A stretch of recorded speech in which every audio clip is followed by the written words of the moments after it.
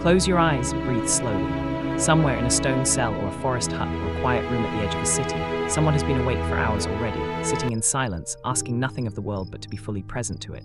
Monks and contemplatives across every tradition and every century have given their lives to a single discipline, slowing down enough to see clearly. Tonight, let their slowness become yours. This is Explore During Sleeping. Lesson 1: The Desert Fathers. Flee, be silent, pray. In the 3rd century, as Christianity moved from persecuted minority to the official religion of the Roman Empire, a strange migration began in the opposite direction. Men and women left the cities, left comfort, status, even the increasingly comfortable life of the institutional church, and walked into the deserts of Egypt and Syria to live alone in caves and huts, eating little, speaking less, devoting themselves entirely to prayer and self-examination. They became known as the Desert Fathers and Mothers, and the sayings attributed to them, collected over generations, remain some of the most direct spiritual instruction ever recorded. Their teaching was not complicated.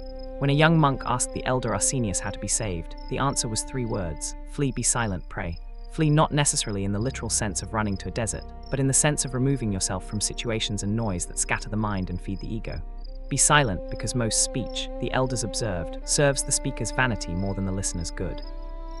Pray because attention turned consistently toward what is sacred reorganizes everything else around it. Abba Moses, a former bandit leader who became one of the most respected of the Desert Fathers, gave perhaps the most famous instruction of the entire tradition: sit in your cell, and your cell will teach you everything. He did not mean the physical cell alone. He meant the discipline of staying, of not running from the discomfort, boredom, and self-confrontation that arise the moment external distraction is removed. The desert was not punishing, it was clarifying. Without the noise of the city, what remained was the self, finally visible. These were not gentle, decorative sayings.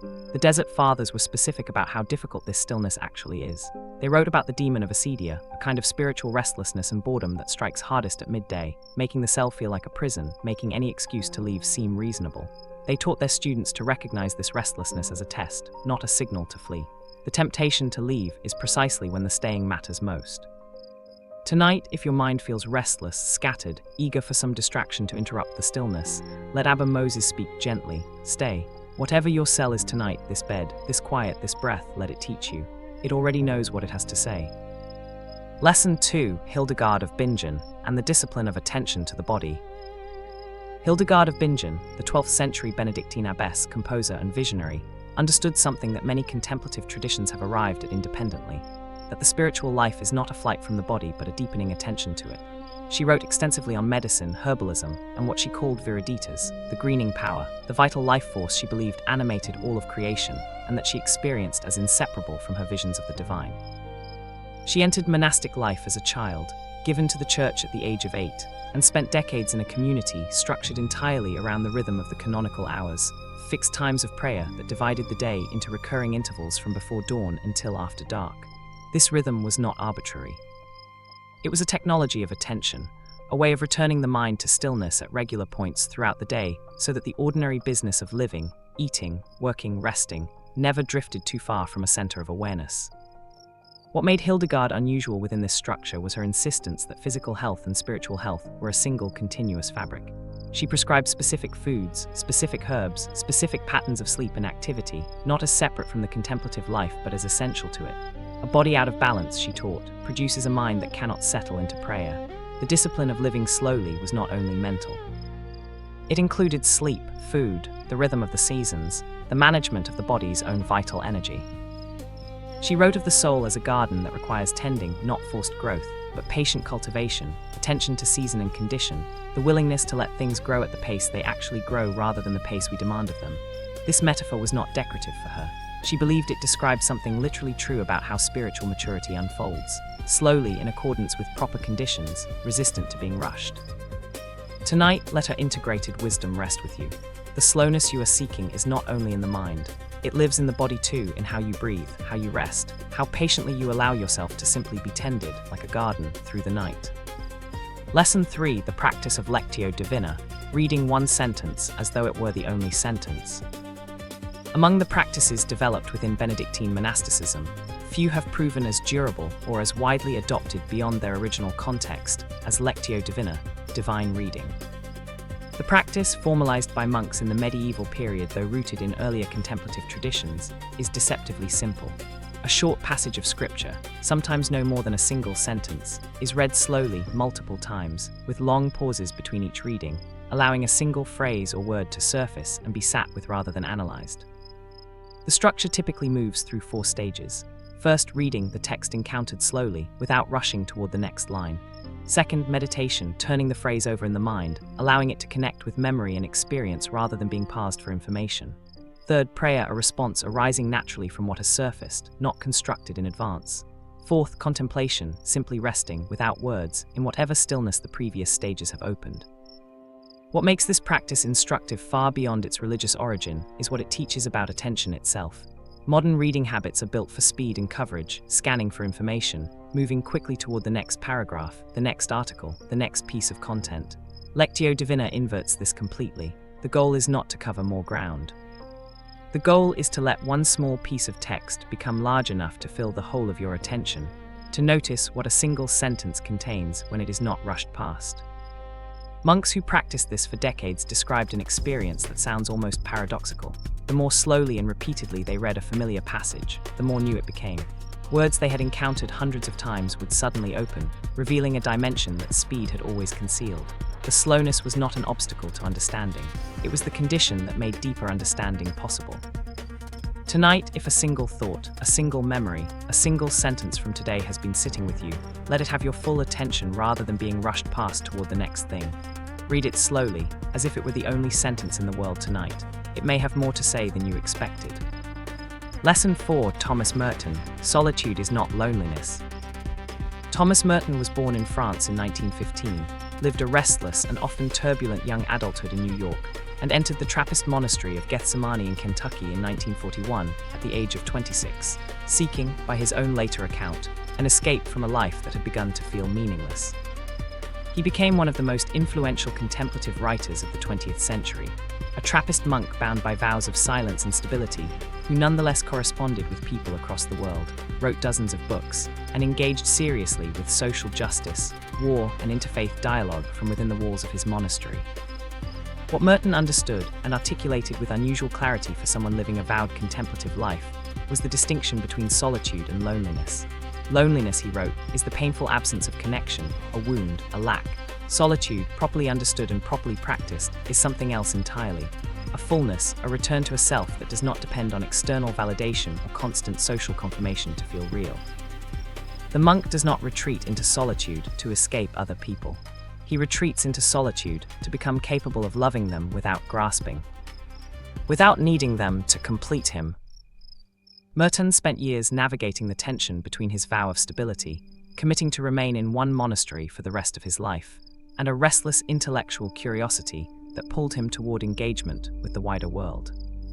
He eventually received permission to live as a hermit on the monastery grounds, in a small cinder-block hermitage in the woods, where he spent the final years of his life in even deeper solitude, even as his correspondence and writing reached a wider audience than ever. He wrote, "It is in deep solitude that I find the gentleness with which I can truly love my brothers." The sentence captures the paradox at the heart of contemplative life, that withdrawal, properly practiced, does not diminish love but makes it more genuine, clears away the need, the anxiety, the performance, and leaves something simpler and more durable in its place.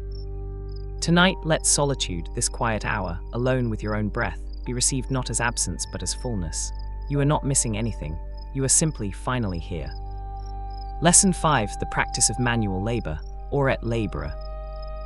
The rule of Saint Benedict, written in the 6th century and still followed by Benedictine monasteries today, organizes monastic life around a phrase that has become one of the most enduring mottos in the history of contemplative practice. Ora et labora, pray and work. Benedict was specific and practical in his instructions. Monks were to divide their day between fixed periods of communal prayer, private reading, and manual labor, farming, building, copying manuscripts, whatever physical work the community required to sustain itself. This integration was deliberate and, in its historical context, somewhat unusual. Other ascetic traditions had sometimes treated physical labor as a distraction from spiritual life, something to be minimized in favor of prayer and study. Benedict insisted on the opposite, that idleness was the enemy of the soul, and that physical work, undertaken with the same attentiveness as prayer, was itself a spiritual discipline. The monk who tended the garden or copied the manuscript was not pausing his contemplative life to do something else. He was continuing it in a different register. There is a practical wisdom embedded in this structure that contemplative traditions across cultures have independently arrived at. Pure stillness, sustained without interruption, can become a kind of trap, a place where the mind spins in circles, where spiritual experience becomes self-referential and disconnected from the actual texture of a life. Manual labor breaks this pattern. It grounds attention in something concrete, the soil, the dough, the page being copied, and the rhythm of physical work has its own capacity to quiet the mind in ways that sitting still sometimes cannot. The work was also, crucially, done in service of the community rather than for personal achievement or recognition. The bread baked, the field tended, the manuscript copied, these were offerings, not accomplishments. The labor was a way of practicing humility and usefulness simultaneously, of keeping the self oriented towards something beyond its own spiritual progress. Tonight, let the idea of useful, attentive work, done simply, without the need for recognition, settle gently. Whatever you do tomorrow with your hands, let it be received, even briefly, as its own form of prayer. Lesson 6, Teresa of Ávila. The interior castle has many rooms. Teresa of Ávila was born in Spain in 1515 and entered a Carmelite convent at 20, where she spent years in what she later described as a divided spiritual life. Outwardly observant, inwardly restless, unable to settle into the depth of prayer she sensed was available but could not reach. In her 40s, after a period of profound spiritual crisis, she experienced what she described as a decisive conversion within religious life itself, and went on to reform the Carmelite order, found 17 new convents across Spain under conditions of significant political and ecclesiastical resistance, and write some of the most important texts in the history of Christian mysticism. Her major work, The Interior Castle, written in 1577, describes the soul as a castle made of a single diamond or crystal, containing many rooms, with the innermost chamber housing the presence of God. The spiritual journey in her account is a movement inward through these successive rooms, not a single dramatic leap, but a gradual, patient progression, each stage requiring its own form of discipline and its own letting go of attachments that belong to the previous room. What distinguishes Teresa's teaching is her insistence that this inward movement is not primarily about effort or technique.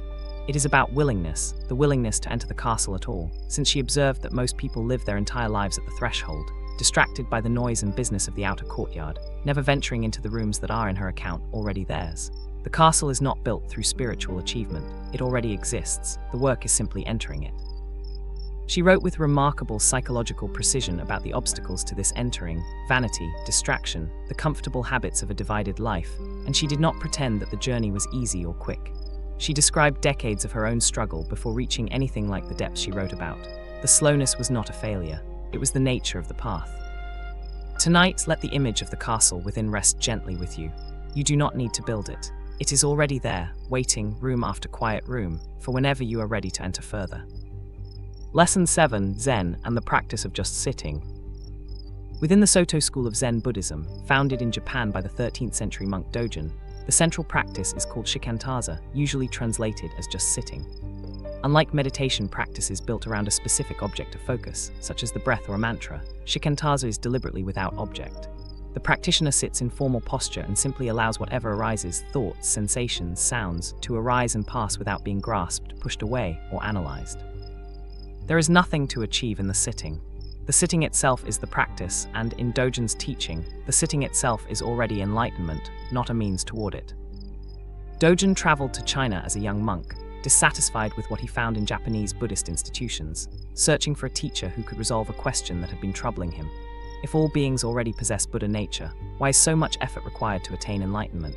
He found his answer eventually, not as an intellectual resolution, but as a lived realization during an intensive period of sitting practice under Chinese teacher. The effort and the attainment, he came to understand, were not two separate things.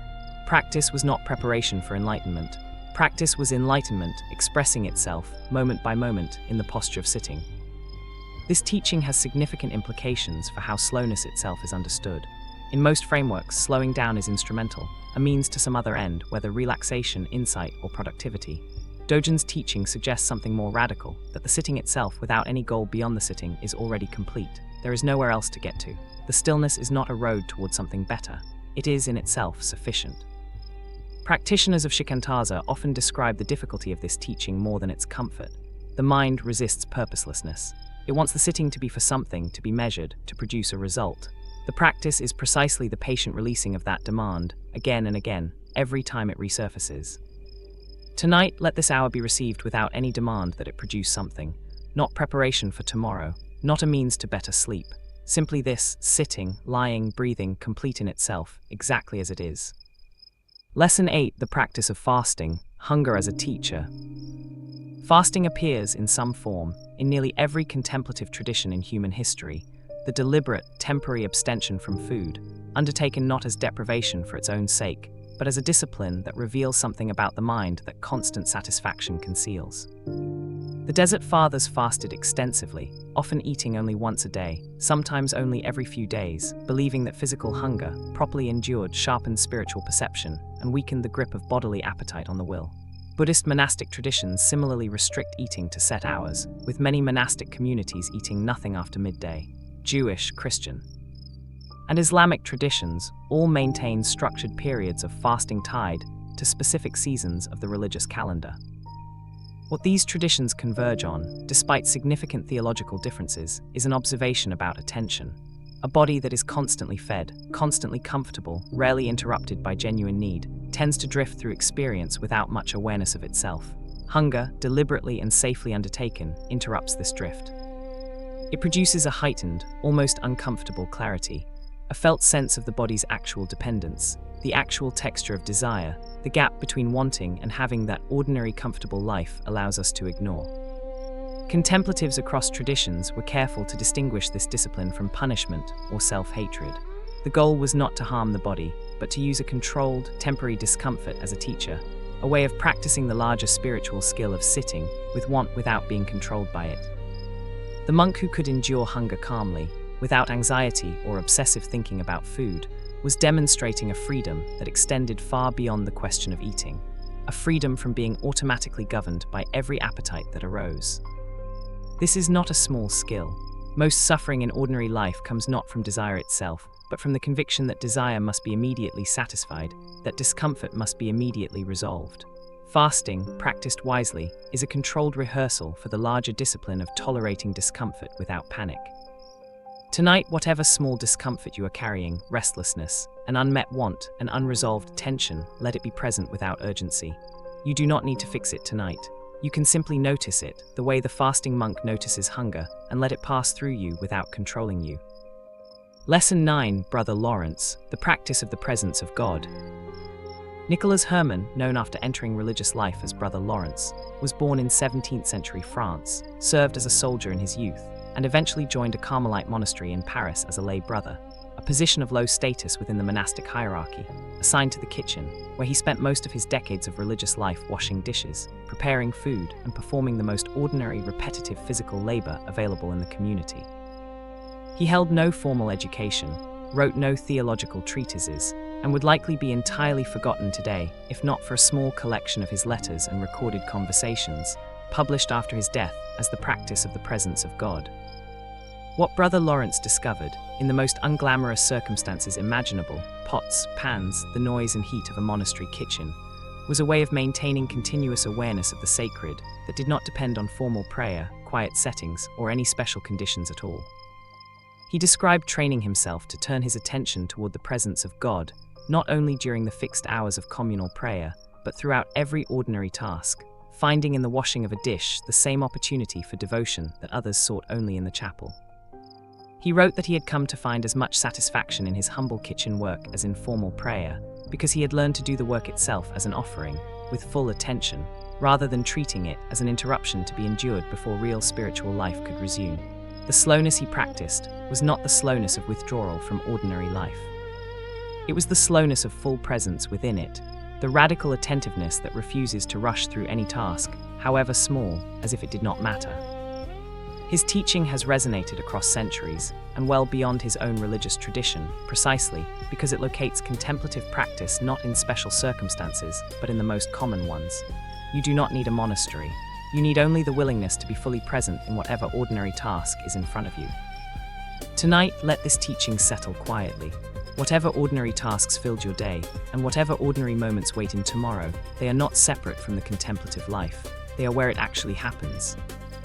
Lesson 10, a reflection on the first 10 lessons. 10 lessons in, and a pattern has already begun to surface across very different traditions, centuries, and circumstances.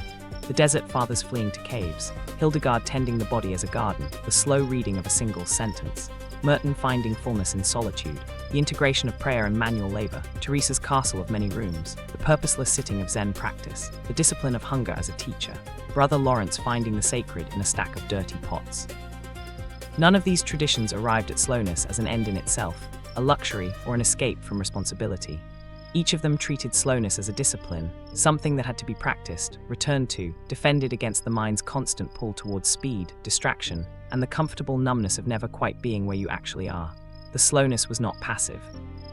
It was, in every case, an active commitment, renewed daily, against forces, internal and external, that pulled constantly in the other direction. What these contemplatives understood, arriving at remarkably similar conclusions across vastly different theological frameworks, is that the unexamined rush of ordinary life is not neutral. It has a cost. It produces a particular kind of person, reactive, scattered, governed by appetite and habit rather than genuine choice. The discipline of slowness was not about achieving a special spiritual state. It was about recovering the capacity to actually live the life that was already there, rather than perpetually rushing past it towards some imagined future moment when life would finally begin. 90 lessons remain. They will continue exploring these same themes from different angles, different traditions, different practices, different lives lived in pursuit of the same essential discovery. That slowness, far from being a withdrawal from life, may be the only way to actually arrive in it. Let tonight's 10 lessons settle now into the quiet, the way water settles after being disturbed, not forced into stillness, but simply gradually allowed to become still. This is explored during sleeping. Lesson 11, the practice of silence, what speech conceals. Across nearly every contemplative tradition, silence occupies a place of unusual importance, not merely the absence of sound, but a discipline practiced deliberately, often for extended periods, as a way of revealing something that constant speech conceals. Trappist monks, following the Reformed Cistercian observance established in 17th century France, took this furthest among Christian orders, maintaining near-total silence for centuries, communicating through a system of hand signs developed specifically to allow practical coordination without speech. The reasoning behind such strict silence was not that speech itself was sinful, but that habitual, unreflective speech tends to scatter attention and feed a particular kind of restlessness in the self, the need to be heard to fill space, to process experience by narrating it immediately to someone else rather than sitting with it first. The monks observed that a great deal of ordinary conversation served this function, not genuine communication, but a kind of anxious discharge, a way of avoiding the discomfort of unprocessed thought and feeling. Silence, sustained over time, forces a different relationship with one's own inner life. Without the outlet of constant speech, thoughts and feelings must be held rather than immediately expressed. This holding is uncomfortable at first. Many who attempt extended silence report a kind of internal noise that becomes almost unbearably loud once the usual outlet is removed. But contemplatives across traditions describe this discomfort as a threshold rather than a wall. On the other side of the initial restlessness lies a deeper quiet, one that speech had been preventing access to all along. The practice was never meant to be purely negative, an absence for its own sake. Trappist communities developed an extraordinarily rich nonverbal life. The sign language, the rhythm of communal labor, the shared structure of the liturgical hours, all of which provided connection and coordination without the need for the verbal noise that fills most ordinary days. Silence, properly practiced, was not isolation. It was a different mode of being together. Tonight, let whatever you might otherwise have spoken, the comment, the explanation, the story you might have told someone, simply rest unspoken. Let the silence hold it instead. It does not need to be released. It can simply be. Lesson 12, Julian of Norwich, all shall be well. Julian of Norwich lived as an anchoress in 14th century England, a woman who, after a series of intense visionary experiences during a severe illness in 1373, chose to be permanently enclosed in a small cell attached to the wall of a church, where she would remain for the rest of her life, devoted entirely to prayer and contemplation, with a single window opening onto the street through which she counseled visitors who came seeking her wisdom. She lived through some of the most catastrophic decades in English history. The Black Death had killed perhaps half the population of England within living memory, and further outbreaks recurred throughout her lifetime, alongside peasant uprisings, war, and widespread social upheaval. It was in this context of overwhelming, repeated catastrophe that she wrote what is now recognized as the first book in the English language known to have been written by a woman, Revelations of Divine Love, a detailed account of the visions she had received and her decades of subsequent reflection on their meaning. The book's most famous phrase, "All shall be well, and all shall be well, and all manner of things shall be well," has often been mistaken for a simple, naive optimism. It was nothing of the kind. Julian wrote these words from inside a cell, having lived through plague and death on a scale almost impossible to comprehend, fully aware of the reality of sin, suffering, and loss. Her theological insight was subtler than mere comfort. She understood that the assurance of ultimate wellness did not erase the reality of present suffering. It existed alongside it, in a different register entirely, a kind of trust that operated beneath and beyond the immediate evidence of circumstance. She wrote of God's love as maternal, nurturing, patient, a striking departure from the more severe theological language of her era, and she insisted, against considerable theological convention, that this love was not contingent on human worthiness, but was simply, unconditionally, there. She wrote, "He did not say, 'You shall not be tempested, you shall not be traveled, you shall not be afflicted,' but he said, 'You shall not be overcome.' The distinction is everything." She was not promising an absence of difficulty, she was promising endurance through it.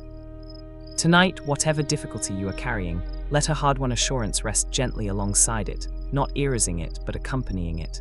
You shall not be overcome. Lesson 13, the practice of walking meditation, each step a complete arrival. Within Theravada Buddhist monastic tradition, walking meditation, known as Kankama in Pali, occupies a position of equal importance to seated meditation, practiced in alternating periods throughout the monastic day. The practice involves walking very slowly, often along a short, fixed path of perhaps 20 or 30 paces, back and forth, with complete attention given to the physical sensations of lifting, moving, and placing each foot. There is no destination. The walking does not go anywhere. Its entire purpose is the walking itself, performed with total presence. This practice addresses something that purely seated meditation can struggle with: the body's accumulated restlessness, and the way that stillness, sustained too long without movement, can become a kind of dullness or drowsiness rather than alert presence. Walking meditation keeps the body engaged while maintaining the same quality of attention cultivated in sitting, a kind of moving stillness, paradoxical but in practice, entirely coherent. Thich Nhat Hanh, the 20th century Vietnamese monk who brought many of these practices to wide attention in the West, taught walking meditation with particular emphasis on the idea that each step could be a complete arrival, not a movement towards some future point, but a full presence in the single footfall happening right now. He suggested that practitioners imagine each step as if it were printing a message of peace onto the earth, a way of investing the simplest possible action with the entirety of one's attention. What this practice teaches, beyond its specific monastic context, is a corrective to one of the most persistent habits of an unexamined mind, the tendency to treat the present moment as merely instrumental, a means of getting somewhere else. We walk to arrive, we endure the present in service of some future point. Walking meditation inverts this completely. There is no arrival except the one happening with each step. The destination, if there is one, is identical to where you already are. Tonight, if your mind is reaching ahead toward tomorrow, towards some resolution still pending, let it return gently to this single step of breath, this single moment of rest. It does not need to lead anywhere. It is already completely here. Lesson 14, the Rule of Saint Benedict. Listen with the ear of the heart. The Rule of Saint Benedict, composed around the year 530, opens with a single word that establishes the entire orientation of the document that follows. Listen, obsculta in the original Latin listen, and incline the ear of your heart. The rule, which has governed Benedictine monastic communities for nearly 1,500 years and remains in active use today, is not primarily a set of theological propositions, but a practical document concerned with the organization of daily life. When to pray, when to eat, how to receive guests, how to handle conflict within the community, how to structure work and rest across the seasons of the year. What makes the rule remarkable, and what has allowed it to remain relevant across so many centuries of radically different social conditions, is its insistence that ordinary, practical life, properly structured and attended to, is itself the primary arena of spiritual transformation.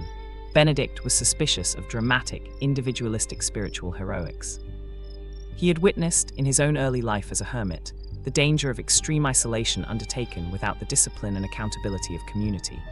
The rule, he wrote, instead emphasizes moderation, stability, and the patient, unglamorous work of living well alongside other imperfect people, day after day, for an entire lifetime.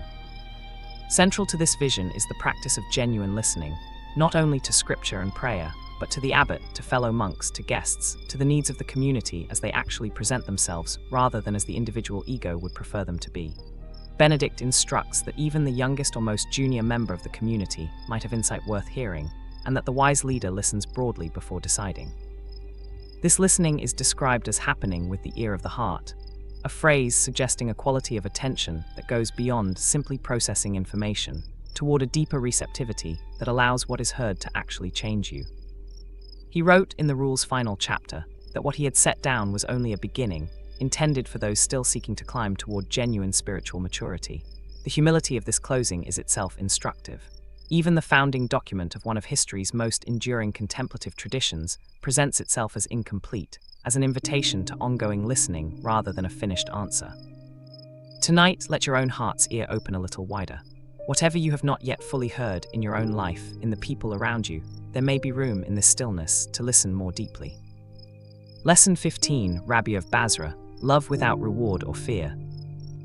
Rabia al-Adawiyyah was born in Basra, in present-day Iraq, in the 8th century, into poverty so severe that, according to traditional accounts, she was orphaned young and sold into slavery.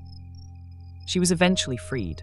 Her master, the accounts say, was so moved by witnessing her devotion in prayer, surrounded by a light he could not explain, that he released her on the spot, and she spent the remainder of her life as one of the most influential mystics in the early Sufi tradition, teaching, by her example more than her writing, a vision of divine love that would shape Islamic mysticism for centuries afterward. What distinguished Rabia's teaching from much of the religious instruction common in her era was her insistence that genuine love of the divine had to be entirely free of self-interest, not practiced out of fear of punishment, and not practiced in pursuit of reward, including the reward of paradise itself. She is reported to have walked through the streets of Basra carrying a torch in one hand and a bucket of water in the other, declaring that she wished to burn down paradise and douse the fires of hell, so that people would finally worship God not from fear or hope of gain, but for love alone. This was a genuinely radical theological position in its context, and it remains so. Most religious motivation, across most traditions, is at least partly transactional, good behavior in exchange for favorable outcomes, whether in this life or beyond it. Rabia insisted on stripping this transaction away entirely, teaching a love that asked for nothing in return, that would have continued exactly the same even if there were no reward waiting on the other side of it.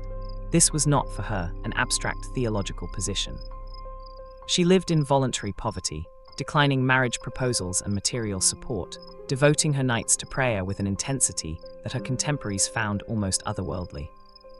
She is reported to have prayed, "O God, if I worship you for fear of hell, burn me in hell. If I worship you in hope of paradise, exclude me from paradise. But if I worship you for your own sake, do not withhold from me your everlasting beauty."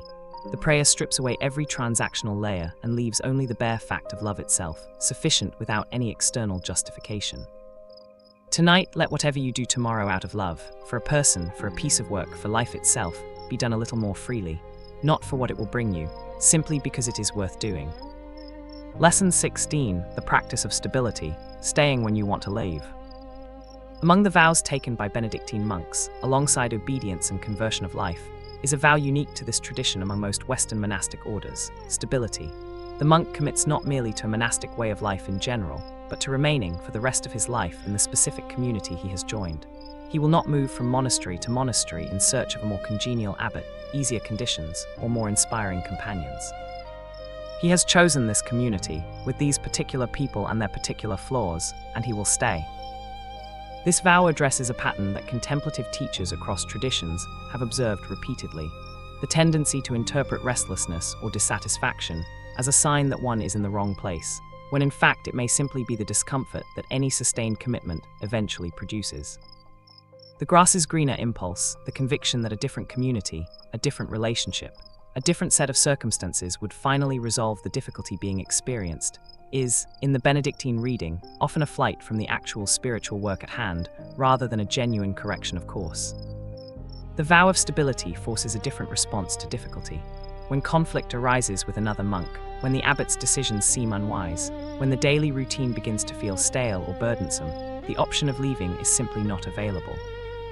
What remains is the harder, slower work of staying present to the difficulty, working through it rather than around it, discovering whether the dissatisfaction was actually about the circumstances or about something within the self that would have traveled along to the next monastery regardless. This is not a teaching that recommends remaining in genuinely harmful situations. The wisdom is more particular, that ordinary discomfort, ordinary friction, ordinary boredom with the familiar are not, by themselves, reliable signals that something is wrong and must be escaped. Sometimes they are simply the texture of any committed life, long enough sustained, and the growth available is found only by staying through them rather than around them. Tonight, whatever restlessness you are carrying about some circumstance in your life, let the question sit gently rather than urgently. Is this asking you to leave, or is this asking you to stay a little longer and see what the staying might teach you? Lesson 17, Evagrius Ponticus and the 8 Thoughts. Evagrius Ponticus, a 4th century monk who lived among the Desert Fathers in Egypt after a turbulent early life that included a near scandal at the imperial court in Constantinople, became one of the most psychologically precise observers of the inner life that the contemplative tradition has produced. Drawing on decades of his own practice and observation of fellow monks, he catalogued what he called the 8 evil thoughts, patterns of mental disturbance that in slightly modified form would later become the 7 deadly sins of Western Christian tradition: gluttony, lust, avarice, sadness, anger, acedia, vainglory, and pride. What made Evagrius's analysis genuinely useful, rather than merely moralistic, was his treatment of these patterns as something closer to what a modern reader might recognize as cognitive habits or emotional reflexes, recurring movements of the mind that could be observed, understood, and gradually worked with rather than simply condemned. He was less interested in declaring these thoughts sinful than in understanding their mechanics. How gluttony arose from anxiety about provision, how sadness often followed unmet expectation, how acedia, that restless boredom and listlessness, tended to strike hardest in the stillness of midday, when the mind, deprived of distraction, began to manufacture its own discontent. His method for working with these thoughts was notably nonviolent toward the self. He did not counsel suppression or denial. He counseled observation, watching the thought arise, naming it accurately, understanding the deeper need or fear that fueled it, and gradually loosening its grip not through force but through clear seeing. A thought observed with full attention, he taught, tends to lose much of the power it held while operating unexamined in the background of the mind. This approach anticipates, by more than 1500 years, much of what contemporary psychology has independently discovered about the value of mindful observation over suppression in working with difficult mental states. Evagrius was doing, in the silence of the Egyptian desert, careful empirical work on the structure of human suffering, and the catalogue he produced remains strikingly accurate. Tonight, if any of these old patterns are stirring, restlessness, low mood, and anxious grasping after something, let them simply be noticed, named gently, without judgment. Evagrius would say the noticing alone has already begun the work. Lesson 18, the practice of the tea ceremony. Each encounter happens only once. The Japanese tea ceremony, formalized over centuries and brought to its most refined philosophical expression by the 16th century tea master Sen no Rikyu, is built around a principle expressed in the phrase ikigo iki, one time, one meeting. The phrase encodes a specific understanding of time and presence, that any given gathering, however ordinary it might seem, however many times the same people might have met before, will never happen again in exactly this configuration. This particular afternoon, this particular light, this particular arrangement of guests and host and season is unrepeatable. It deserves, therefore, complete attention. The ceremony itself unfolds with extraordinary deliberation. Every movement, the cleaning of the utensils, the preparation of the tea, the precise placement of the bowl, is performed slowly, with full attention, according to a sequence refined over generations specifically to remove any possibility of rushing.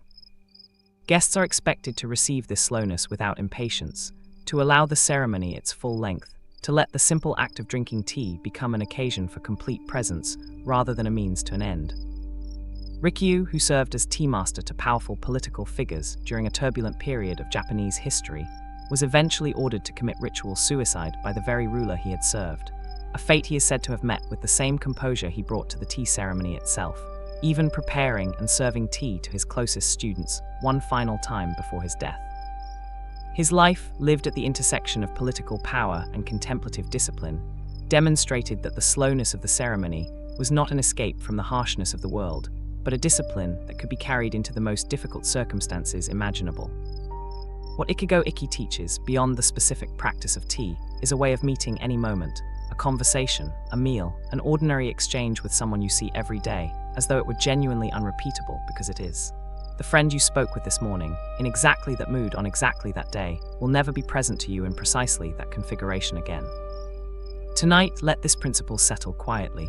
Whatever ordinary encounters filled today, they happened only once. They are already in their way complete and irreplaceable. Lesson 19, Simeon the New Theologian. The light is already within. Simeon the New Theologian, an 11th century Byzantine monk whose unusual title, New Theologian, was given to him, somewhat controversially, in recognition of teaching that many of his contemporaries found provocatively direct, taught a vision of contemplative life centered on the immediate, experiential presence of divine light within the soul. He insisted, against considerable institutional resistance, that this experience of light was not reserved for a distant past of biblical miracles or for a small elite of extraordinary saints, but was available in principle to any believer who pursued genuine repentance and contemplative discipline with sufficient sincerity. He had himself undergone such an experience as a young layman before entering monastic life, a sudden, overwhelming encounter with light that he described decades later with undiminished intensity, an experience that reoriented the entire direction of his life, and that he spent the rest of his years trying both to deepen in his own practice and to make intelligible to others. He became abbot of a monastery in Constantinople, and his insistence that ordinary monks under his direction could and should pursue the same direct experience, rather than treating it as the exclusive province of ancient saints, created friction with the broader ecclesiastical establishment, leading eventually to a period of exile. What Simeon's teaching offers, distilled from its specific theological context, is a challenge to any framework that locates the sacred entirely in the past or entirely in some external, distant future. He taught that the light was not arriving from somewhere else. It was already present, obscured by inattention and spiritual carelessness, available to be uncovered through patient practice rather than acquired from outside. The contemplative life in his account was not a search for something absent, but a clearing away of what concealed something already there. He wrote of tears as a central practice, not tears of sorrow alone, but tears that arose from the overwhelming recognition of this hidden presence finally becoming visible, a kind of grief and joy intertwined at the recognition of having spent so long unaware of what had been there all along. Tonight, let the possibility rest gently with you, that whatever you are seeking may not be arriving from somewhere else. It may already be present, quietly, waiting only for your attention to finally turn toward it. Lesson 20, a reflection on the second arc. 20 lessons in, and the voices continue to converge from remarkably different directions toward a similar discovery. Silence revealing what speech conceals. Julian of Norwich finding assurance not despite catastrophe but within it. The walking meditation that arrives completely with each step. Benedict's insistence that ordinary community life, patiently endured, is itself the path. Rabia stripping love of every transactional motive. The vow of stability that refuses the easy exit. Evagrius cataloguing the mind's recurring disturbances with patient, non-violent attention. The tea ceremony's insistence that this moment will never come again. Simeon's light, already present, waiting only to be uncovered. What continues to emerge, across centuries and continents and theological systems that often had no contact with one another, is a shared conviction that the ordinary pace of unreflective life conceals something important, and that recovering access to it requires not extraordinary effort in the sense of striving harder, but a different quality of attention altogether. Slower, more patient, less transactional. Less governed by the urgent, restless need to be somewhere else, achieving something else, becoming someone else. None of these contemplatives describe this discovery as easy. Teresa took decades. Simeon faced exile for insisting it was possible at all. The Desert Fathers wrote extensively about the demon of acedia precisely because the stillness they were teaching was genuinely difficult to sustain, resisted constantly by a mind that has been trained, by habit and culture, towards speed and distraction. 80 lessons remain. Let the patterns continue to surface slowly across the traditions and lives still to come. There is no need to rush toward them. They will arrive as all good things in this tradition arrive in their own unhurried time. Lesson 21, the practice of the Jesus prayer. One sentence repeated without end.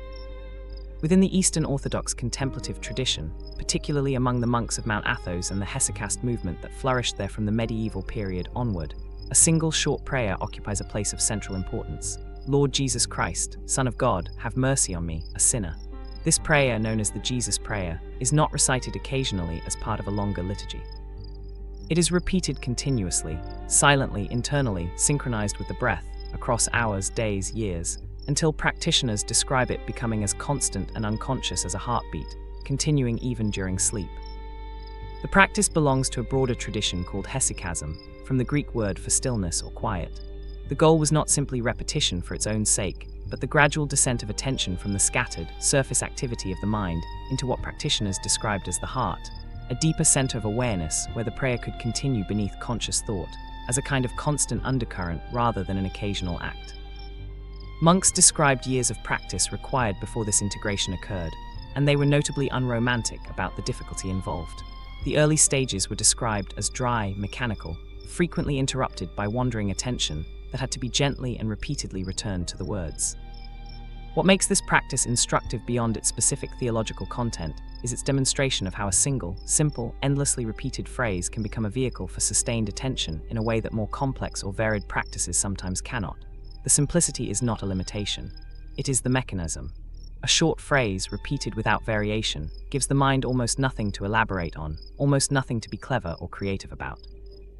It becomes, over time, less an activity the mind performs, and more a kind of ground beneath the mind's other activities, present whether or not it is being consciously attended to.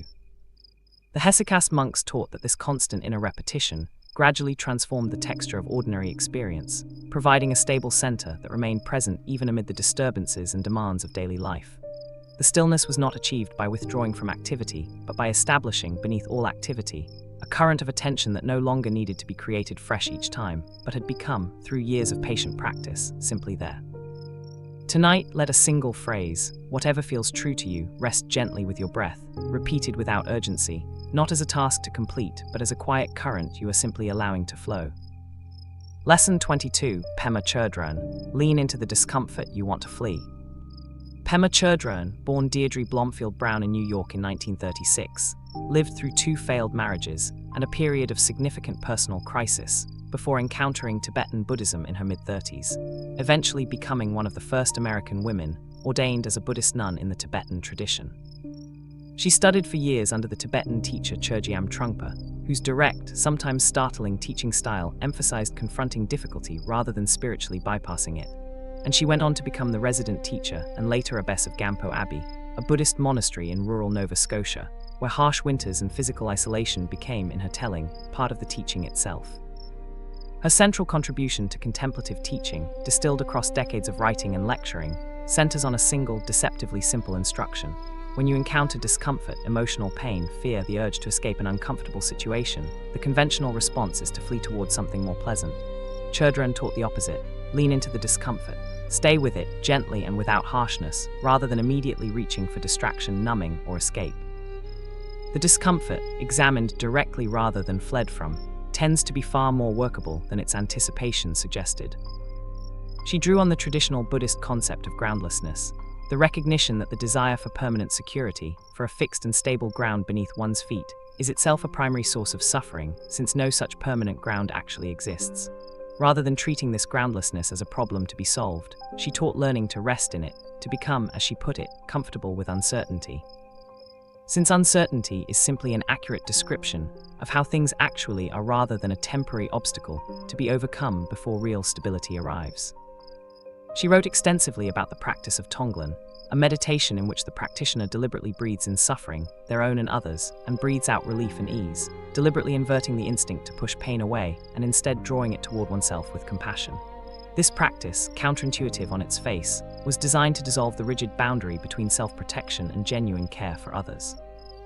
Tonight, whatever discomfort you have been trying to outrun, let it be met instead with a small, gentle willingness to stay. Not to fix it, just to stay.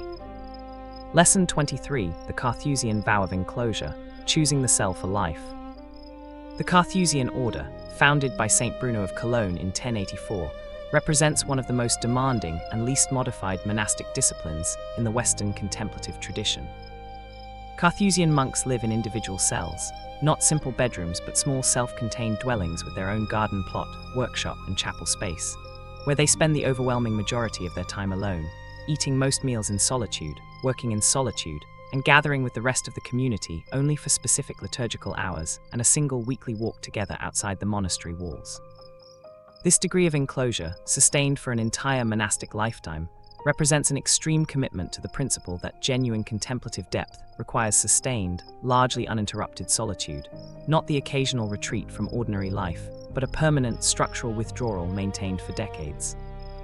The Carthusians have changed remarkably little since their founding nearly 1,000 years ago, a stability that the order itself regards as evidence of having identified, early on, a structure that genuinely serves its purpose and therefore requires no significant revision. What is notable about Carthusian life, beyond its severity, is the description many who have lived it give of what this sustained solitude actually produces. Far from reporting loneliness or deprivation, longtime Carthusians frequently describe an experience of deepening richness, an increasing capacity to find the cell, and the repetitive daily rhythm within it, inexhaustibly full rather than empty. The motto of the order, "The cross stands while the world turns," suggests something of this stability, an unmoving center maintained while the activity and noise of ordinary life continues to churn outside the walls. The vow is not undertaken lightly, and the order has historically maintained extended periods of testing before permitting permanent commitment, recognizing that the discipline is genuinely unsuited to most people, and that the willingness to attempt it does not guarantee the capacity to sustain it across an entire lifetime. Those who do sustain it describe a transformation in their relationship to time itself, the years no longer experienced as a scarce resource to be hoarded against the demands of an active life, but as an abundant medium within which the deepening of attention can unfold without urgency. Tonight, let the image of the patient cell, unchanging for centuries, be a reminder. Some forms of richness require staying still long enough to find them. You do not need to rush toward depth. It accumulates slowly in the staying. Lesson 24, the practice of chanting, where words become breath. Gregorian chant, the monophonic liturgical music developed primarily within Benedictine monasteries and standardized over centuries beginning in the early medieval period, was never intended primarily as performance or aesthetic accomplishment, though its beauty has been recognized across cultures and centuries. It was first and most essentially a technology of communal prayer, a way of structuring the human voice, breath, and attention, so that the recitation of sacred text became inseparable from a particular quality of slowness and sustained focus that ordinary speech does not produce. The chant moves at a pace dictated not by the urgency of communication, but by the natural rhythm of breath and the unhurried unfolding of melodic phrase. Monastic communities chanted the psalms across the full cycle of canonical hours, often completing the entire psalter, all 150 psalms, within a single week, a practice that meant monks were continuously immersed in this sustained, breath-paced encounter with sacred text throughout every day of their lives. What this practice produces, according to those who have sustained it across years, is a particular integration of body, breath, and attention that purely silent contemplation does not achieve in quite the same way. The voice, moving slowly through the melodic line, cannot easily rush.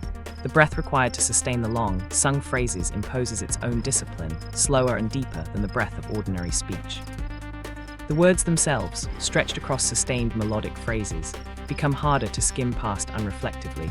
The slowness of the singing forces a kind of attention to each syllable that silent or rapid reading allows the mind to bypass. There is also a communal dimension that solitary contemplative practices lack. Chant requires synchronization, voices moving together, breath aligning with breath, no single voice rushing ahead or lagging behind the shared pace of the group. This synchronization has been described by monastics as an embodied lesson in communal stability, a way of practicing in sound, the same patient alignment with others that the rest of monastic life demands in less audible forms. Tonight, let your own breath slow to something like a chant's unhurried pace, not rushing toward the next inhale, but allowing each breath its own full, unforced duration. Lesson 25, Milarepa, suffering endured with awareness becomes the path itself. Milarepa, the 11th century Tibetan yogi, is among the most revered figures in Tibetan Buddhism, and his life story, preserved in one of the most widely read spiritual biographies in the Tibetan tradition, is remarkable precisely because it begins not with sanctity but with vengeance. After his father's death left his family's inheritance stolen by relatives, the young Milarepa, at his mother's urging, studied black magic and used it to kill members of the extended family who had wronged them, an act of sorcery that resulted in the deaths of more than 30 people. Overwhelmed afterward by remorse, he sought out a teacher who could help him atone. He found the teacher Marpa, who, recognizing the severity of what Milarepa needed to purify, subjected him to a series of grueling trials before agreeing to teach him directly, including the repeated construction and demolition, entirely by hand, of several stone towers, tasks so physically punishing that Milarepa developed open sores on his back from carrying the stones. Marpa offered no immediate explanation for these demands.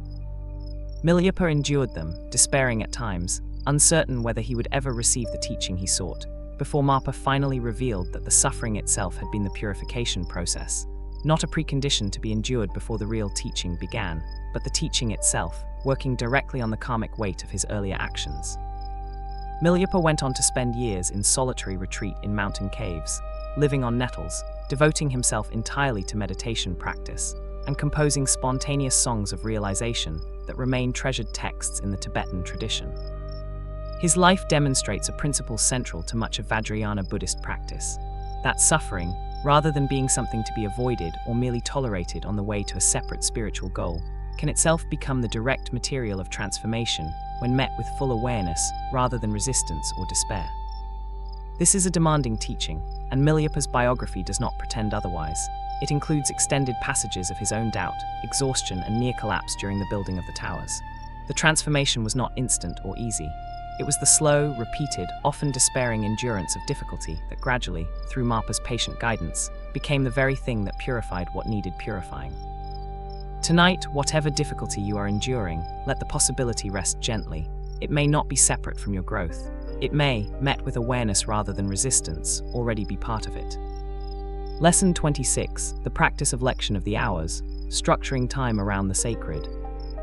The Liturgy of the Hours, also called the Divine Office, divides the monastic day into a series of fixed prayer times beginning before dawn and continuing until after dark, typically including matins or vigils in the deep night or earliest morning.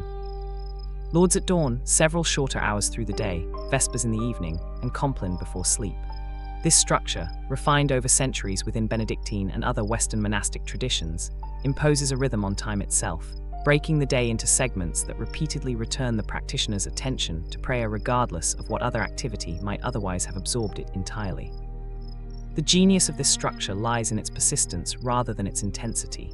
No single hour is overwhelming or unusually demanding. What accumulates, across the regular return to prayer 7 or 8 times within a single day, every day for an entire monastic lifetime, is a profound reorientation of how time itself is experienced. Ordinary life outside such a structure tends to be organized around tasks, deadlines, and the demands of productivity, time as a resource to be consumed in pursuit of external goals. The hours impose a different organizing principle. Time as something that periodically, reliably, returns to a center, regardless of what else is happening. Monastics who have practiced this rhythm for decades describe an effect that compounds slowly rather than appearing all at once.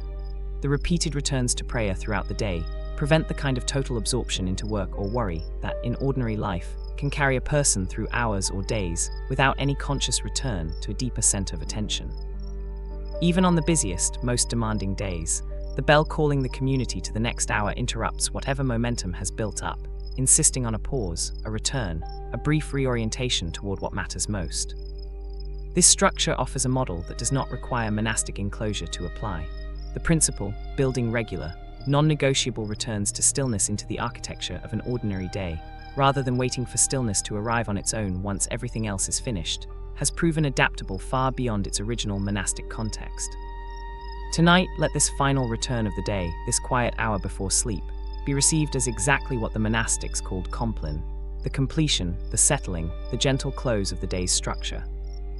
Lesson 27, Huineng, the mind that seeks enlightenment already possesses it.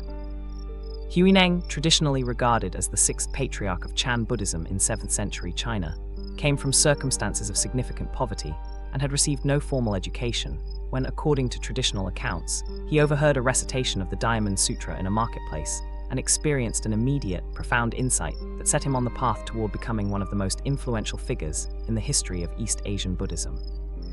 He traveled to seek instruction from the reigning patriarch, Hongren, who initially assigned him to menial labor in the monastery rice-bounding shed, apparently testing, or simply overlooking the depth of insight the uneducated newcomer had already attained. The traditional account of how Huineng came to be recognized as successor involves a poetry contest among the monastery's senior students, intended to demonstrate their spiritual understanding. The favored senior student wrote a verse comparing the mind to a mirror that must be constantly polished to remain free of dust, a gradual, effortful conception of spiritual cultivation. Huineng, illiterate and still working in the rice shed, dictated a response that was written on the wall by another monk on his behalf. There is no mirror, no mind to be polished, nothing to gather dust upon, because fundamentally, originally, nothing exists in that fixed way at all. Hongren, recognizing the depth of this insight, secretly transmitted the patriarchal lineage to Huineng that same night and sent him away before jealous rivals could harm him. The teaching attributed to Huineng emphasizes sudden, direct insight into one's already present Buddha nature, in contrast to a gradual, cumulative path of practice building slowly toward eventual enlightenment. This was not, in his teaching, a rejection of practice altogether, but a fundamental reorientation of what practice was for. Not the construction of something not yet present, but the removal of obstruction obscuring something that had been complete all along. Whether read as a metaphysical claim or as a practical instruction, the teaching offers something genuinely useful.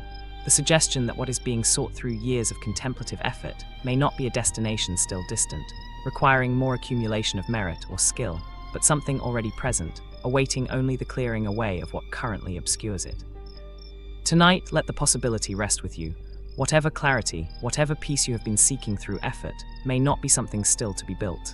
It may already be there, beneath whatever has been clouding it tonight. Lesson 28, the practice of mindful eating, attention to the first bite. Within many Buddhist monastic traditions, meals are eaten in a manner deliberately structured to prevent the unconscious, hurried consumption that characterizes most ordinary eating. In Zen monasteries practicing the formal meal ritual known as oryoki, monks eat in complete silence, using a precisely choreographed sequence of bowls, utensils, and chanted verses that govern every stage of the meal, from the initial unwrapping of the eating implements to the final cleaning of the bowls with hot water that is then consumed, leaving nothing wasted and the entire process completed with full, unbroken attention from beginning to end. The chants recited before eating in many Buddhist traditions include reflections on where the food came from, the labor of those who grew and prepared it, the resources of the earth that produced it, and on the purpose for which the meal is being received, typically framed as nourishment intended to sustain the body in service of continued practice and benefit to others, rather than consumed merely for pleasure or out of unconscious habit. This framing transforms the most basic, repeated biological necessity of eating into an occasion for sustained reflection, performed 3 times daily across an entire monastic lifetime.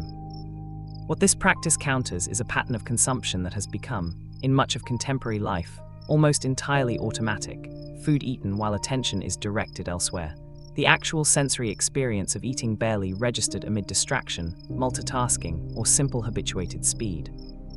Monastics who practice formal, attentive eating describe a transformation in the experience of food itself. Flavors that had become background noise through inattentive habit become vivid again when given full attention. The simple physical sensations of chewing, swallowing, and the gradual satisfaction of hunger become noticeable in a way that rushed eating obscures entirely. The deeper teaching extends beyond food itself. The discipline of bringing full attention to something as basic and repeated as eating becomes a kind of training ground for bringing that same quality of attention to everything else, the assumption being that if even eating, performed several times daily without exception, can be done with full presence, then perhaps nothing in ordinary life is too small or too routine to deserve the same quality of attention. Tonight, if you eat or drink anything more before sleep, let it have your complete attention, just this once, the way the monks receive their evening meal, slowly, gratefully, completely present to what is actually there. Lesson 29, Saint John of the Cross. The dark night is not abandonment. Saint John of the Cross, a 16th century Spanish Carmelite friar and close collaborator of Teresa of Ávila in the reform of their religious order, endured a period of severe persecution from fellow Carmelites who opposed the reforms he and Teresa were implementing, culminating in his imprisonment by his own religious brothers in a small, dark cell in Toledo, where he was held for 9 months, subjected to public lashings and severe deprivation, before finally escaping. It was during and shortly after this imprisonment that he composed some of the most significant mystical poetry in the history of Christian literature, including the poem that gave its name to one of the most enduring concepts in the contemplative tradition, the dark night of the soul. Dark night, as John described it in both his poetry and his subsequent theological commentary, is not primarily a period of external suffering, though it may coincide with such suffering. It is a description of an interior spiritual experience in which the consolations, certainties, and felt sense of divine presence that had previously accompanied spiritual practice withdraw entirely, leaving the practitioner in a state of profound emptiness, doubt, and apparent abandonment. This experience, John insisted, was not a sign of spiritual failure or divine rejection. It was, properly understood, a necessary and even purifying stage of deepening, a stripping away of attachment to spiritual experience itself, so that what remained was a more mature, less self-interested form of devotion, no longer dependent on feeling the divine presence in order to remain faithful to it. This was a genuinely countercultural teaching within a religious context that often equated spiritual progress with increasingly intense, comforting experiences of divine presence. John taught instead that the absence of such consolation could itself be a sign of advancement rather than regression, that the soul mature enough to continue faithfully through genuine darkness, without the reassurance of felt experience, had moved beyond a kind of spiritual immaturity that needed constant confirmation in order to persist. He wrote that the soul must sometimes walk in darkness, trusting not in what it feels, but in what it has chosen, sustained by something deeper than the fluctuating weather of immediate experience. Tonight, if you are moving through your own dark night, uncertain, unconsoled, unable to feel what you wish you could feel, let John's hard-won teaching rest with you. The darkness is not abandonment. It may be exactly where the deepening is happening. Lesson 30, a reflection on the third arc. 30 lessons in, and the contemplative voices continue to converge from remarkably different directions on a shared set of discoveries. The Jesus prayer descending from scattered thought into the steady ground of the heart. Pema Chodron teaching the deliberate leaning into discomfort rather than its avoidance. The Carthusian cell, unchanged for nearly 1,000 years, proving that depth requires patient, sustained solitude rather than occasional retreat. The chant that slows the breath until words and breathing become inseparable. Milarepa's suffering, transformed through awareness into the very material of his purification. The hours, returning the day again and again to fixed center. Huineng's sudden recognition that what was sought was already, completely present. The attentive meal that transforms the most basic repeated act into full presence. John of the Cross insisting that the darkness itself can be the deepening. A pattern has been building across these 30 lessons that is worth naming directly. Contemplative traditions, across cultures with little or no direct contact, repeatedly arrive at the conviction that genuine transformation does not happen primarily through intensity, achievement, or dramatic breakthrough, but through sustained, patient, often uncomfortable practice, maintained faithfully across long stretches of ordinary time. The towers Milarepa built and demolished were not impressive in themselves. The cell the Carthusian monk returns to for 50 years is not, on any given day, remarkable. The single repeated phrase of the Jesus prayer contains no obvious drama, and yet across these traditions, it is precisely this unglamorous, repeated, patient practice that produces whatever depth and stability these contemplatives eventually came to embody. 70 lessons remain. Let the night continue to deepen, the way these practices deepen, not through force, but through patient, repeated return. Lesson 31, the practice of lectio continua in the wilderness. Antony of the desert. Antony of Egypt, born around 251 CE to a prosperous Christian family, is traditionally regarded as the founder of Christian monasticism in its organized form, though solitary ascetics had existed before him. According to the account written by Athanasius shortly after his death, Antony, in his early 20s, heard a passage from the Gospel read aloud in church, Christ's instruction to the rich young man to sell all he had and give to the poor, and experienced it not as a general teaching, but as a direct, personal address. He sold his inheritance, provided for his younger sister, and withdrew first to the edge of his village, then progressively deeper into the Egyptian desert, eventually living for 20 years in complete solitude inside an abandoned fortress, seeing almost no one. When his friends finally broke down the door of the fortress, expecting to find him diminished by 2 decades of extreme isolation and ascetic deprivation, Athanasius records that they found him instead remarkably healthy in body and serene in mind, neither emaciated by his sparse diet, nor disturbed in spirit by his prolonged solitude. He emerged to teach the growing community of ascetics who had begun settling near him, drawn by reports of his holiness, and spent the remainder of his long life. He reportedly lived past 100, alternating between periods of teaching and renewed withdrawal into deeper solitude. Antony's recorded teachings emphasize a discipline that he described as unceasing inner vigilance, a continuous attentiveness to one's own thoughts, recognizing which arose from genuine spiritual insight and which arose from what he called demonic suggestion, understood broadly as the mind's own capacity for self-deception, vanity, and distraction.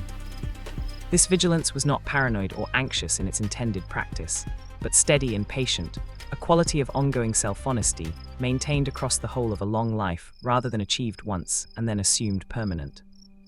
He is recorded as having said that he no longer feared God, but loved him, since perfect love casts out fear, a striking statement from a man who had spent decades in conditions of extraordinary physical hardship, suggesting that the discipline had not produced a harsh, fear-driven asceticism, but had arrived, eventually, at something closer to ease. Tonight, let the example of his unhurried decades, 20 years before he even began to teach, rest with you. Whatever you are cultivating in your own quiet, it does not need to show its fruit yet. It is still, patiently, growing. Lesson 32, the practice of the examen, reviewing the day without judgment. The examen, developed by Ignatius of Loyola, the 16th century founder of the Jesuit order, as part of his broader spiritual exercises, is a brief daily practice, traditionally recommended twice a day, though most commonly practiced once in the evening, in which the practitioner reviews the events of the preceding hours with a particular quality of attention. Not analytical judgment of success or failure, but a gentle, curious noticing of where one felt drawn toward life and connection, and where one felt pulled toward isolation, anxiety, or disconnection.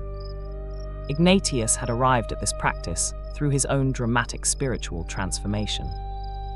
A vain, ambitious soldier in his youth, he was severely wounded by a cannonball in battle, and during his long convalescence, with nothing available to read except a life of Christ and a book of saints' lives, since the romantic novels he had requested were not available in the household where he recovered, he began to notice something specific. That imagining future chivalric exploits left him excited in the moment but empty and restless afterward, while imagining a life devoted to spiritual purposes left him with a quieter, more durable sense of peace that persisted after the daydream had ended. This observation of the different aftertaste left by different kinds of imagining became the seed of his entire spiritual method. The examen formalizes this kind of attention into a daily practice. The structure typically includes 5 movements: becoming aware of God's presence, reviewing the day with gratitude, paying attention to one's emotions across the day's events, choosing one feature of the day to pray with more deeply, and looking forward to the next day with hope rather than anxiety. Crucially, the review is conducted without harsh self-judgment. The goal is not to catalogue failures for punishment, but to notice patterns, what genuinely gave life, and what genuinely depleted it, so that future choices might align more closely with what was actually discovered to be life-giving. This practice offers something distinct from more purely meditative disciplines, a structured way of bringing contemplative attention specifically to bear on the ordinary, particular events of an actual day, rather than withdrawing from daily life altogether in order to practice stillness. The examen insists that the texture of an ordinary Tuesday contains, if reviewed with sufficient attention, real spiritual information. Tonight, let today pass gently before you, not to judge it, but simply to notice. Where did you feel most alive? Where did something quietly drain you? No conclusions are needed, only the noticing. Lesson 33, the Tibetan practice of sky burial and impermanence.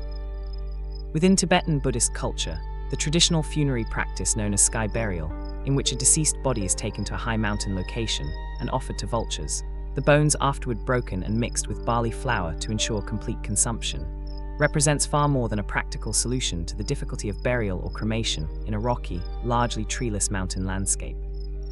It is, within the broader framework of Tibetan Buddhist contemplative practice, a direct, visceral teaching on impermanence, intended to be witnessed by monks and laypeople as a way of confronting the reality of physical dissolution with full, unflinching attention, rather than the comfortable distance that more concealed funerary practices allow. This confrontation with impermanence extends into formal meditative practice as well.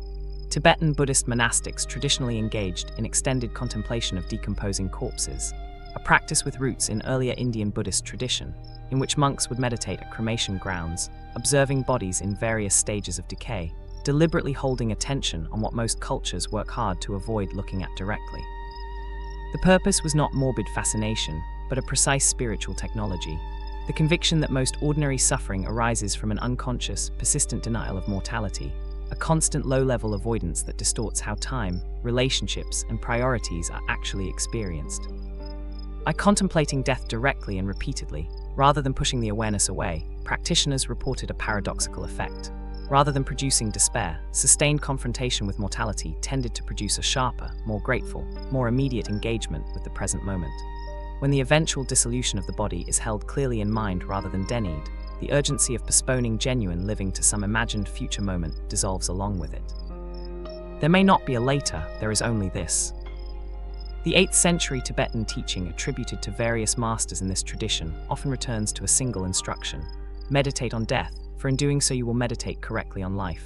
This is not nihilism. It is precisely the opposite, an argument that only the willingness to look directly at impermanence allows for full, undiluted presence in whatever time remains. Tonight, let the awareness of impermanence rest gently, not as fear, but as a quiet sharpening of attention. This day, like every day, was unrepeatable. Let that make it more precious rather than less. Lesson 34, the practice of hospitality, receiving the guest as Christ. The Rule of Saint Benedict contains a chapter on the reception of guests that has had outsized influence on the broader monastic understanding of hospitality across Western Christian tradition. Benedict instructs that all guests who arrive at the monastery should be received as Christ himself, with appropriate reverence shown regardless of the guest's status, wealth, or apparent worthiness. A radical leveling instruction in a medieval social context that was otherwise intensely hierarchical and status-conscious. This was not merely a sentiment. The rule specifies concrete practices, the abbot and community pausing their other obligations to greet arriving guests properly, sharing meals together when appropriate, washing the hands and sometimes the feet of guests as an act of humble service, and maintaining a guest house separate from the monk's own quarters to ensure that hospitality did not disrupt the community's contemplative rhythm while still ensuring that no traveler was turned away. The monastery, in this conception, was never meant to be a fortress sealed off from the world, but a place whose contemplative depth expressed itself outward, in concrete generosity toward whoever happened to arrive at the gate. What makes this teaching relevant beyond its specific monastic context is the underlying principle that contemplative depth, properly cultivated, does not lead toward increasing self-absorption or withdrawal from human connection, but toward an increased capacity for genuine, unguarded presence with whoever is actually in front of you, including strangers who arrive unannounced and inconvenient. The temptation of any serious contemplative practice is to treat interruption, particularly the interruption of an unexpected guest, as an obstacle to spiritual progress. Benedict's instruction insists on the opposite. The interruption may be exactly where the deepest practice is being asked for.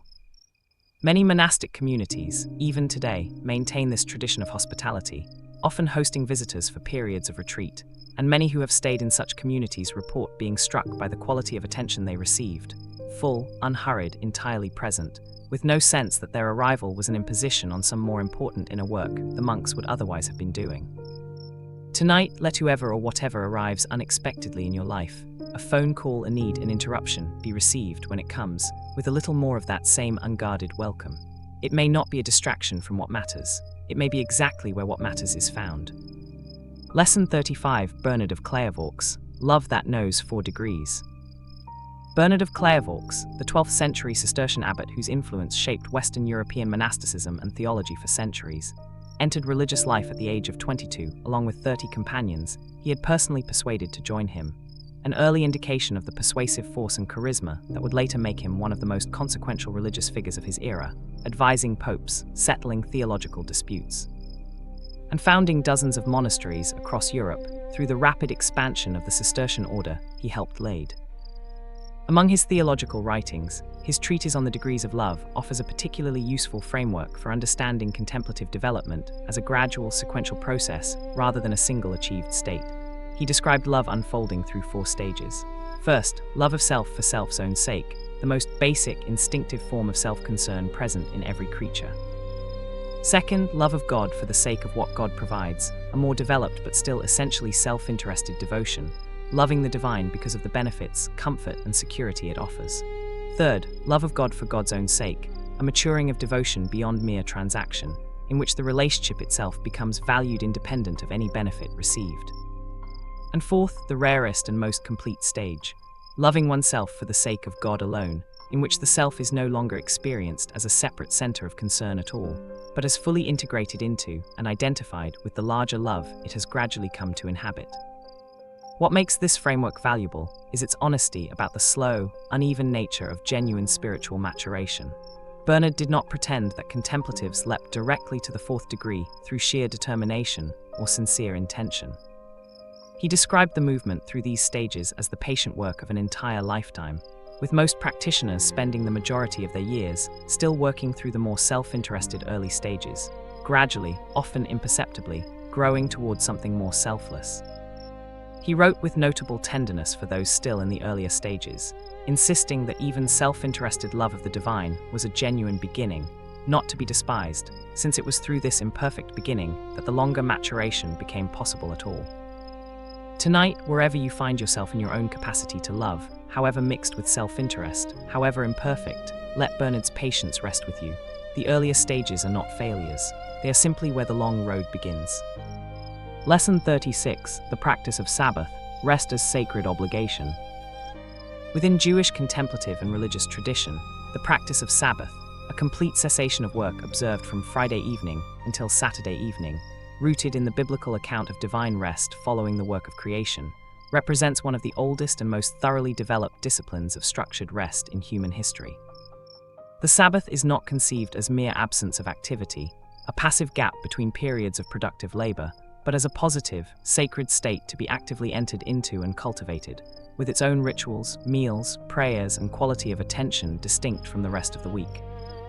The rabbinic tradition developed extensive and detailed guidance on what constitutes the kind of creative, transformative work that Sabbath observance prohibits, drawing on the kinds of labor required to build the biblical tabernacle as a template. The underlying principle behind these specific prohibitions was broader than the particular categories themselves.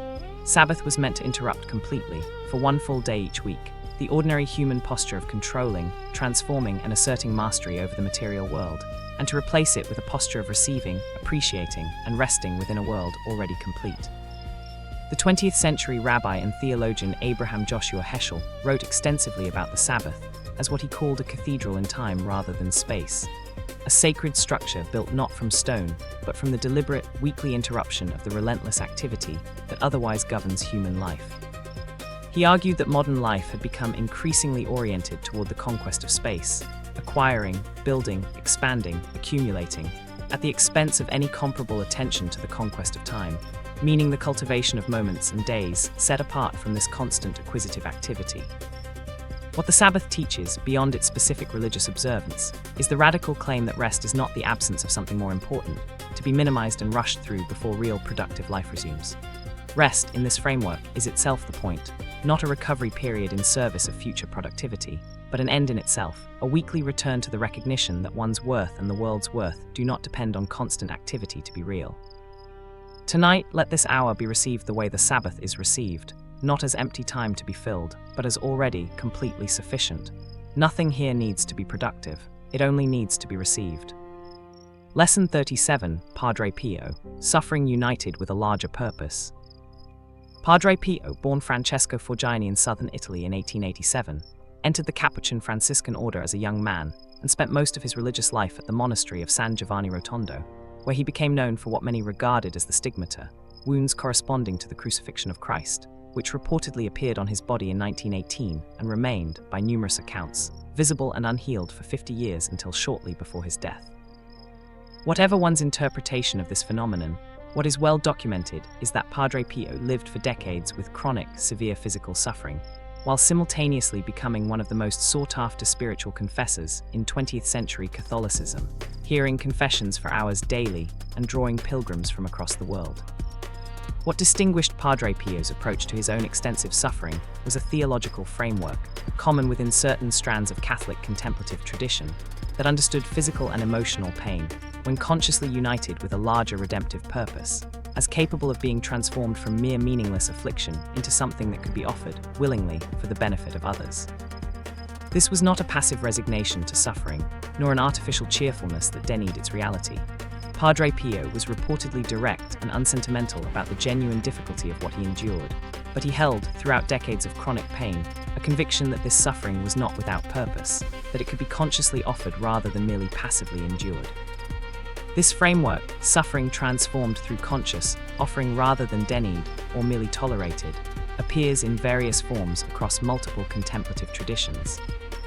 Though articulated differently in each, the common thread is a refusal of two more typical responses to severe and prolonged difficulty, neither denial that minimizes the suffering's reality, nor despair that finds no possible meaning within it, but a third path in which the suffering, fully acknowledged, is nonetheless held within a framework large enough to give it some purpose beyond itself. He spent his final years still hearing confessions, despite advancing age and continued physical decline, reportedly telling those who urged him to rest that there was still work to be done as long as there was strength to do it. Tonight, whatever difficulty you are carrying, let it rest, if you are able, within something larger than itself, not denied, not minimized, but held within a wider frame that gives it room to mean something more than mere affliction. Lesson 38, the practice of Zazen and the posture of the mountain. Zazen, the formal seated meditation practice central to Zen Buddhism, places significant emphasis not only on the quality of mental attention, but on physical posture, the specific way the body is arranged during sitting, which Zen teachers across centuries have insisted is not merely incidental to the practice but integral to it. The traditional instruction calls for a posture often compared to a mountain, stable, upright, immovable from the waist down, while remaining alert and alive through the spine and the crown of the head, neither slumped in fatigue nor rigid with tension. This emphasis on posture reflects a broader Zen conviction that body and mind are not separate categories to be addressed through different methods, but a single integrated reality, such that the disposition of the body directly shapes and is shaped by the quality of the mind. A slumped, collapsed posture tends to produce a correspondingly collapsed, dull quality of mental attention. An overly rigid, forced posture tends to produce a correspondingly tense, effortful quality of mind, straining towards some achievement rather than simply settling into presence. The mountain posture seeks a middle path, fully present, fully supported, requiring no effort to maintain once properly settled into, yet entirely alert rather than passive or drowsy.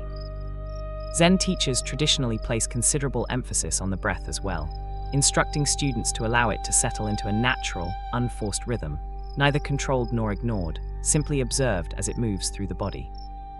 The combination of stable posture and unforced breath creates conditions in which the mind, no longer needing to manage either the body's stability or the breath's rhythm, can begin to settle in its own right, without the constant low-level effort that an unstable posture or labored breathing would otherwise require.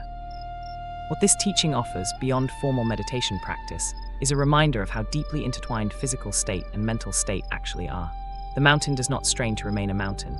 It simply is one, settled into its own weight, present regardless of the weather moving across it.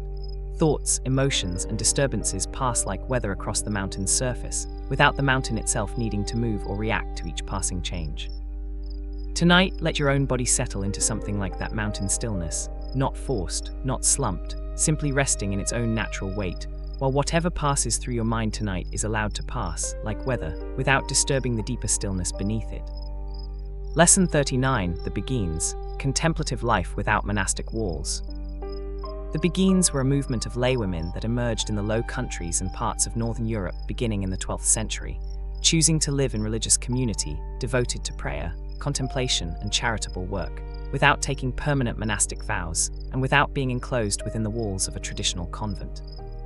They lived together in beguinagist self-governing communities, sometimes consisting of entire small neighborhoods of houses surrounding a shared chapel and garden, supporting themselves through manual labor, particularly textile work, while maintaining a rigorous shared discipline of prayer and contemplative practice that paralleled formal monastic life in its seriousness, though without its permanent institutional structure. The movement attracted women from across the social spectrum, including widows, women who had chosen not to marry, and women seeking an alternative to the limited options conventionally available to them, marriage or formal conventual life with its irrevocable vows. The Beguines occupied a genuinely unusual position, deeply contemplative, organized around serious spiritual practice, yet remaining technically free to leave the community and marry if they chose, and answerable to no external male religious authority in the direct way that women in formal religious orders typically were.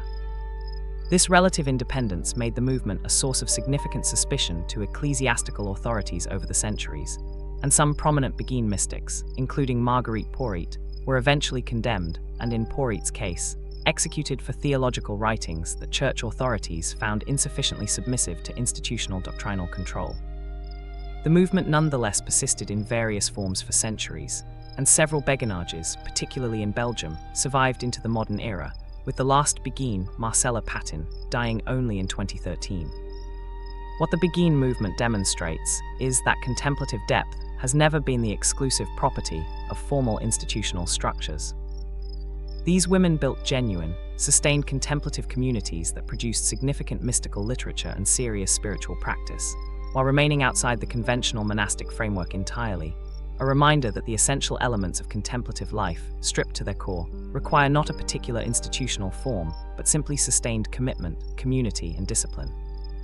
Tonight, let the Beguines' independent, improvised devotion be a quiet encouragement, the structures of contemplative life can be built in unconventional places. What matters is the sincerity of the commitment, not the shape of the walls around it. Lesson 40, a reflection on the fourth arc. 40 lessons in, and the contemplative tradition continues to reveal itself as something far more varied and far more universally human than any single institutional form could fully contain. Antony emerging from 20 years of solitude in remarkable health and serenity. Ignatius noticing the different aftertaste left by different kinds of daydreaming and building an entire spiritual method from that single observation. The Tibetan confrontation with impermanence, transforming the fear of death into a sharper appreciation of life. Benedict's insistence that the unexpected guest be received as Christ. Bernard's patient 4 degrees of love, honoring even the earliest, most self-interested stage as a genuine beginning. The Jewish Sabbath, building a cathedral not from stone but from a weekly interruption of constant activity. Padre Pio's suffering, consciously offered rather than merely endured. The mountain posture of Zen, stable beneath whatever weather passes across it. The Beguines, building genuine contemplative depth entirely outside the walls that usually contained it. What this fourth arc has added to the earlier ones is a deepening recognition of contemplative life's remarkable adaptability. It has flourished in caves and fortresses, in formal monasteries bound by ancient rule, and in improvised lay communities answerable to no institutional hierarchy at all. It has been practiced by those who suffered greatly, like Padre Pio, and by those whose discipline was simply the patient, daily review of an ordinary life, like Ignatius. The forms vary enormously. The underlying commitment to slowness, to attention, to a quality of presence that ordinary unreflective life tends to erode, remains remarkably constant. 60 lessons remain. Let them continue to arrive slowly, the way all of this has arrived, not through force, but through the patient willingness to keep returning, night after night, to what matters most. Lesson 41, the practice of centering prayer, returning gently to a single word.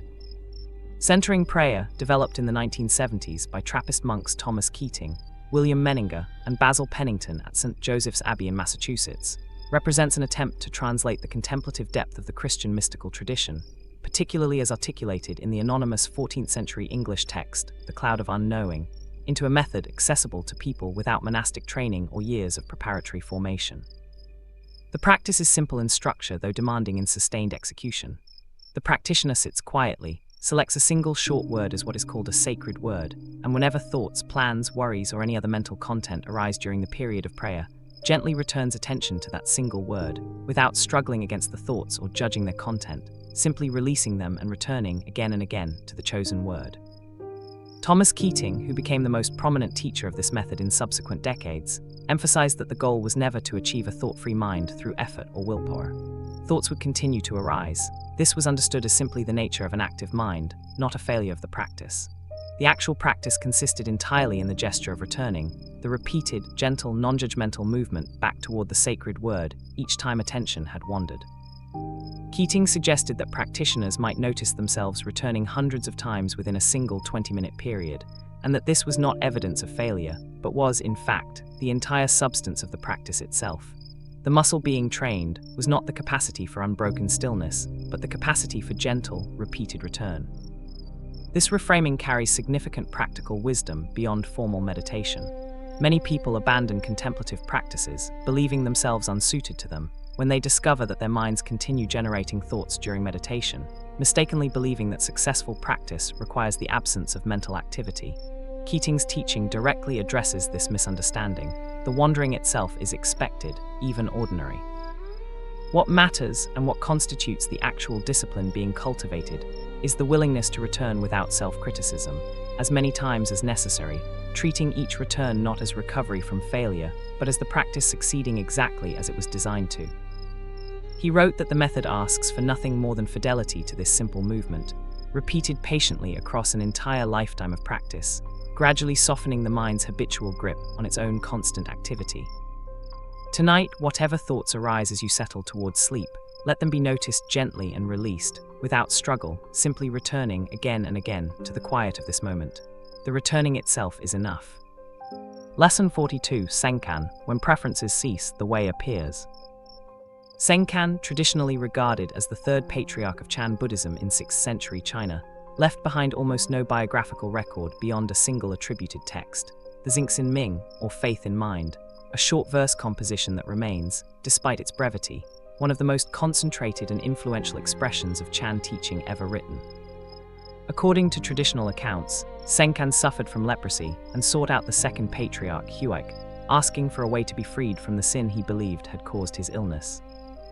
Huaik's response in the traditional telling was to ask Senkan to bring him this sin so that he might absolve it. And when Senkan, searching, found that he could not locate or produce any such sin to hand over, Huaik declared that he had already absolved him, since the sins Senkan had been certain existed could not, upon direct examination, actually be found.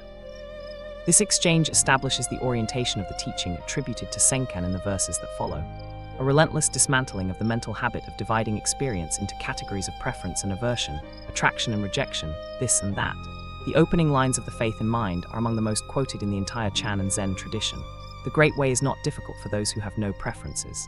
When love and hate are both absent, everything becomes clear and undisguised. What Senkan describes is not an absence of discernment or a flattening of all distinction into meaningless sameness, but a particular freedom from the compulsive grasping and pushing away that ordinary mental activity constantly performs. Most suffering, in his analysis, arises not from circumstances themselves, but from the mind's habitual, automatic classification of every experience into wanted and unwanted, and the resulting constant low-level effort to hold onto the former and expel the latter.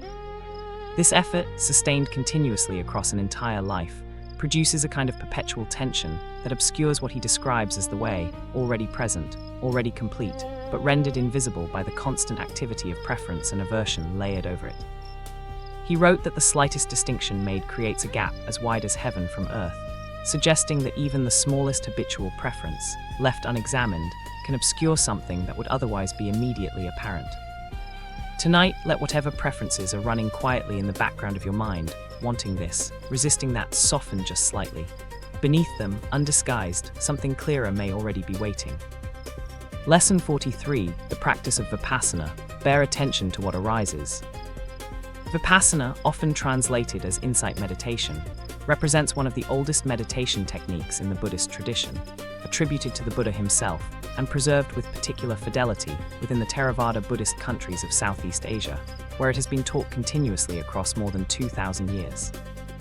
The practice involves training the attention to observe physical sensations, thoughts, and mental states exactly as they arise, moment by moment, without judgment, without elaboration, and without the habitual layering of interpretation and story that ordinary consciousness typically adds to raw experience almost instantaneously. The technique is taught by the 20th century teacher S.N. Goenka, who was instrumental in reviving and popularizing intensive Vipassana practice across the world through 10-day silent retreats, begins with sustained attention to the breath, gradually expanding to a systematic scanning of physical sensation across the entire body, observed with what is described as equanimity, a steady, non-reactive awareness that neither clings to pleasant sensations nor pushes away unpleasant ones. Simply observing each as it arises and inevitably passes. This systematic attention to bodily sensation is not incidental to the practice but central to its theory of transformation. Goenka taught that deeply conditioned patterns of craving and aversion are stored not merely as abstract mental habits, but as physical reactivity in the body, a tightening, a bracing, an automatic physical response to particular sensations that has been reinforced through countless repetitions across a lifetime.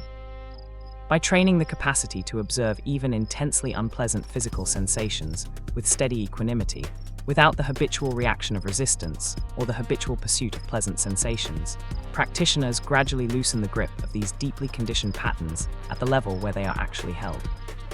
10-day retreats in this tradition typically involve 10 or more hours of seated practice daily, in complete silence, with no reading, writing, or communication permitted, an intensity of sustained practice that produces, according to many who have undertaken it, significant and sometimes difficult confrontation with deeply buried emotional material, met, ideally, with the same steady equanimity being trained through the physical observation.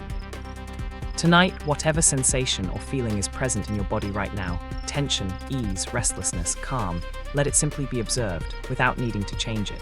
It is already on its own beginning to pass. Lesson 44, Catherine of Siena, be who you were made to be. Catherine of Siena, born in 1347 into a large Italian family, experienced her first reported mystical vision at the age of 6 and resisted, with extraordinary determination for a young girl in 14th century Italy, her family's efforts to arrange a conventional marriage for her, eventually cutting off her hair as a deliberate act of resistance and committing herself to a life of prayer and service while remaining, unusually, a laywoman rather than entering a formal convent, living instead within a Dominican lay order that allowed her to maintain both contemplative depths and active engagement in the world. She emerged from years of intense private prayer and ascetic practice, a period she described, in language echoing other mystics, as a kind of inner cell she had constructed within her own heart, a place of stillness she could access regardless of her external circumstances, into a remarkably active public life. She nursed plague victims during recurring outbreaks of the Black Death, intervened directly in the political and ecclesiastical conflicts of her era, and corresponded extensively with popes, cardinals, and political leaders, eventually playing a significant role in persuading Pope Gregory XI to return the papacy from Avignon to Rome, ending decades of what was widely regarded as a scandalous exile of the papal seat. She died at 33, having spent her short adult life moving fluidly between intense, withdrawn contemplative prayer and equally intense, demanding public engagement, refusing to treat these as separate or competing modes of life. Her letters and her major theological work, the Dialogue, record a vision of spiritual maturity centered on what she described, in a phrase often attributed to her in summary, as the conviction that if you are who you were meant to be, you will set the whole world on fire. What Catherine modeled, across her short and remarkably intense life, was a refusal of the assumption that contemplative depth and active engagement with the world's difficulties were opposed activities, one requiring withdrawal and the other requiring immersion. She moved between an interior cell of profound stillness and an exterior life of plague wards, political intervention, and demanding correspondence, treating both as expressions of the same underlying commitment rather than competing claims on limited time and attention. Tonight, let the possibility rest gently that the stillness you cultivate and the engagement your life requires are not, in fact, opposed. They may be, as Catherine discovered, simply two expressions of the same fire. Lesson 45, the practice of noble silence, what retreats protect. Within many Buddhist meditation retreat traditions, particularly intensive residential retreats lasting from a few days to several weeks, a practice known as noble silence is maintained throughout the duration. A complete cessation not only of unnecessary speech, but in its fuller forms of eye contact, written communication, reading, and any other form of interaction that might pull attention outward toward social connection rather than inward toward the sustained, uninterrupted observation that the retreat is designed to cultivate. This silence is described as noble rather than merely imposed, because it is understood not as a punitive restriction, but as a protective container, a deliberately constructed space within which the ordinary social habits that constantly pull attention outward are simply suspended, allowing a quality of sustained inward attention that becomes very difficult to access amid the continuous small interruptions of normal social life. Retreat teachers across multiple traditions report that participants typically experience the first day or two of noble silence as genuinely uncomfortable, even distressing, as the habitual urge to communicate, to be seen, to process experience socially through conversation, encounters the simple absence of any outlet. What tends to follow after this initial discomfort is frequently described as a settling into a different quality of presence altogether, a capacity to be fully with one's own experience without the constant low-level management of how that experience is being perceived or received by others. The energy that would ordinarily be spent on social performance, on the continuous subtle calibration of how one appears, becomes available instead for the deeper, more sustained attention the retreat is designed to cultivate. This structure offers an instructive parallel to ordinary life, even for those who will never attend a formal silent retreat. A significant portion of daily mental activity is devoted not to direct experience itself, but to the management of how that experience will be communicated, shared, or presented to others. A layer of processing that, however habitual and largely unconscious, consumes real attention that could otherwise be available for simply being present to what is actually happening. Tonight, let this silence, this private, unshared hour before sleep, be received as its own small retreat. Nothing here needs to be processed for anyone else. It can simply be yours. Lesson 46, Dogen and the practice of Genjikon, each moment already complete.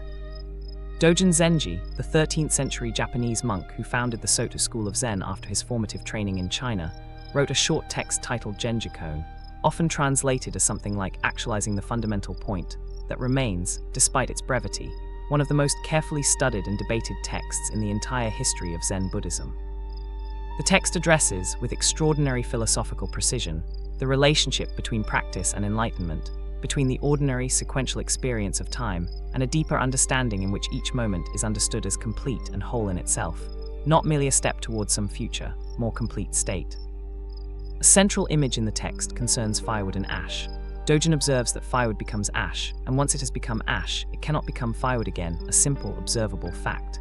But he insists that it would be a mistake to understand this as firewood being a before and ash being an after, in the way ordinary linear thinking would frame it. Firewood, he writes, abides in its own condition of being firewood, fully and completely, with its own before and after. Ash similarly abides fully in its own condition, completely itself, not somehow a diminished or transformed version of the firewood that preceded it. Each state, in his account, is whole and complete within its own moment, not merely a transitional point along a continuous line stretching from past to future. This teaching has direct, practical implications for how the present moment is experienced. If each state of being is genuinely complete in itself, rather than merely a way station towards some future, more finished condition, then the present moment, whatever it contains, however unfinished or imperfect it might seem from the perspective of ordinary linear thinking, is not actually deficient or incomplete. It is, in Dogen's framework, already whole, already entire, requiring nothing further to be added in order to be genuinely complete. He wrote that to study the way is to study the self, and to study the self is to forget the self, suggesting that the deepest understanding of one's own present condition, paradoxically, involves releasing the constant self-referential evaluation of whether that condition measures up to some imagined future improvement. Tonight, let this moment, exactly as it is, with whatever it contains, be received as already complete, not a step toward tomorrow, whole, entirely right now. Lesson 47, the practice of the Stations of the Cross, walking through difficulty slowly. The Stations of the Cross, a devotional practice developed within Western Christian tradition and formalized particularly within Franciscan monastic communities beginning in the medieval period, consists of 14 distinct meditative stops, traditionally arranged around the interior of a church or along an outdoor path, each representing a specific moment in the final hours of Christ's Passion, from his condemnation through his crucifixion and burial. Practitioners move slowly from station to station, pausing at each to read or recall the specific scene depicted, and to sit with the particular emotional and spiritual weight of that moment before moving deliberately to the next.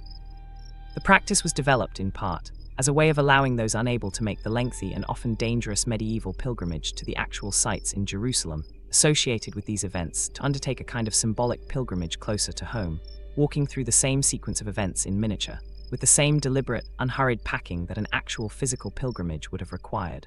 The slowness was the point.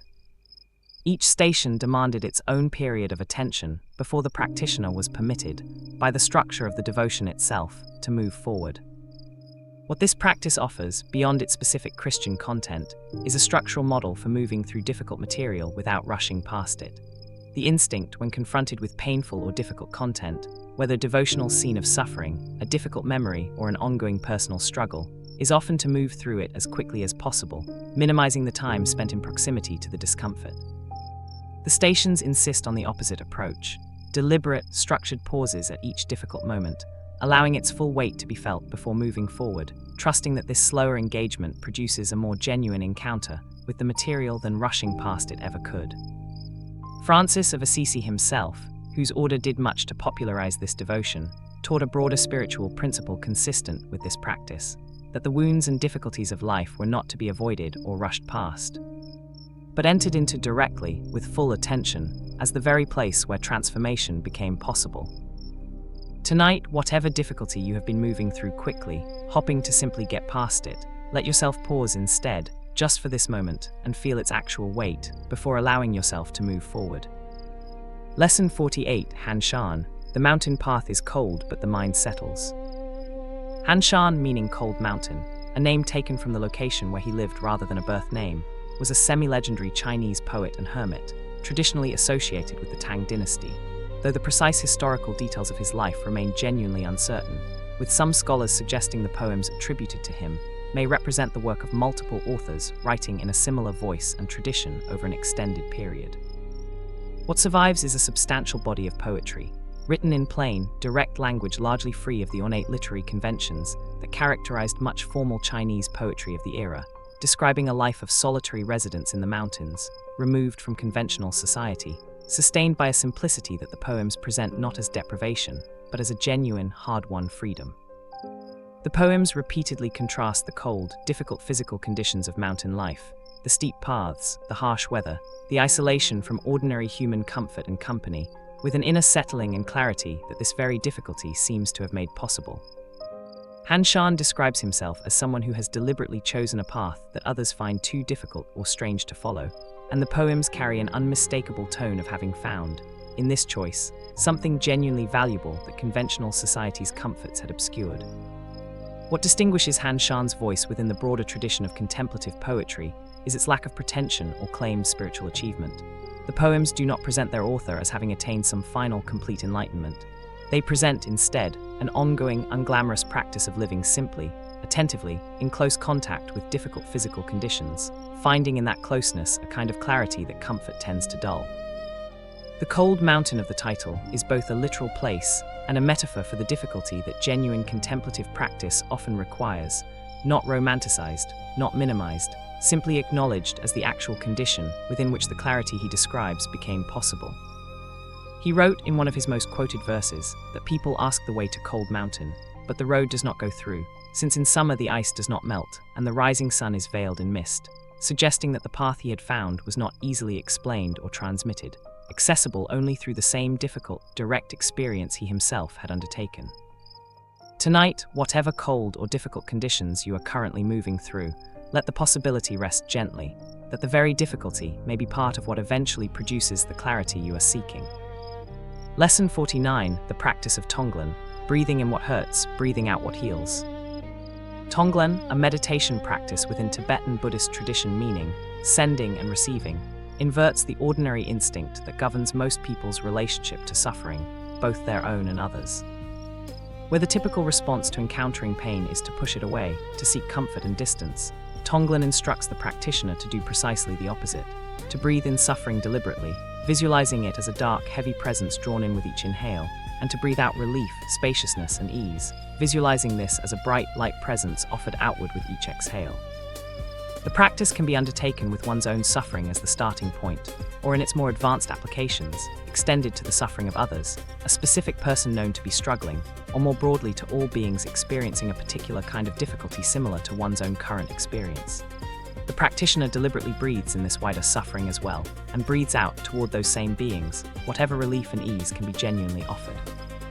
This practice runs directly counter to the instinct toward self-protection that typically governs how difficulty is approached.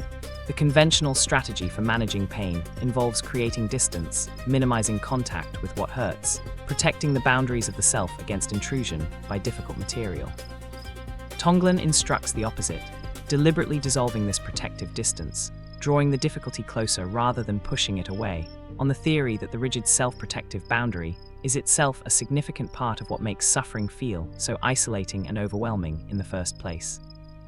Pema Chodron, who taught this practice extensively to Western students, described it as working directly against the habitual tendency toward what she called setting up camp in either pleasure or pain, clinging tightly to pleasant experience while building elaborate defenses against unpleasant experience.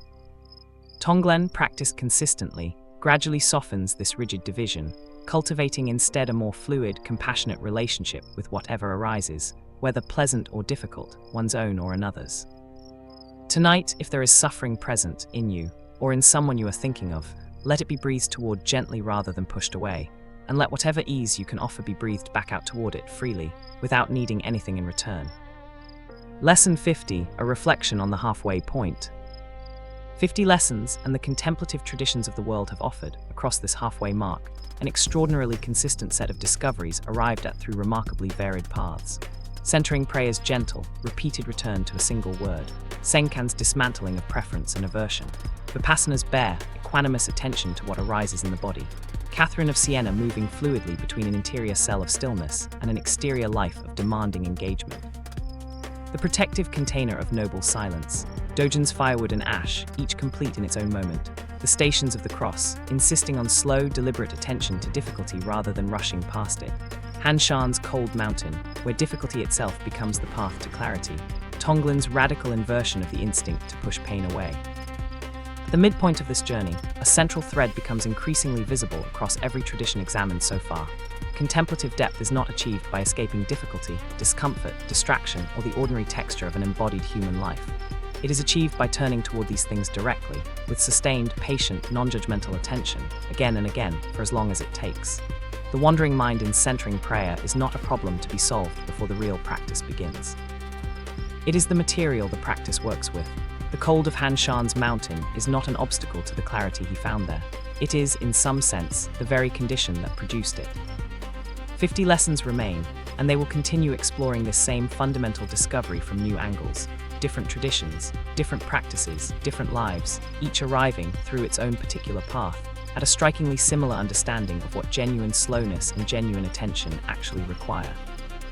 Let this midpoint rest as its own small completion, not a step toward what remains, but already in itself enough. Lesson 51, the practice of lectio on creation, reading the book of nature. Within the medieval Christian contemplative tradition, particularly as developed by Cistercian and Franciscan writers, a parallel practice grew alongside the more familiar lectio divina performed on scripture, a contemplative reading of the natural world itself, understood as a second book, alongside the written text, through which the divine could be encountered directly. Bernard of Clairvaux famously wrote that he had learned more from the woods and stones than from any teacher, that trees and rocks would teach what could not be learned from books, if approached with the right quality of attention. This practice involved a deliberate slowing of perception when encountering the natural world, treating a tree, a stream, the changing light across a landscape, with the same patient, repeated attention that Lectio Divina applied to a single sentence of text. Rather than moving through a landscape quickly, absorbing only a general impression, the contemplative practice of reading creation asked for sustained, returning attention to specific, particular details. The precise way light fell through a particular set of leaves, the specific sound of a particular stream, observed not once but across repeated visits. Allowing familiarity to deepen perception rather than dulling it through habituation. Francis of Assisi extended this practice into something even more intimate, addressing elements of the natural world directly as kin, brother sun, sister moon, brother wind, sister water, in his famous Canticle of the Creatures, composed near the end of his life while suffering from severe illness and near blindness. This was not merely poetic device for Francis. It reflected a genuine conviction that the natural world was not simply scenery or resource, but a community of fellow creatures, each expressing something of the divine in its own particular mode of existence, deserving the same quality of respectful, attentive relationship that one would extend to a human companion. What this tradition offers, beyond its specific theological framing, is a corrective to a common contemporary pattern, encountering nature primarily as backdrop, as scenery to be passed through quickly on the way to some other destination, rather than as something deserving the same sustained, patient attention given to a cherished text. The Cistercian and Franciscan practice insists that nature, properly attended to, reveals as much as any book, but only to the reader willing to slow down enough to actually read it. Tonight, if you can recall some small detail from the natural world today, light, sound, the texture of weather, let it be revisited slowly, the way a single sentence is read again and again. It may have more to say than the first glance allowed. Lesson 52, Ramana Maharshi, Who am I? Asked without ceasing. Ramana Maharshi, born Venkataramana in southern India in 1879, underwent at the age of 16 a sudden, spontaneous experience of profound spiritual realization, triggered, by his own account, by an intense fear of death that arose without any apparent external cause. Lying down and deliberately simulating the physical experience of dying, he found himself investigating directly what would actually be lost in death, concluding, through this direct investigation, that the body could die, but that the awareness observing this entire process was untouched by the body's mortality. This single experience, occurring without any prior spiritual training or guidance, reoriented the remainder of his life entirely. He left his family home shortly afterward and made his way to the sacred mountain of Arunachala in Tamil Nadu, where he remained for the rest of his life, eventually attracting a community of devotees and visitors from across India, and increasingly from around the world, who came seeking guidance from a teacher who taught almost entirely through silence, and who, on the rare occasions he spoke directly, returned consistently to a single question he encouraged practitioners to hold continuously: who am I? This was not intended as an intellectual or philosophical inquiry to be answered conceptually. Ramana taught that the question should be held as a continuous, direct investigation into the actual nature of the one asking it, turning attention back, repeatedly, away from whatever thought, sensation, or external circumstance had arisen, toward the more fundamental question of who or what was actually aware of that thought, sensation, or circumstance in the first place. Practiced consistently, this self-inquiry was understood to gradually dissolve the habitual, automatic identification with the constantly changing contents of experience, thoughts, emotions, the body's sensations, revealing instead the underlying, unchanging awareness within which all of this activity was simply occurring. He taught that this was not a method for achieving some new special state, but a way of recognizing what had been true all along, obscured only by the habitual outward orientation of ordinary attention. He lived simply, ate sparingly, and remained accessible to visitors throughout his life, teaching primarily through his own evident peace and through the quality of silence he maintained, which many visitors described as more instructive than any verbal teaching could have been. Tonight, let this same question rest gently, without needing an answer. Who is it that is aware right now of this very moment? Simply asking it, without forcing a response, may already begin to settle something. Lesson 53, the practice of the sand mandala, building beauty meant to be destroyed. Tibetan Buddhist monks have long practiced the creation of sand mandalas, intricate, symbolically rich geometric designs constructed with extraordinary precision over the course of days or weeks, using colored sand applied grain by grain through narrow metal funnels, each tap of the funnel releasing a precisely controlled stream of sand to build up patterns of striking complexity and beauty. The completed mandala represents, in its specific iconography, a particular Buddhist deity's palace or pure realm, and its construction is itself considered a sacred practice, requiring sustained concentration, patience, and ritual preparation throughout. What makes this practice unusual, and what carries its deepest teaching, is what happens immediately after the mandala's completion. Rather than being preserved, displayed, or protected, the finished mandala is ritually destroyed. The monks who spent days or weeks constructing it sweep the sand together with deliberate, ceremonial gestures, dismantling in minutes what took so much patient labor to create. The resulting sand is then typically gathered and poured into a nearby body of flowing water, dispersing the once precise design entirely, returning the material to the natural world from which it came.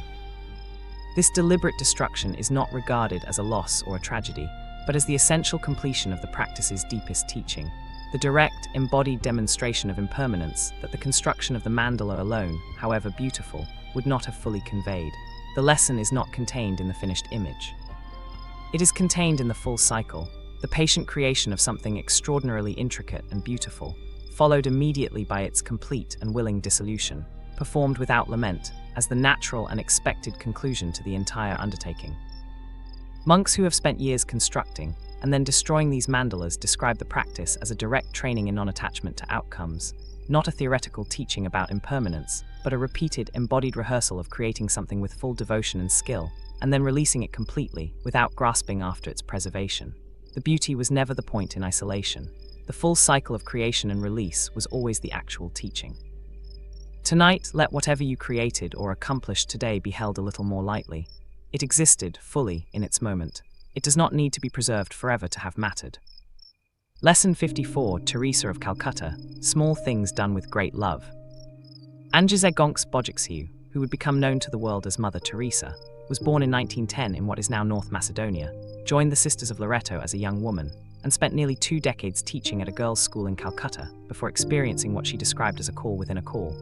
A further, more specific summons to leave the relative comfort and stability of convent teaching life and to live directly among the poorest residents of the city's streets. Ministering to the dying and the destitute, with no institutional resources behind her beyond her own willingness to begin. She founded the Missionaries of Charity in 1950, and the organization grew, over subsequent decades, into a global network caring for the sick, the dying, the abandoned, and the desperately poor across dozens of countries, eventually bringing her international recognition, including the Nobel Peace Prize in 1979. What is less widely known, revealed only after her death through the publication of her private correspondence, is that Mother Teresa experienced a profound and prolonged spiritual darkness throughout most of these decades of public ministry, a sense of God's absence and silence that persisted, by her own private account, for nearly 50 years, even as her public work and apparent serenity continued uninterrupted. This revelation, far from diminishing the significance of her work, has come to be understood by many who have studied her life as deepening rather than undermining it. she continued, across decades of profound private spiritual desolation, the same patient, unglamorous, daily labor of caring for individual dying and destitute people, one at a time, without the sustaining comfort of felt spiritual consolation that might have made such difficult work easier to bear. Her famous teaching that not all of us can do great things, but all of us can do small things with great love, takes on additional weight in light of this reveled inner struggle. She was not describing an easy path she herself had found simple, but a discipline she sustained through genuine and prolonged inner difficulty. She wrote in one of her private letters that the smile she wore was a cloak that covered everything, while inside there was complete darkness, and yet the small acts of love continued daily, undiminished by the darkness that accompanied them. Tonight, let her teaching rest gently, that small things, done with full attention and genuine love, do not require the support of constant inner certainty or comfort to matter completely. Lesson 55, the practice of walking the labyrinth, a path with only one way. The labyrinth, a circular path winding inward toward a center and back outward again along a single, unbranching route, has been used as a contemplative tool across multiple cultures and centuries, with one of the most famous surviving examples set into the floor of Chartres Cathedral in France, constructed in the early 13th century and walked, in its medieval context, as a substitute pilgrimage for those unable to travel to Jerusalem, a journey undertaken in miniature. Requiring the same patient, sustained walking as an actual pilgrimage, condensed into the manageable space of a single church floor. Unlike a maze, which is designed to confuse and challenge the walker with multiple paths, false turns and dead ends, a labyrinth has only one path. There is no decision to make about which direction to take, no possibility of getting lost in the conventional sense.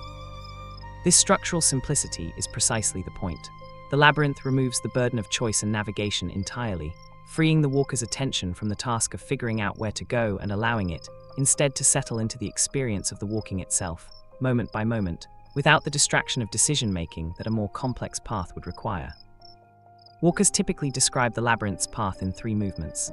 The walk inward, often associated with a process of releasing or letting go of whatever burdens or preoccupations one carries, a period of stillness or reflection at the center, once reached, and the walk back outward, often associated with a process of integration, carrying forward whatever insight or peace was found at the center back into ordinary life.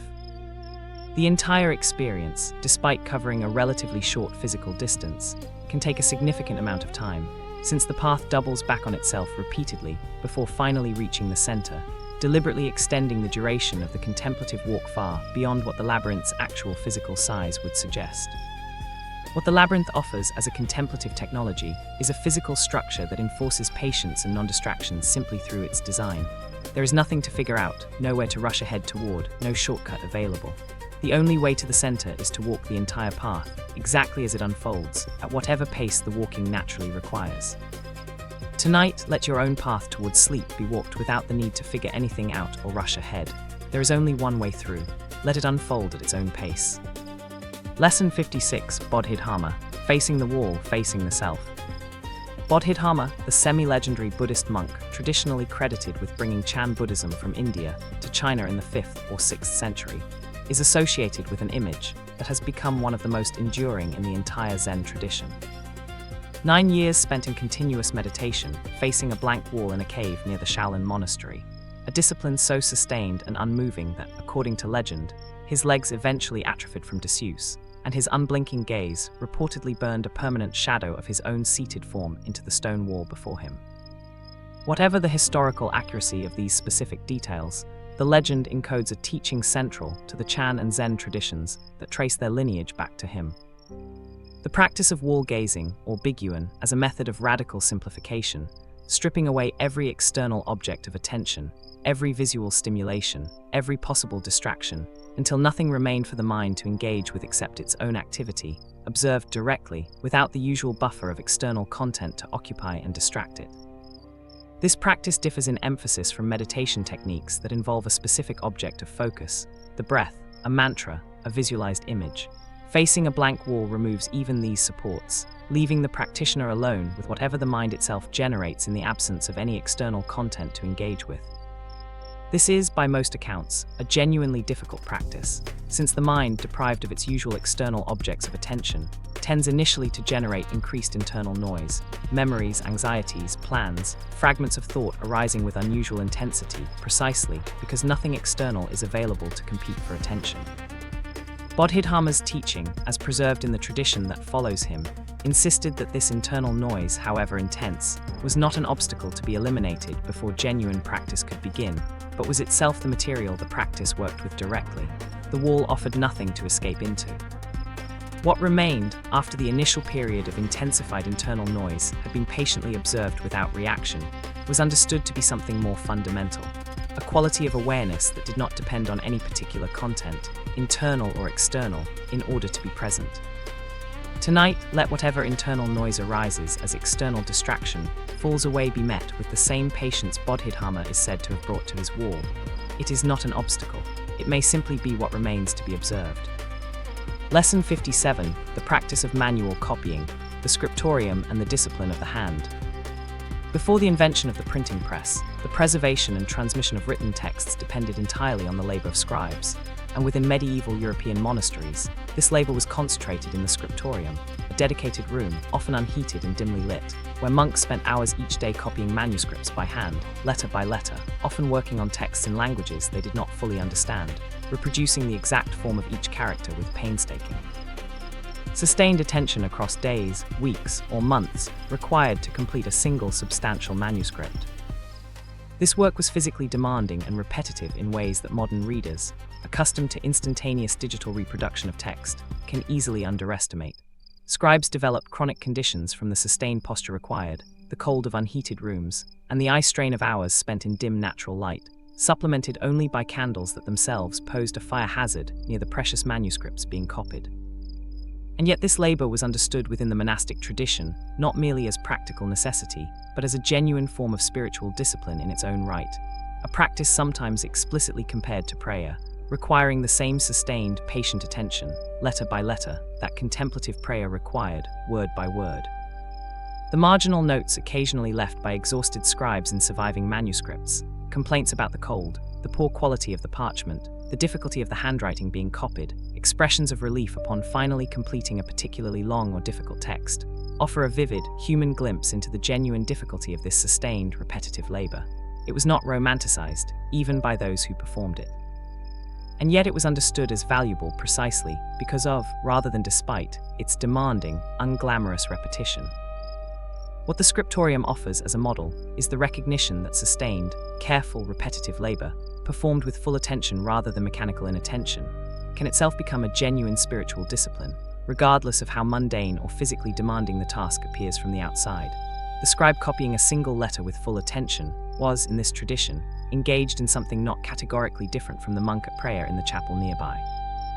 Tonight, let whatever repetitive, ordinary tasks fill your days be received with a little more of that scriptorium attention, not glamorous, not exciting, but capable, when done with full presence, of becoming its own quiet discipline. Lesson 58, Simeon the Studite and the Discipline of Spiritual Direction. Simeon the Studite, also known as Simeon the Pious, was a 10th century Byzantine monk at the Staudios monastery in Constantinople, who became the spiritual director of the more famous Simeon, the new theologian. Guiding him through the early stages of the intense contemplative practice that would define the younger Simeon's later teaching. The relationship between these two figures, distinguished in the historical record by their different epithets despite sharing the same name, offers a window into a practice that has been considered essential across nearly every contemplative tradition examined so far: the necessity of guidance from someone further along the path, rather than attempting to navigate the difficulties of sustained contemplative practice in complete isolation. Simeon the Studite was known for a demanding, sometimes severe style of spiritual direction, requiring of his student a level of obedience and humility that the historical record suggests was genuinely difficult to sustain, including assigning tasks and disciplines that tested the younger man's commitment repeatedly before deeper teaching was offered. This pattern, a demanding period of testing and obedience preceding the transmission of more advanced instruction, recurs across multiple traditions already examined in this collection, from Milarepa's tower building under Marpa to the trials Hongren set before recognizing Huineng's insight.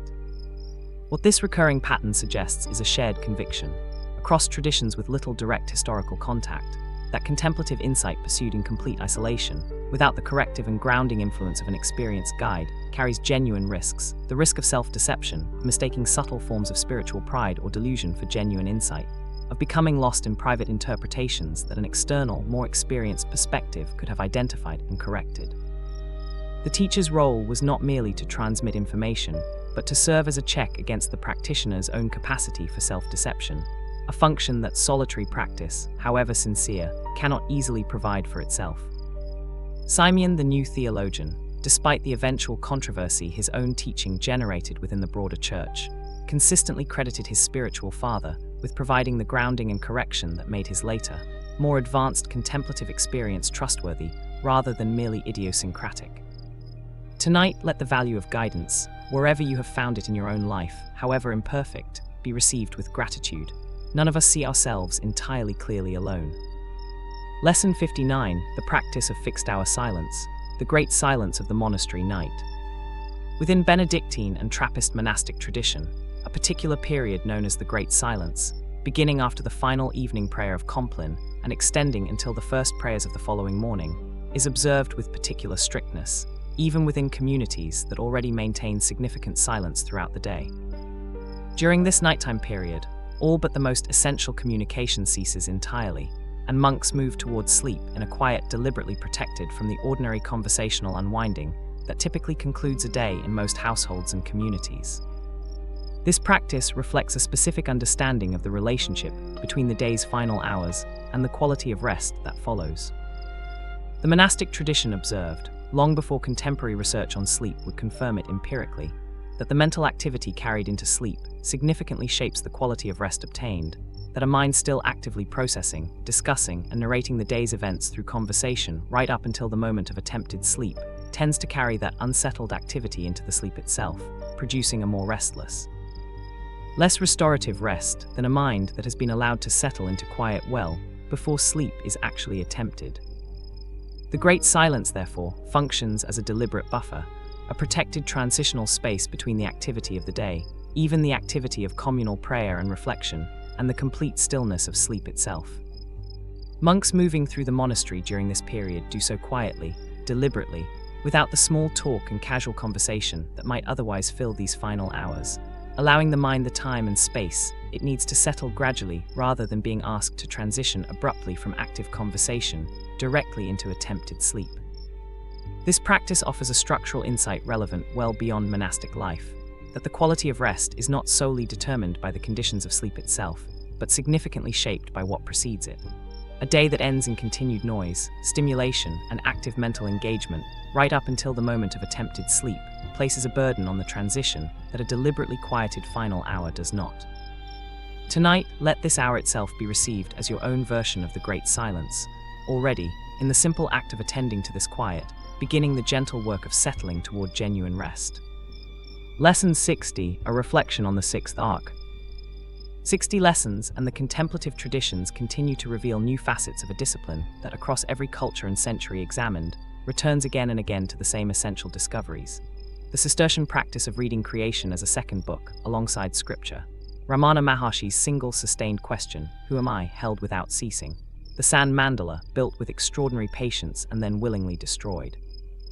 Mother Teresa's small things done with great love, sustained through decades of private spiritual darkness.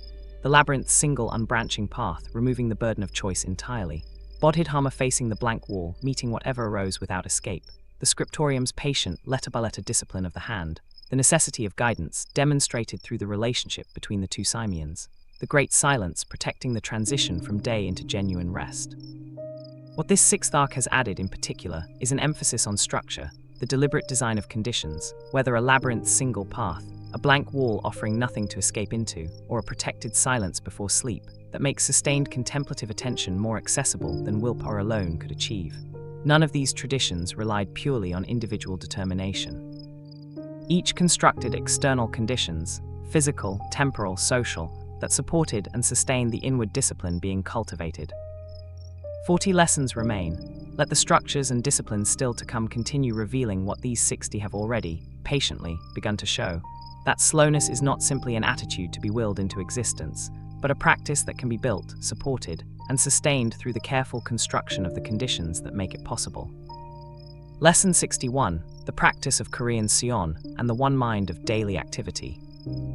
Seon Buddhism, the Korean tradition closely related to Chinese Chan and Japanese Zen, developed under figures such as the 12th century monk Jinul, a particular emphasis on integrating meditative awareness directly into ordinary daily activity, rather than treating formal seated meditation as the sole or even primary location of genuine practice.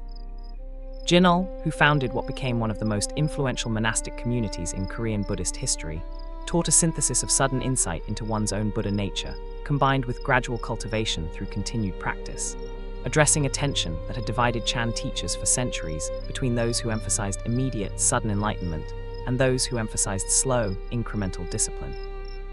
Jinul's resolution proposed that sudden insight into one's fundamentally enlightened nature was indeed possible, often arising unexpectedly, but that this insight alone did not eliminate the deeply conditioned habits of mind accumulated across a lifetime, which required continued, patient cultivation to gradually align actual behavior and perception with the insight that had already been glimpsed. He compared this to the sudden realization that ice is fundamentally water, an instant recognition, followed by the gradual process required for the ice to actually melt into the fluid state its true nature already was.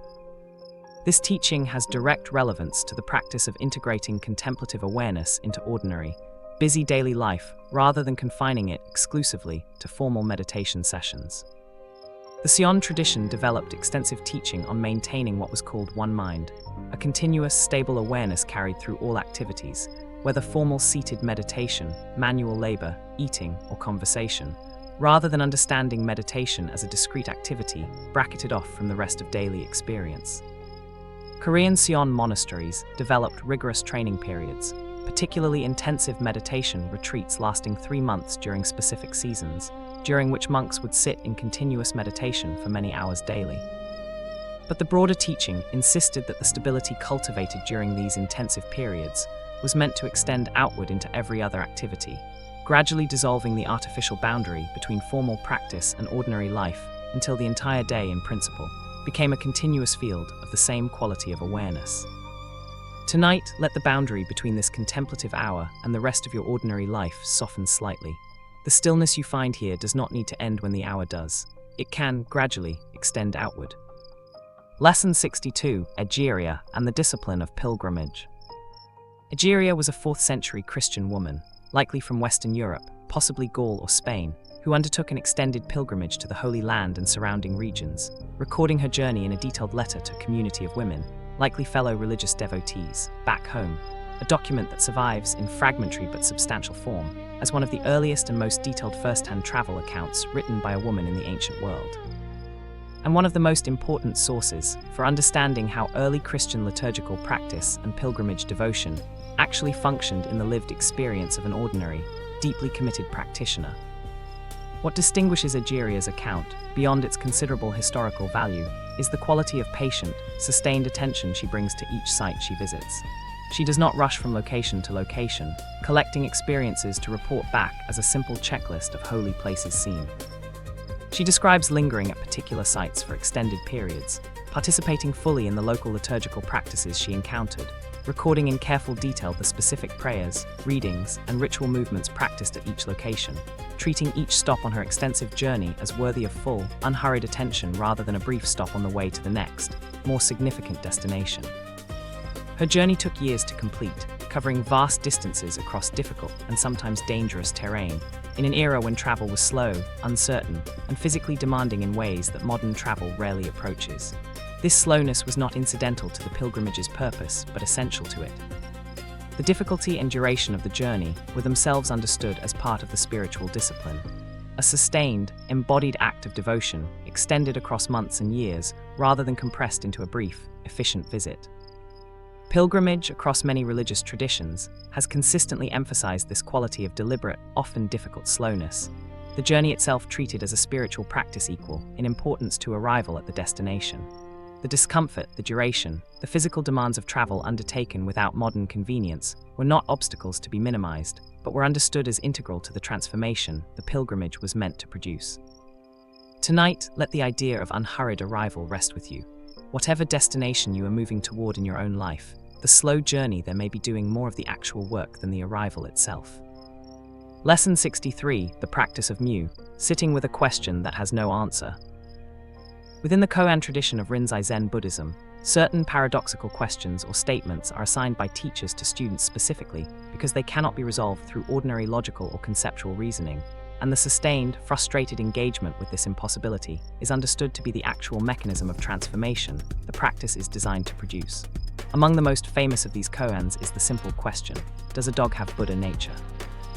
To which the historical answer, attributed to the Chinese master Zheyu, is a single word, mu, often translated roughly as no, or more accurately, as a kind of negation that exists outside the binary framework the original question assumed.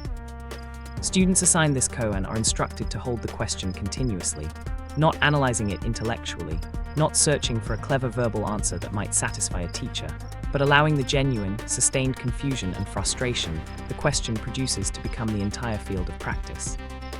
The koan is specifically designed to exhaust the conceptual, analytical mind's usual strategies for resolving problems, since ordinary reasoning, applied repeatedly and exhaustively to mu, simply fails to produce a satisfying resolution. This exhaustion is understood within the Rinzai tradition as serving a specific function. The conceptual mind, having genuinely run out of strategies, sometimes opens into a different mode of knowing entirely, not a clever answer arrived at through more effort, but a direct, non-conceptual insight that occurs only once the habitual analytical approach has been thoroughly exhausted and in some sense given up. Students might sit with a single koan for months or years before any genuine breakthrough occurs, and teachers traditionally reject any merely clever or rehearsed verbal response, insisting on a quality of direct demonstration that cannot be faked or intellectually constructed in advance. What this practice offers, beyond its specific monastic context, is a model for sitting with genuine uncertainty rather than rushing toward premature resolution. Many difficult questions in ordinary life resist clean, satisfying answers, and the instinct is often to manufacture resolution prematurely simply to escape the discomfort of unresolved uncertainty. The koan tradition suggests a different relationship with such questions, sustained, patient engagement with the not knowing itself, trusting that something may eventually open that forced, premature answers never could have reached. Tonight, whatever question remains unresolved in your own life, let it simply be held without demanding an answer tonight. Mu, let it rest unresolved in the quiet. Lesson 64, Evelyn Underhill. Mysticism is not escape but deeper engagement. Evelyn Underhill, born in England in 1875, became one of the most significant scholars and teachers of Christian mysticism in the 20th century, despite beginning her serious engagement with the subject as what she described as primarily an intellectual interest rather than a personal devotional commitment. Her landmark book Mysticism, published in 1911, undertook a systematic comparative study of mystical experience across multiple religious traditions and historical periods, arguing for an underlying common structure to genuine mystical experience that transcended the specific theological frameworks within which different traditions interpreted it. Underhill's own spiritual life deepened considerably over subsequent decades, moving from this initially more academic engagement towards sustained personal contemplative practice, and eventually towards significant involvement in spiritual direction, retreat leadership, and pastoral care, particularly during the difficult years of the First World War. When she worked extensively with naval intelligence, while simultaneously deepening her own contemplative commitments and beginning to offer spiritual guidance to others seeking a more developed inner life. A central theme across her mature writing was a direct challenge to the common assumption that mysticism represented a kind of escapism, a withdrawal from the difficult, practical demands of ordinary life into private spiritual experience, disconnected from genuine engagement with the world. She argued forcefully for the opposite understanding, that authentic mystical and contemplative experience, properly cultivated, did not produce withdrawal from practical engagement, but a deepened, more genuine capacity for exactly such engagement, freed from the distortions of ego, anxiety, and self-interest that typically compromise ordinary action in the world. She wrote extensively about what she called the active life and the contemplative life, not as opposed alternatives between which a person must choose, but as complementary dimensions that, properly integrated, supported, and deepened one another.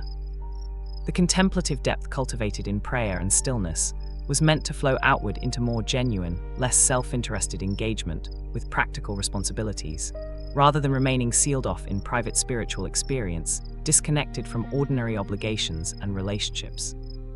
She wrote, "The shepherds did not stay long with the angels, but went to Bethlehem to see the thing which had come to pass." The mystical vision in her understanding was always meant to send the practitioner back into the world, more capable of genuine engagement, not away from it. Tonight, let whatever stillness you find here be understood not as escape from tomorrow's demands, but as preparation for meeting them more fully present. Lesson 65, the practice of the hesychast breath, synchronizing word and breath. Building on the broader Jesus prayer tradition already explored, the hesychast monks of Mount Athos and other Eastern Orthodox contemplative centers developed an additional refinement to the practice over centuries. A specific synchronization of the prayer's words with the rhythm of physical breathing, intended to deepen the integration between the verbal repetition and the body's own natural processes, anchoring the prayer more fully in physical experience rather than allowing it to remain a purely mental or verbal exercise disconnected from the body. The traditional instruction involved drawing the breath in slowly while silently forming the first portion of the prayer, "Lord Jesus Christ, Son of God," and releasing the breath slowly while completing the prayer's second portion, "Have mercy on me, a sinner." This synchronization was understood to serve multiple functions simultaneously, slowing the breath itself toward a calmer, more regulated rhythm, anchoring the verbal repetition in something physical and continuous that did not depend on conscious mental effort to sustain, and gradually training the entire bodily system toward a state of settled calm that supported, rather than competed with, the deeper stillness the prayer was meant to cultivate. Some hesychast teachers described additional refinements, including directing attention to a specific physical location during the practice, often described as the region of the heart, as a way of further grounding the prayer in bodily experience rather than allowing it to remain abstract or merely cerebral. This attention to specific physical location reflects a broader conviction within the hesychast tradition that genuine contemplative transformation was never purely mental or spiritual in an abstract sense, but involved the whole integrated person, body included, in ways that purely intellectual or verbal practice alone could not fully achieve. This synchronization of breath and prayer anticipates, by many centuries, similar principles found in numerous other contemplative traditions examined throughout this collection. The recognition that breath, as a bridge between voluntary and involuntary bodily processes, offers a particularly effective anchor for sustained attention, accessible at every moment of waking life without requiring any special equipment or circumstance beyond the simple, continuous fact of breathing itself. Tonight, let your own breath slow naturally, and if it feels right, let a simple phrase rest gently with each inhale and exhale, not forced, simply allowed to settle into the body's own unhurried rhythm. Lesson 66, Howard Thurman, The Sound of the Genuine. Howard Thurman, born in Florida in 1899, the grandson of a formerly enslaved woman, became one of the most significant African-American theologians and contemplative teachers of the 20th century, profoundly influencing the development of the American civil rights movement through his integration of contemplative spiritual practice with active commitment to justice and social transformation. He traveled to India in 1935, where he met with Mahatma Gandhi, and the conversation between the two men reportedly touched directly on the question of how a contemplative, non-violent spiritual discipline could be brought to bear on the specific conditions of racial oppression in the United States, a conversation that significantly influenced the later development of the civil rights movement's strategic and spiritual foundations. Thurman went on to co-found one of the first racially integrated, intentionally interfaith congregations in the United States, and served for years as Dean of Marsh Chapel at Boston University, where Martin Luther King Jr. studied and was significantly influenced by Thurman's teaching and writing, particularly Thurman's 1949 book Jesus and the Disinherited, which King reportedly carried with him during the years of the Montgomery bus boycott and subsequent civil rights campaigns. A central element of Thurman's teaching, delivered in a famous commencement address and developed throughout his broader work, concerned what he called the sound of the genuine, an inner authenticity, distinct from external expectation, social pressure, or even well-intentioned advice from others, that each person carried within themselves and was responsible for learning to recognize and follow. He taught that there was, within each person, a genuine self distinguishable from the accumulated layers of role, expectation, and conditioning that ordinary social life constantly pressed upon a person, and that the contemplative discipline of quieting these external pressures sufficiently to hear this inner genuine sound was essential not only for personal spiritual maturity, but for sustained, authentic engagement with the demanding work of social transformation. He taught that activism disconnected from this deeper contemplative grounding tended toward burnout, bitterness, or a kind of hollow performance, while contemplative practice that remained merely private, disconnected from genuine engagement with injustice, similarly failed to fulfill its deepest potential. The two, properly integrated, sustained and deepened each other. Tonight, let whatever is genuine in you, beneath role, expectation, and the accumulated noise of the day, be allowed gently to be heard. Lesson 67, the practice of apophatic prayer, approaching God through what cannot be said. Apophatic theology, also called negative theology, represents a contemplative approach within multiple religious traditions, though developed with particular sophistication within Christian mysticism through writers such as the anonymous author of The Cloud of Unknowing and earlier figures, including Pseudo-Dionysius the Areopagite, that approaches the divine not primarily through positive affirmations about what God is, but through a deliberate, sustained negation of every concept, image, and category the mind might ordinarily reach for, on the theory that the divine genuinely exceeds every possible human conceptual framework, and that any positive description, however reverent, inevitably reduces and distorts something that cannot, by its very nature, be adequately captured in human language or concept. The practice that follows from this theological conviction involves a deliberate quieting, not only of ordinary distracting thought, as in many other contemplative practices already examined, but specifically of the mind's habitual tendency to form concepts and images even about the sacred itself, releasing not only worldly distraction, but also comfortable, familiar religious imagery and conceptual frameworks, entering instead into what the tradition describes as a cloud of unknowing, a deliberate not knowing that is understood not as ignorance or failure, but as a more accurate, humble posture before something genuinely beyond the mind's ordinary capacity to grasp or contain. The anonymous author of The Cloud of Unknowing, writing in 14th century England, instructed practitioners to place beneath them, in a kind of cloud of forgetting, even their accumulated knowledge and previous spiritual experience, and to direct toward the unknowable divine only a blind, naked intent of love, unsupported by any image, concept, or comfortable familiar framework that the mind might otherwise rely upon. This practice offers, beyond its specific theological context, a model for approaching anything genuinely beyond ordinary comprehension, without forcing it prematurely into familiar, comfortable categories that may distort more than they reveal. Some experiences, some questions, some encounters may simply exceed what existing concepts can adequately hold, and the apophatic tradition suggests that sitting humbly with this excess, rather than forcing premature conceptual closure, may itself be the more honest and ultimately more fruitful posture. Tonight, let whatever exceeds easy understanding in your own life be approached with this same humble unknowing, not forced into premature explanation, simply held openly, in the cloud of what remains genuinely mysterious. Lesson 68, the practice of sesshin, the intensive retreat as concentrated practice. Sesshin, a term used within Zen Buddhist tradition to describe an intensive multi-day meditation retreat, represents a concentrated period in which the ordinary scattered rhythm of daily life is temporarily suspended entirely in favor of an extremely structured schedule built almost exclusively around sustained periods of seated meditation, walking meditation, simple manual labor, and minimal sleep, typically lasting anywhere from a few days to a full week. Undertaken in noble silence throughout. The intensity of sesshin practice is understood within the tradition not as an extreme to be endured for its own sake, but as a deliberate, temporary concentration of conditions that makes a depth of practice accessible that the ordinary, more diffuse rhythm of daily life rarely permits. Just as concentrated sunlight, focused through a lens, can achieve an intensity that diffuse ambient sunlight cannot, the concentrated structure of sesshin, removing nearly every other demand and distraction for a defined period, allows a depth and continuity of contemplative attention that brief, occasional daily practice, however sincere, struggles to access. Practitioners commonly report that the early days of an intensive sesshin retreat are marked by significant physical and mental difficulty, pain from sustained seated posture, intense boredom or restlessness, a flood of unprocessed mental and emotional material surfacing once the usual distractions and outlets of ordinary life have been removed. Zen teachers traditionally do not treat this difficulty as a sign that the retreat is failing, but as an expected and even necessary stage, comparable to the way settling, churned water gradually becomes clear only after the initial disturbance has had sufficient time to subside on its own. What sesshin offers as a structural model, beyond its specific Zen context, is the recognition that certain depths of insight or settling may require not simply daily practice maintained indefinitely at a low, sustainable level, but periodic intensification.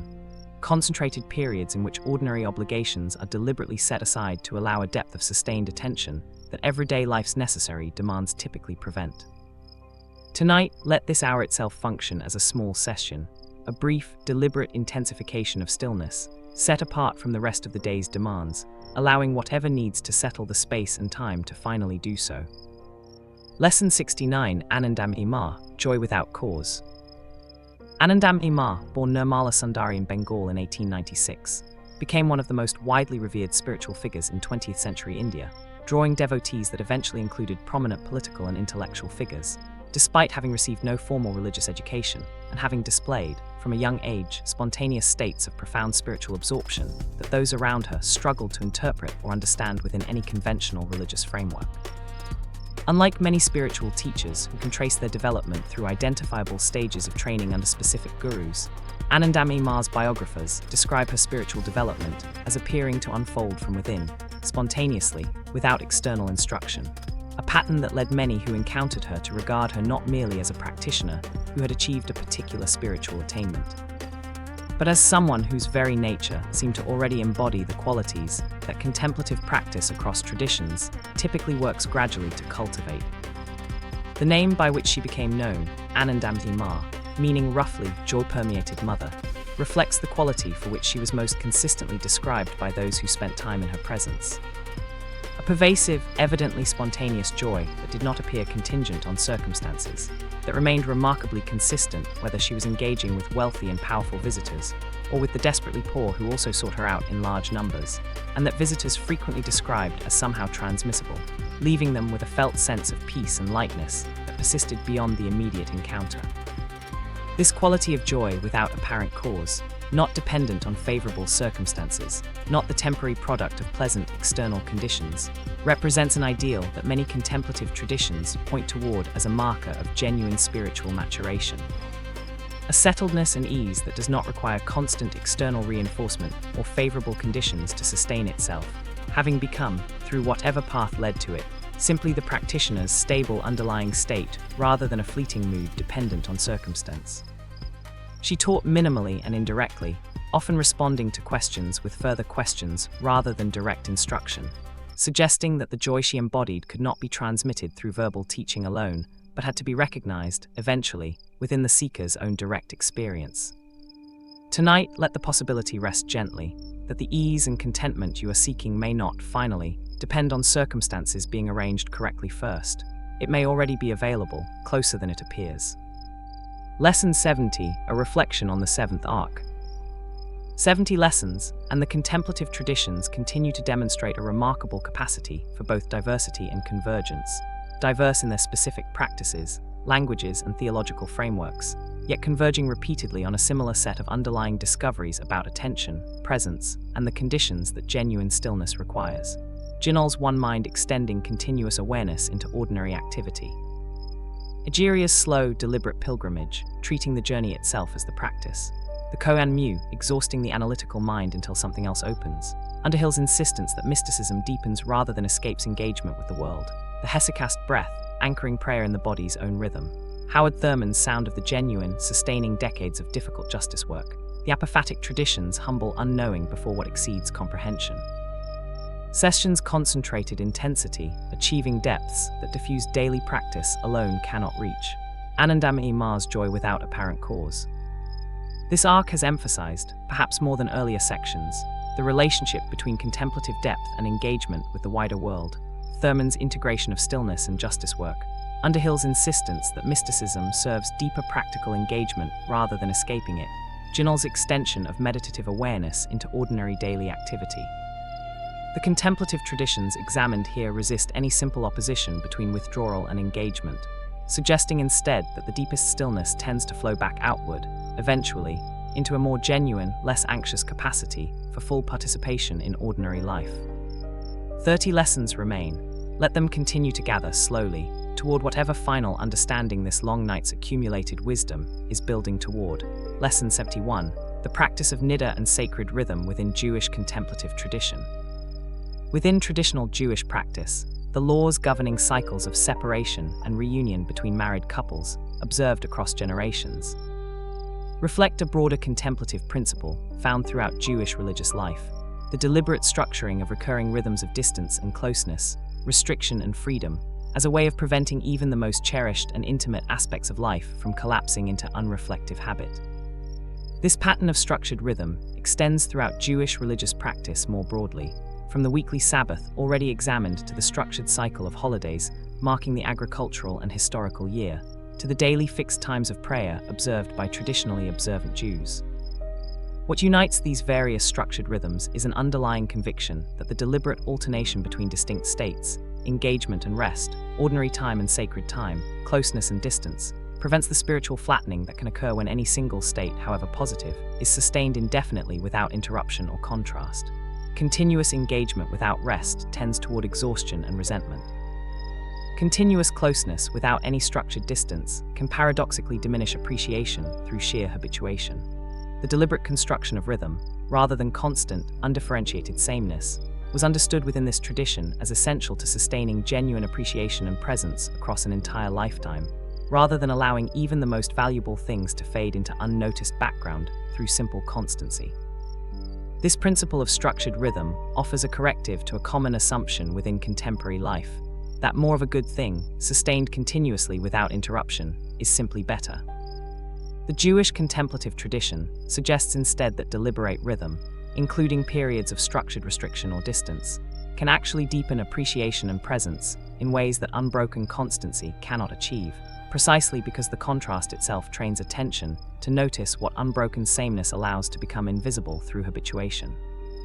The broader principle extends well beyond its specific traditional context, that contemplative depth is not produced solely through sustained, unbroken engagement with a single practice or relationship, but often requires the deliberate construction of rhythm, including periods of rest, distance, or restriction, that prevent the dulling effect that unbroken constancy, however positive in itself, can produce over time. Tonight, let whatever rhythm exists in your own life, work and rest, engagement and solitude, be received as itself a kind of contemplative structure, deepening rather than interrupting what matters most to you. Lesson 72, The Cloud of Witnesses. Maximus the Confessor and Steadfastness Under Pressure. Maximus the Confessor, a 7th century Byzantine monk and theologian, became embroiled in one of the most significant theological controversies of his era, opposing the doctrine of monothelitism, the position, favored by the imperial court for political reasons related to maintaining unity across a religiously divided empire, that Christ possessed only a single divine while rather than both the divine and human while operating in coordination. Maximus, convinced that this position represented a genuine theological error with serious implications for the understanding of human nature and salvation, refused to accept it despite enormous political and ecclesiastical pressure to conform. His resistance ultimately resulted in his arrest, trial, and brutal punishment. His tongue was cut out and his right hand amputated, specifically intended to prevent him from continuing to write or speak in defense of the theological position he had refused to abandon, even under direct pressure from imperial authority. He was subsequently exiled to a remote location, where he died shortly afterward, having suffered considerably for a theological conviction that, within a relatively short span of decades after his death, was vindicated by the broader church, which formally adopted the position he had defended at such tremendous personal cost.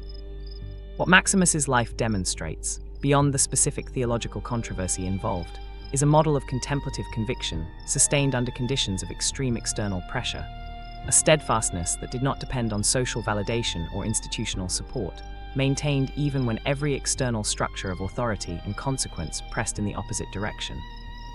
His extensive theological and contemplative writings, produced across decades of relatively quiet monastic life before this final period of persecution, reveal a mind that had clearly done the sustained, patient work of genuine conviction long before circumstances tested whether that conviction could withstand direct, severe pressure.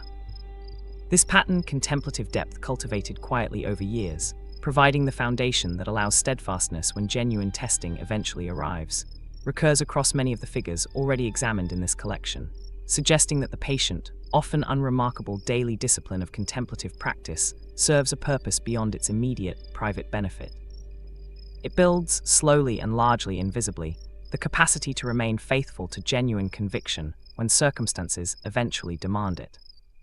Tonight, let whatever quiet, patient practice you maintain be received as more than private benefit. It may someday be exactly what sustains you through difficulty you cannot yet foresee. Lesson 73, the practice of right speech, the Buddhist discipline of what is said.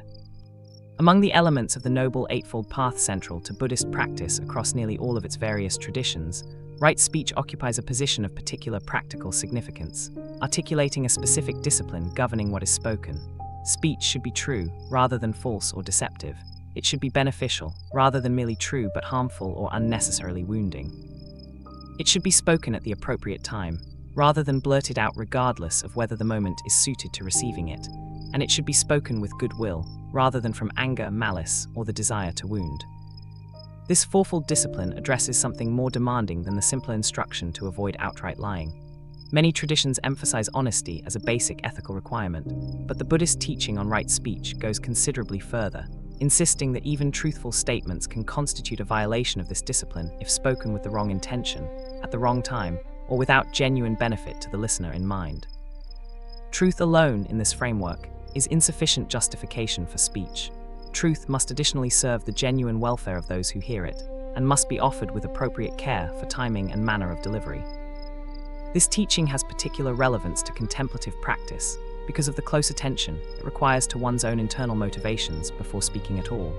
A pause, however brief, in which the practitioner must examine not merely whether a statement is factually accurate, but why it is being made, whether the moment is suited to receiving it, and whether genuine benefit to the listener, rather than the speaker's own emotional discharge or desire to assert dominance or correctness, is actually the motivating purpose. Practiced consistently, this discipline naturally produces considerably more silence than ordinary unreflective speech typically allows, since a significant portion of habitual speech, examined honestly against these four criteria, fails to meet the full standard the teaching establishes. Many things that are technically true do not need to be said. Many things that could be said with genuine benefit are not suited to the present moment. The discipline of right speech, taken seriously, naturally cultivates considerably more silence and considerably more careful, deliberate speech than most ordinary conversational habits maintain. Tonight, let whatever you might otherwise have said tonight be examined gently against this fourfold measure. What remains after this examination may be considerably less and considerably more valuable. Lesson 74, the practice of the vigil, staying awake when sleep would be easier.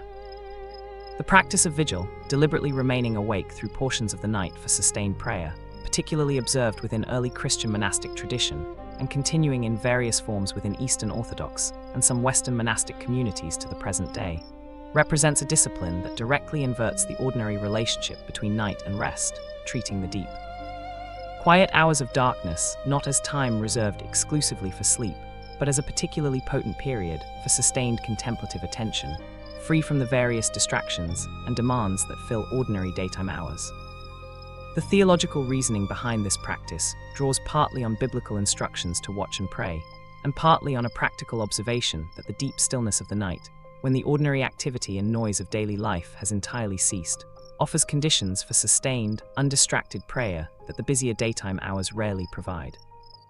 Monastic communities observing this practice would rise at fixed hours during the night, sometimes multiple times, to gather for prayer before returning briefly to sleep, deliberately fragmenting the night's rest into multiple shorter periods interspersed with sustained wakeful prayer. This practice, demanding and physically difficult as sustained over years, was understood as serving multiple purposes simultaneously. A discipline of the body, training it not to be governed entirely by its own comfort and convenience. A practical recognition of the unique quality of attention available during the deep stillness of night. And a symbolic enactment of spiritual readiness and watchfulness, refusing the complete unconsciousness of unbroken sleep in favor of periodic, deliberate return to wakeful presence, even during hours conventionally reserved entirely for rest. Contemporary sleep science would likely raise legitimate concerns about the physical sustainability of severely fragmented sleep maintained across an entire lifetime, and most modern monastic communities have moderated this practice considerably from its most demanding historical forms. But the underlying principle, that genuine spiritual discipline, sometimes requires a willingness to forgo easy comfort, including the comfort of uninterrupted sleep, in service of something considered more important, remains instructive even for those who will never adopt the literal practice of nighttime vigil. Tonight, as you move toward your own well-earned rest, let the spirit of the vigil rest alongside you nonetheless, a quiet readiness, even in sleep, to remain gently attentive to what matters most. Lesson 75, Brigid of Kildare and the Discipline of Generous Welcome. Brigid of Kildare, a 5th or 6th century Irish abbess whose historical details are interwoven with considerable legendary embellishment over subsequent centuries, founded a significant monastic community at Kildare that became, according to traditional accounts, an unusually prominent centre of both contemplative practice and practical generous hospitality extended to travellers, the poor, and anyone in need who arrived at the community's gates. The legends surrounding her consistently emphasize an extraordinary, almost extravagant generosity, stories of cloaks that miraculously expanded to cover more people than their actual size should have allowed, of food and drink that multiplied sufficiently to feed unexpected guests, of a butter dish that remained full no matter how much was given away to those in need. Whatever the historical accuracy of these specific miraculous details, they encode a consistent characterization of Brigid as a figure whose contemplative depth expressed itself, with particular emphasis, through radical, almost reckless generosity toward those in material need, a willingness to give away resources that prudent calculation might have suggested should be retained, trusting that genuine generosity, extended faithfully, would somehow prove sufficient even when the arithmetic appeared on its surface not to support such confidence.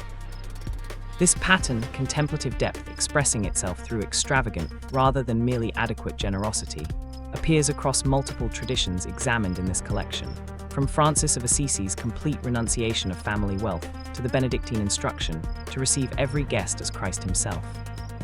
What Brigid's tradition adds is a particular emphasis on abundance rather than mere sufficiency, not simply meeting the minimum requirements of hospitality, but extending generosity to a degree that exceeded ordinary prudent calculation, trusting that this extravagance was itself a genuine expression of contemplative depth rather than reckless imprudence. The community at Kildare that grew up around her leadership became, according to surviving accounts, a significant centre of learning and craft alongside its spiritual significance, suggesting that this generous hospitality coexisted with, rather than undermined, considerable practical accomplishment and sustained institutional flourishing across subsequent generations.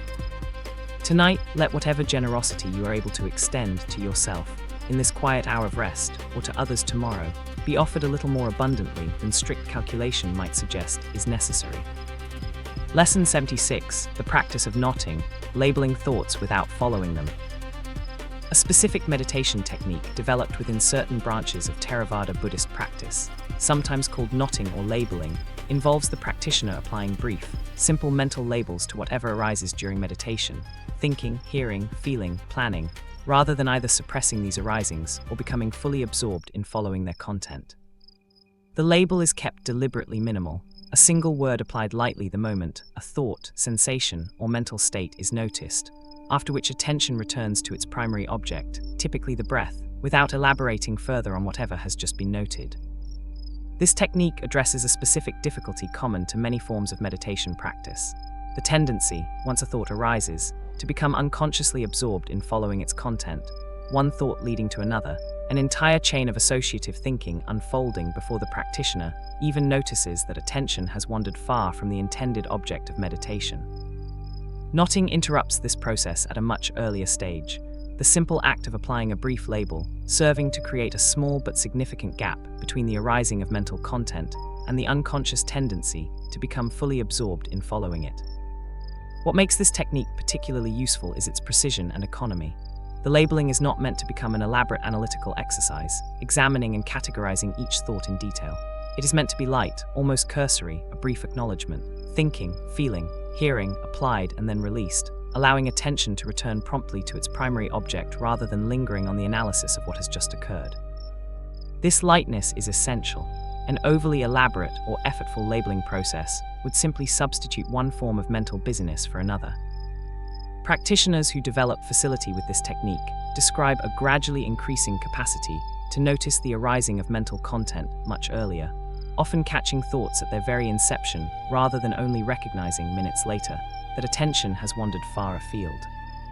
This earlier noticing, cultivated through consistent practice, gradually produces a quality of mind that is less automatically swept along by whatever arises, more capable of choosing, deliberately, where attention is actually directed.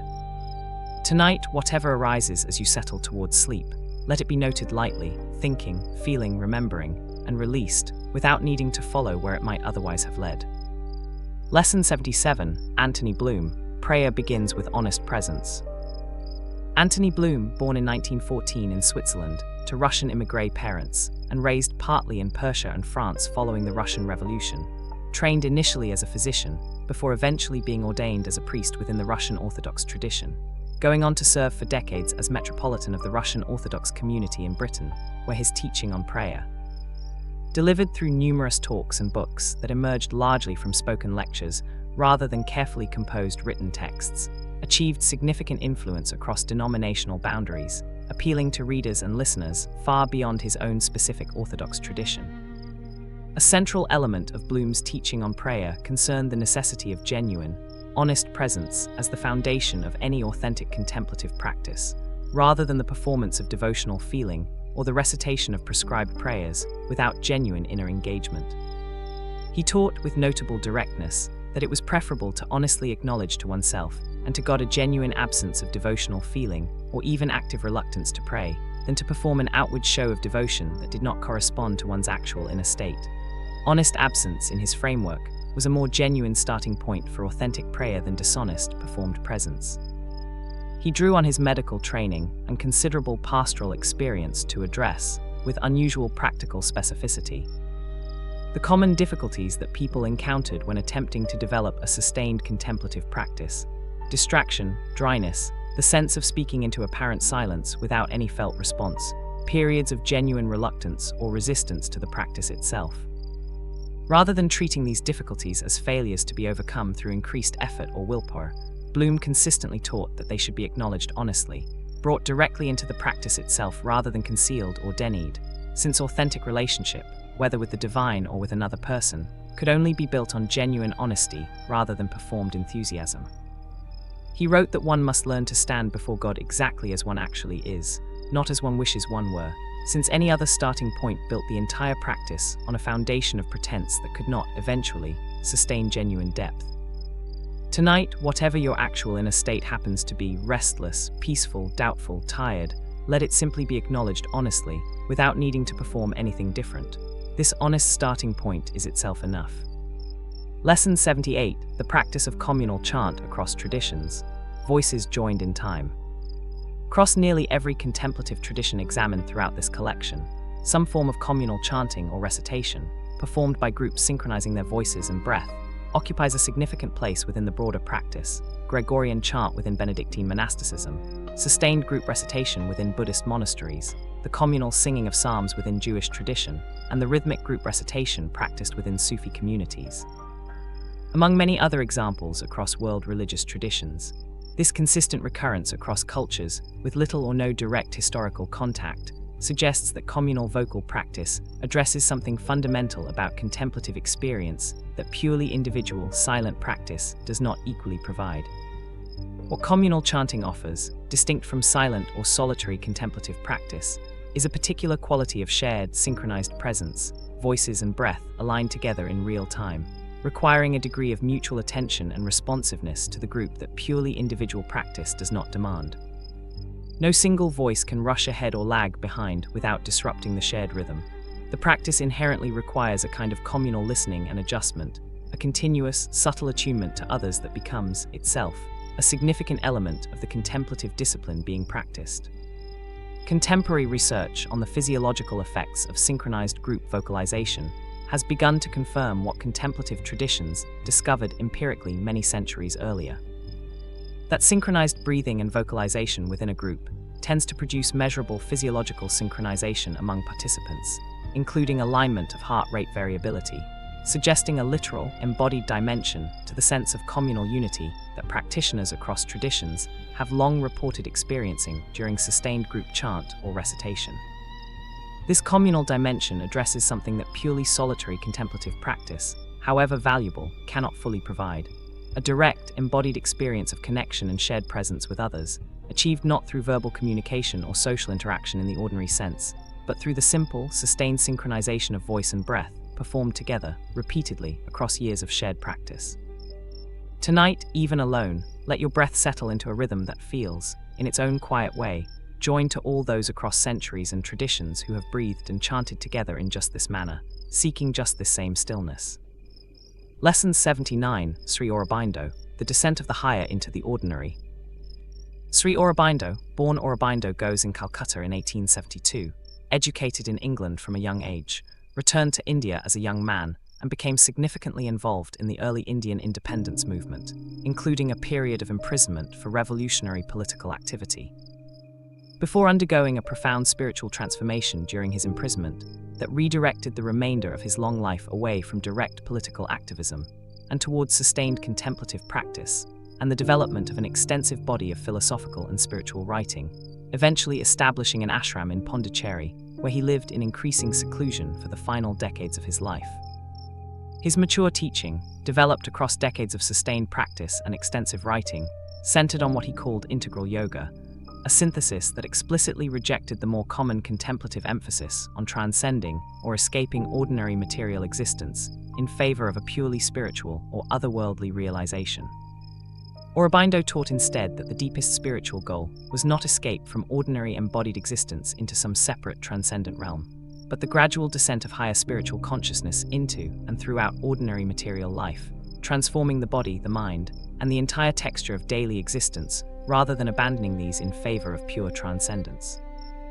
This represented a significant departure from contemplative traditions, including many already examined in this collection, that tend to frame spiritual progress as a movement away from material, embodied concerns toward an increasingly purified, transcendent state, disconnected from ordinary physical existence.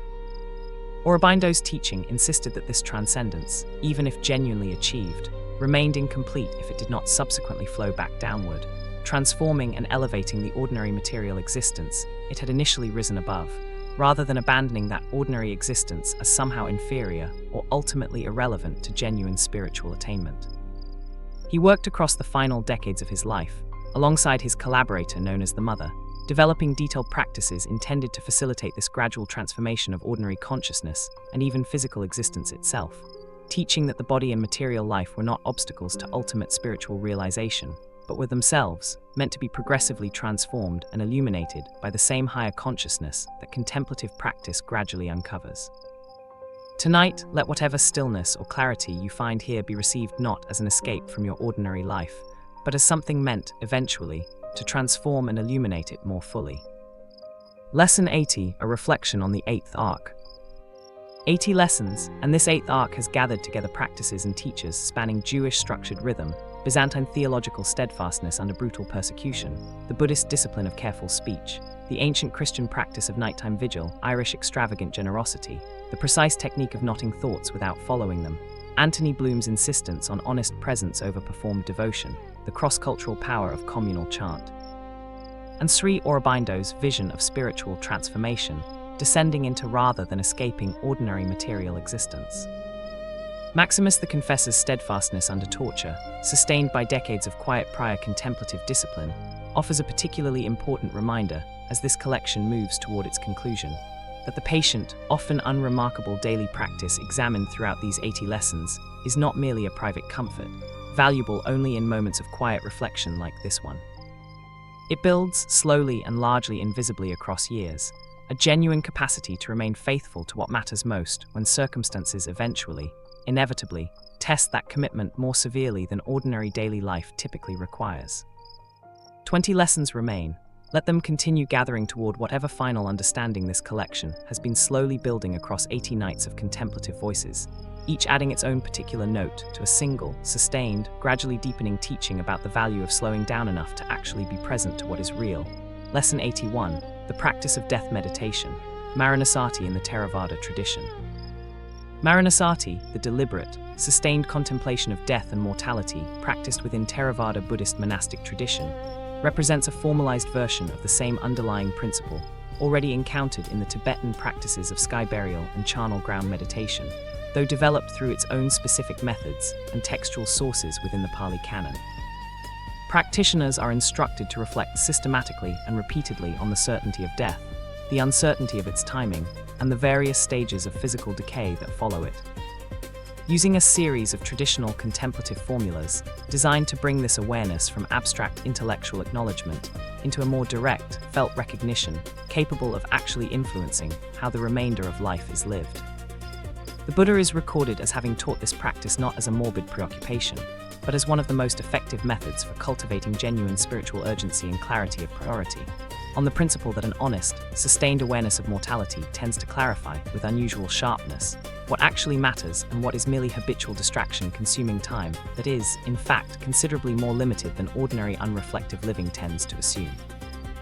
Monks were instructed to reflect, multiple times daily, on the fact that death could arrive at any moment, through any number of causes, without warning, and that this uncertainty should inform the seriousness and attention brought to spiritual practice rather than being pushed aside as an uncomfortable thought to be avoided.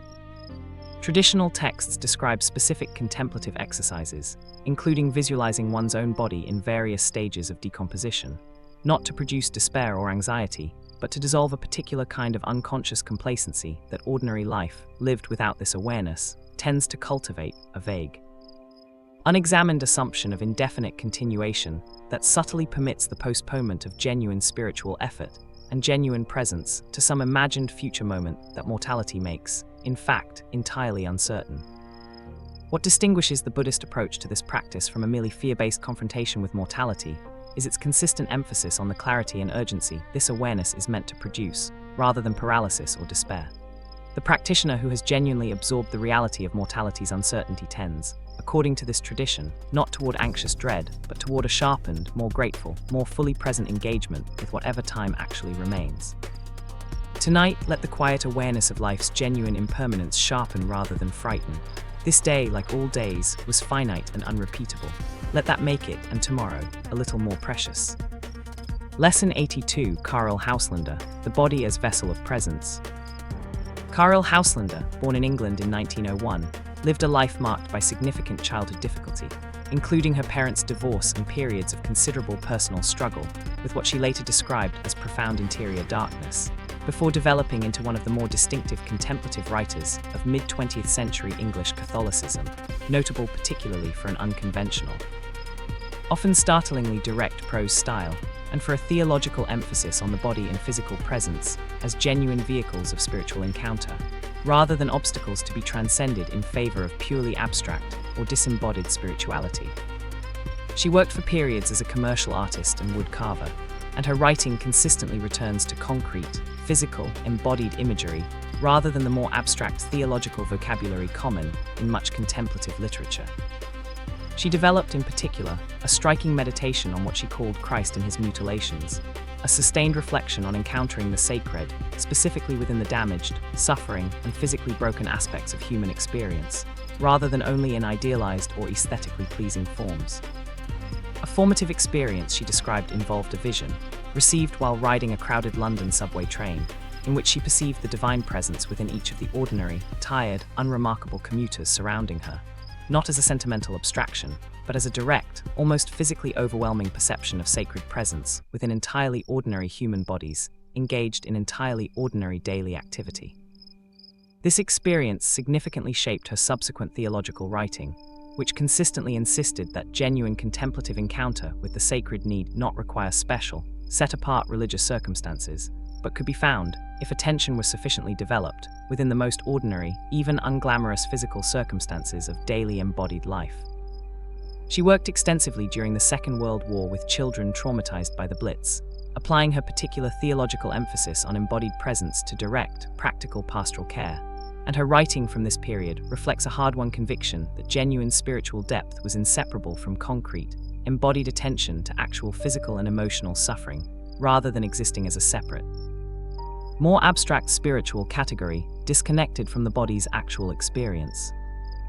Tonight, let your own body, tired, resting, simply present, be received as itself a genuine vessel of something sacred, exactly as it is, without need of transformation into something more abstractly spiritual. Lesson 83, the practice of begging rounds, receiving without grasping. Within Theravada Buddhist monastic tradition, monks traditionally undertake a daily alms round, walking through nearby towns and villages each morning with a begging bowl, receiving whatever food the lay community chooses to offer, without requesting specific items, without expressing preference for some offerings over others, and without any guarantee that sufficient food will actually be received on any given day. This practice, maintained continuously across the monastic life of practitioners in this tradition, establishes a fundamental, daily, embodied dependence on the generosity of others, structurally preventing the accumulation of food beyond what is immediately needed and received through this direct daily practice. The discipline involved extends considerably beyond the practical question of securing daily sustenance. Monks are instructed to receive whatever is offered with equanimity, regardless of whether the food is particularly appealing or rather plain, regardless of whether large quantity or only a small amount is received on a given day, treating each offering as sufficient and appropriate, rather than evaluating it against some preferred alternative that might have been hoped for instead. This daily practice of receiving without grasping, without preference, without the anxious calculation of whether enough will be obtained, functions as a sustained training in a particular quality of trust and non-attachment that purely theoretical teaching could not as effectively cultivate. The lay community's participation in this practice, offering food to monks who arrive at fixed times each morning, similarly functions as a contemplative discipline for those making the offering, a daily concrete practice of generosity that does not depend on first being asked or persuaded, but that anticipates and meets a need before it is even explicitly requested, structurally requiring the lay community to remain attentive to the monk's daily presence and need. This entire structure depends on a level of mutual trust between monastic and lay communities, sustained across countless daily repetitions, a relationship of ongoing, unforced generosity and equally ongoing, ungrasping receptivity that neither party controls entirely, both depending on conditions and choices ultimately outside their own direct command. Tonight, let whatever you have received today, however much or little, however close to what you might have preferred, be received with this same quiet equanimity, sufficient and complete exactly as it arrived. Lesson 84, Charles de Foucauld, The Hidden Life Among the Forgotten. Charles de Foucauld, born into French aristocracy in 1858, lived a notoriously dissolute early adulthood as a military officer before an unexpected and dramatic religious conversion in his late 20s redirected the remainder of his life entirely. He entered Trappist monastic life initially, but eventually felt called toward an even more radical form of hidden, simple presence, leaving formal monastic community to live as a hermit among the Tuareg people of the Sahara Desert in present-day Algeria, learning their language with such thoroughness that he produced one of the first significant Tuareg French dictionaries, and living among them not primarily as a missionary seeking conversions, but simply as a quiet, humble presence. Available to whoever needed him, without insisting on any particular religious outcome from his presence among them. His spiritual vision, which he called the hidden life, drew on the decades of Christ's life prior to public ministry, the long, unrecorded years of ordinary labor in Nazareth, as a model for a form of spiritual presence that did not depend on visible accomplishment, dramatic results, or even successful religious conversion of those among whom he lived, but simply on faithful, humble, quiet presence. Available and attentive to the actual needs of those around him, trusting that this quality of presence, sustained patiently over years without any guarantee of visible fruit, constituted its own complete and sufficient spiritual practice. He was killed in 1916, during regional unrest connected to the broader turmoil of the First World War, having spent his final years in considerable isolation and apparent obscurity, with seemingly little to show, by conventional measures, for the years of patient, hidden presence he had maintained. It was only decades after his death that his writings and example began to influence the development of several new religious communities, explicitly modeled on his vision of hidden, humble presence among ordinary people, particularly the poor and marginalized, rather than more conventional, visible forms of religious life and ministry. His example offers a particularly direct challenge to any framework that measures spiritual or contemplative value primarily through visible accomplishment or measurable outcome. He died, by most external measures available at the time, having achieved relatively little. The value of what he had actually built became visible only much later, through influence he himself never witnessed.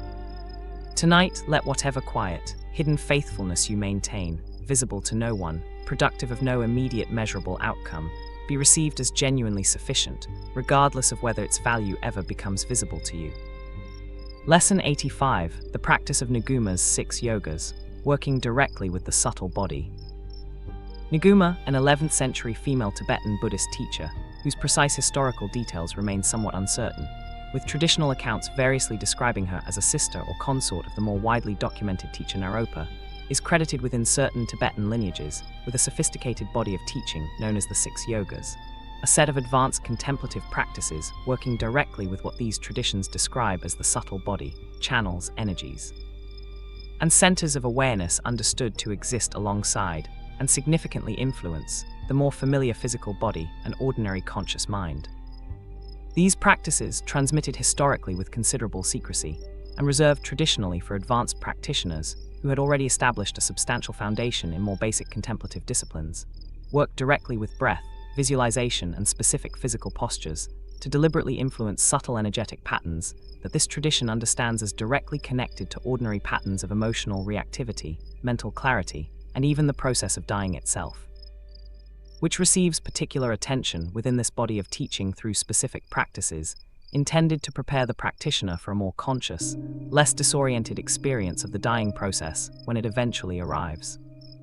What distinguishes this approach from many of the more purely psychological or attentional practices already examined throughout this collection is its direct, technical engagement with the body's subtle energetic dimensions as understood within this specific tradition, suggesting a level of sophistication and detail in the mapping of inner experience that exceeds what purely Western psychological frameworks have historically developed. Even as direct verification of these specific energetic claims remains, understandably, a matter of ongoing discussion between traditional practitioners and contemporary scientific frameworks. What remains valuable, regardless of one's position on these more technical metaphysical claims, is the underlying conviction this tradition shares with many others already examined.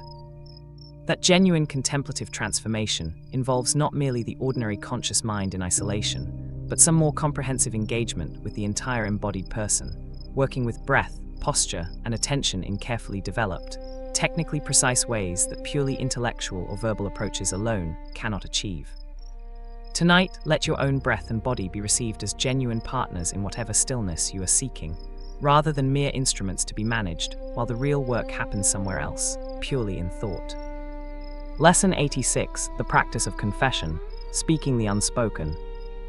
The practice of formal confession, articulating, to another person, specific failures, wrongdoings, or burdens that have been carried privately, often with considerable shame or difficulty, appears in various structured forms across multiple contemplative traditions, from the formal sacramental confession of Catholic tradition to less formally structured practices of spiritual accountability and disclosure found within other religious communities, reflecting a shared conviction that certain burdens, carried entirely in private silence, exert a corrosive influence that the simple act of honest verbal disclosure to another trustworthy person can significantly relieve.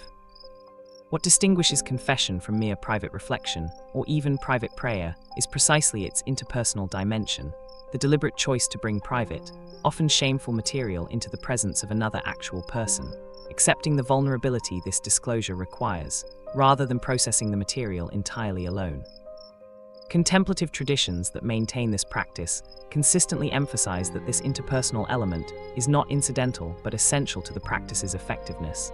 Something shifts, they suggest, when private shame is spoken aloud to another trustworthy witness that private rumination alone, however extensive, does not equally accomplish. The traditional Catholic practice further structures this disclosure within a framework that includes not merely acknowledgement of past failure, but explicit absolution, a formal spoken assurance of forgiveness offered by the confessor, intended to definitively conclude the burden of guilt rather than allowing it to continue circulating indefinitely in private, unresolved rumination. This formal conclusion, marked by specific words spoken and received, offers a structural completion that purely private processing, lacking any equivalent external marker of resolution, can struggle to achieve on its own. Contemporary psychological research on the benefits of disclosure, including studies on the physiological and emotional effects of confiding difficult experiences to trusted others, has begun to confirm empirically what these contemplative traditions discovered through centuries of practical experience. That certain burdens kept entirely private tend to compound and intensify over time, while the same material, disclosed honestly to a trustworthy other, frequently loses much of its corrosive power. Tonight, whatever you have been carrying in private silence, let the possibility rest gently, that speaking it eventually to someone trustworthy may release something that continued private carrying cannot. Lesson 87, Wu H Sin and the Wordless Teaching of Presence. Wu H Sin, whose name translates roughly as no mind or no thought, represents a more legendary or composite figure within certain strands of contemplative literature, sometimes presented as a historical ancient Chinese sage. Though contemporary scholarship suggests the body of teaching attributed to this figure may represent a more recent literary composition, drawing on authentic classical Chinese philosophical themes, rather than the direct transmission of an identifiable historical individual. Regardless of these questions of precise historical attribution, the teaching attributed to Wu H Sin offers a particularly direct, stripped-down articulation of themes that have recurred throughout this collection in more elaborated forms. The teaching consistently emphasizes a radical simplicity, that the seeking itself, the effortful pursuit of spiritual attainment through accumulated practice, technique, and conceptual understanding, can become, paradoxically, the primary obstacle to the very presence and clarity being sought. The texts attributed to this figure repeatedly point toward a quality of simple, direct presence that requires no elaborate technique to access, since it is understood to already be fully present, prior to and beneath all the effortful seeking that obscures rather than reveals it. This teaching echoes themes already encountered in Huineng's sudden insight and in Dogen's teaching that practice and enlightenment are not separate, sequential achievements. What the Wu H Sin material adds is an unusually direct, almost severe simplicity of expression, stripping away even the elaborate conceptual frameworks that traditions like Zen, despite their own emphasis on direct insight, have nonetheless developed over centuries of institutional and textual elaboration. The teaching insists, repeatedly and in various formulations, that the reader is already, right now, exactly what they have been seeking, and that the only genuine obstacle is the continued belief that something further must first be acquired or achieved before this presence can be recognized. Whatever its precise historical provenance, this body of teaching offers a useful corrective to a tendency that can develop even within sincere contemplative practice. The accumulation of increasingly elaborate techniques and conceptual frameworks that, however valuable as supports, can themselves become a new form of seeking that obscures the simple, direct presence they were originally intended to reveal. Tonight, let go just for this moment of any technique or framework you have been applying. Beneath all the methods, something simpler may already be present, waiting only to be noticed directly. Lesson 88, the practice of communal meals, eating together as sacred encounter. Across nearly every contemplative tradition examined throughout this collection, the shared communal meal occupies a place of particular significance, distinct from the solitary, attentive eating already explored in an earlier lesson. A recognition that eating together, in structured, deliberate community, constitutes its own distinct contemplative practice, with its own specific teaching beyond what solitary mindful eating alone provides. Benedictine monasteries structure meals as communal events accompanied by sacred reading rather than ordinary conversation, allowing the community to be nourished simultaneously in body and in spirit, while still maintaining the contemplative silence that governs much of monastic daily life. This combination of necessary physical nourishment with deliberate spiritual content, sustained across the daily, repeated occasion of communal meals, reflects a broader conviction found across multiple traditions that the most basic, repeated necessities of physical life need not be separated from spiritual practice, treated as a mundane interruption to more important spiritual activities, but can themselves be structured to serve and deepen the community's shared contemplative life. The meal becomes not a break from the day's spiritual rhythm, but a continuation of it, structured with the same intentionality applied to more obviously religious activities like formal prayer.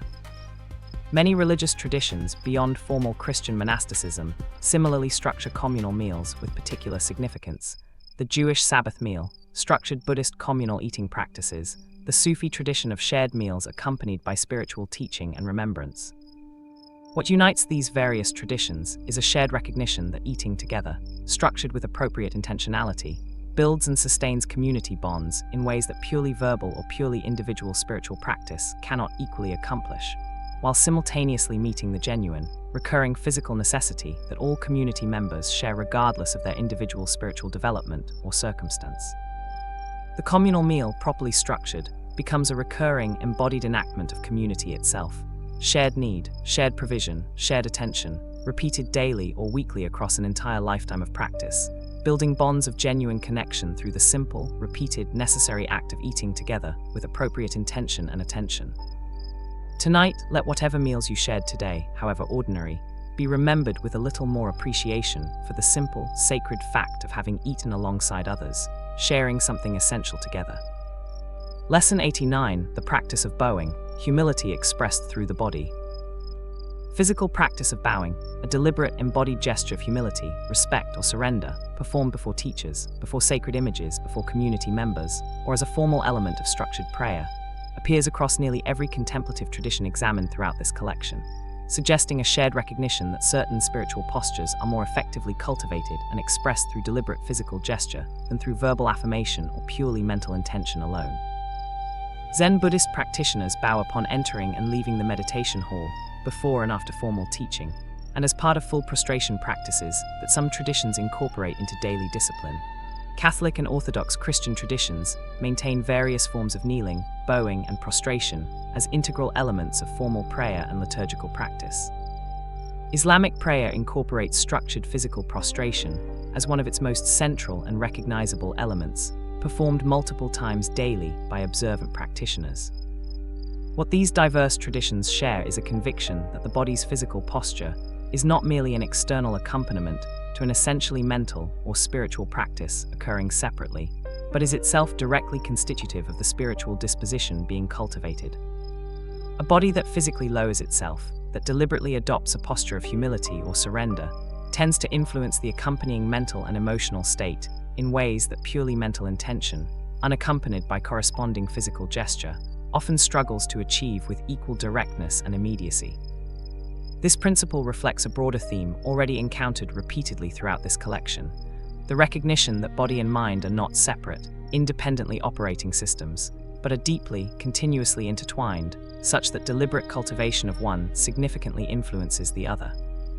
The bow, performed with genuine attention rather than merely mechanical repetition, becomes a direct, embodied teaching in humility, more immediately accessible through the body's actual movement than through abstract mental affirmation of humility as a concept to be intellectually endorsed. Practitioners across these traditions describe the cumulative effect of years of repeated, attentive bowing as producing a gradual, embodied softening of pride and self-assertion that purely intellectual cultivation of humility, however sincere, struggles to achieve with the same directness. Tonight, let your own body, settling into rest, carry something of this same humble surrender, not forced, simply allowed, the body itself teaching what the mind alone sometimes cannot fully grasp. Lesson 90, a reflection on the ninth arc. 90 lessons, and only 10 remain in this long, slow gathering of contemplative voices. This ninth arc has examined the Theravada practice of death meditation, sharpening rather than dimming appreciation for life's genuine preciousness. Karl Hauslander's encounter with the sacred in ordinary tired bodies on a crowded London train, the daily begging round, training equanimity through unguaranteed, ungrasping reception. Charles de Foucault's hidden life, faithful for decades with seemingly little visible result. Nguma's sophisticated engagement with the subtle body, the relief that honest confession to another trustworthy person can provide. Wu Hsin's radical simplicity, suggesting the seeking itself may be the only remaining obstacle. The communal meal, structuring shared physical necessity into shared spiritual practice. The bow, teaching humility directly through the body, rather than through abstract mental affirmation alone. What continues to emerge across this collection, now nearing its conclusion, is the remarkable consistency with which contemplative traditions across vastly different cultures, centuries, and theological frameworks arrive at similar underlying discoveries through entirely independent paths. The body matters, not as obstacle but as genuine partner. Community matters, not as distraction from solitary depth, but as its necessary complement. Patient, repeated, often unglamorous practice, sustained across years without guarantee of visible result, builds something that no single dramatic effort could achieve. And throughout all of it, slowness, the deliberate refusal to rush past the present moment towards some imagined future state, remains the consistent, foundational discipline beneath every specific technique and tradition examined. 10 lessons remain. Let them gather now, gently, toward whatever final understanding this long collection has been patiently building toward across these 90 nights of contemplative voices. Lesson 91, the practice of spiritual friendship. Aelred of Revolks and companions on the path. Aelred of Revolks, a 12th century Cistercian abbot in England, wrote one of the most significant treatises on friendship in the entire Western contemplative tradition, arguing against a strand of monastic suspicion toward close particular attachments that some earlier writers had favored. that genuine friendship between contemplatives was not a distraction from spiritual progress, but could itself become one of the most direct paths toward it.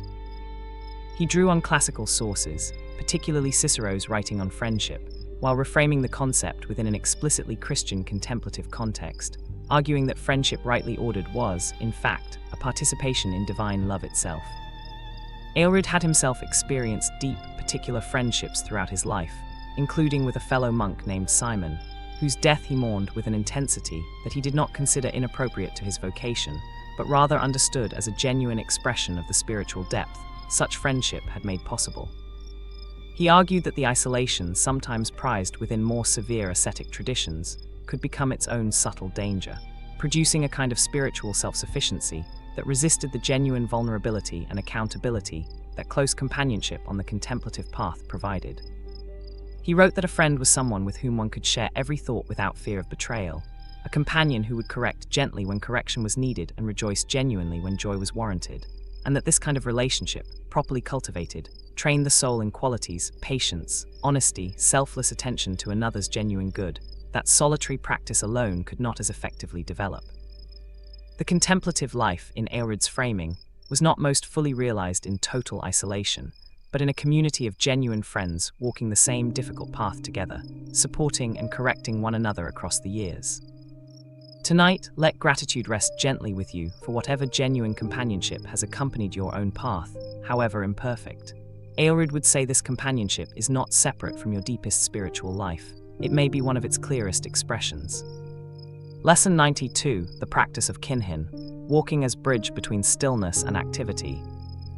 Kinhin, the formal walking meditation, practiced within Zen Buddhist monasteries between periods of seated meditation, serves a specific structural function distinct from the more general walking meditation, already examined earlier in this collection.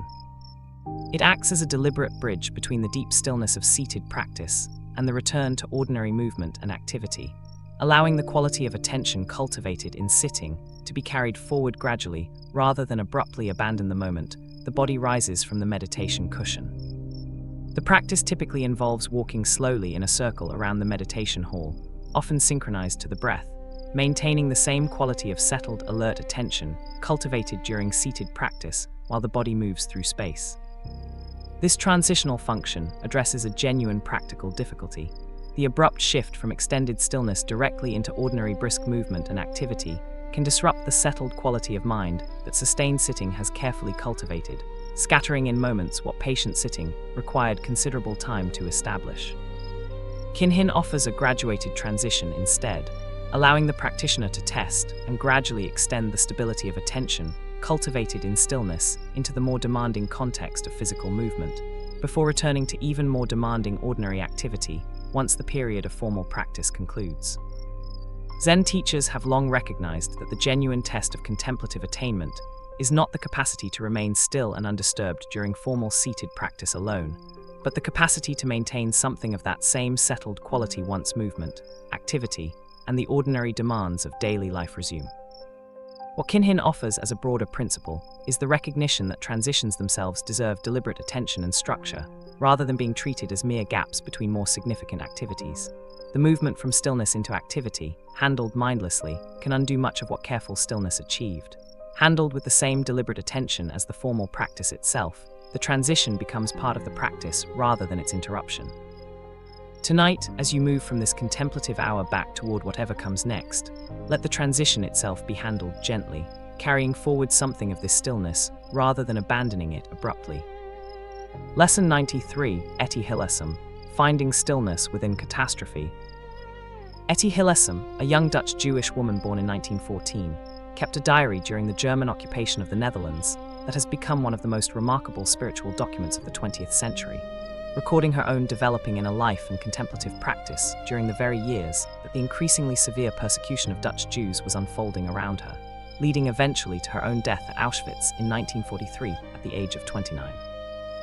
What makes her diary genuinely extraordinary is the degree to which she developed, under conditions of escalating and ultimately fatal external threat, a sustained inner discipline of attention, gratitude, and even a kind of settled peace that she herself found remarkable given the circumstances surrounding her.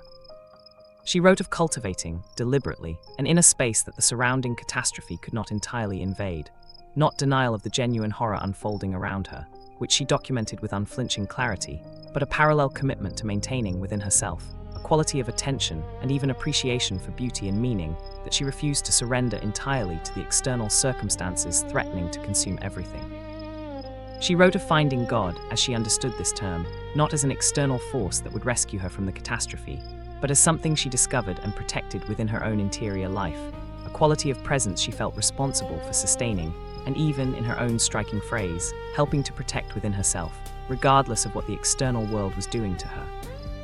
She voluntarily worked at the Westerbork transit camp, choosing to remain with the Jewish community being processed for deportation, rather than accepting opportunities that might have allowed her personal escape, continuing to write and to maintain her contemplative discipline even as conditions grew increasingly desperate, until her own deportation and death.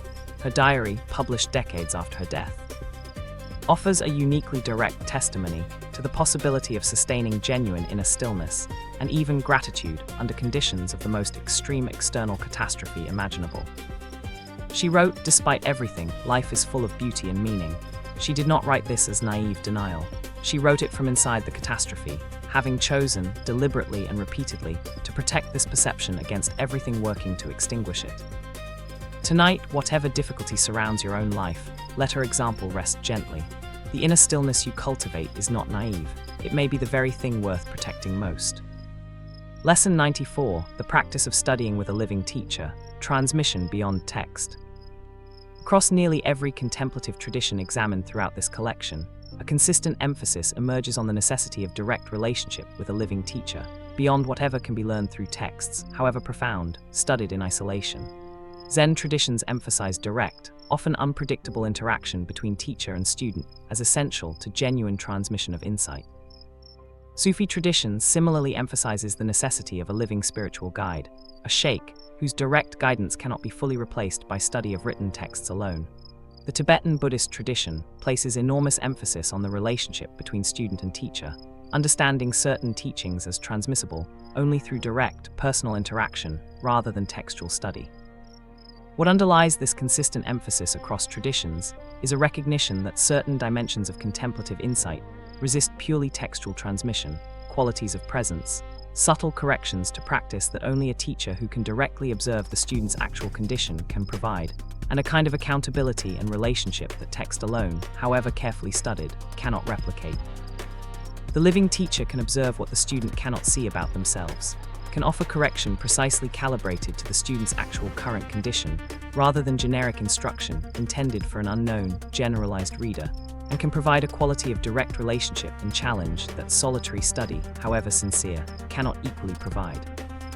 This is not a dismissal of textual study, which every tradition examined in this collection also values considerably. It is, rather, a recognition that text and living relationship serve complementary, not substitutable, functions. The text can transmit conceptual content and historical teaching with great precision and permanence. The living teacher provides something text cannot: real-time, responsive correction, accountability, and a quality of direct presence that adjusts to the actual, specific person being taught, rather than addressing only a generalized, hypothetical reader.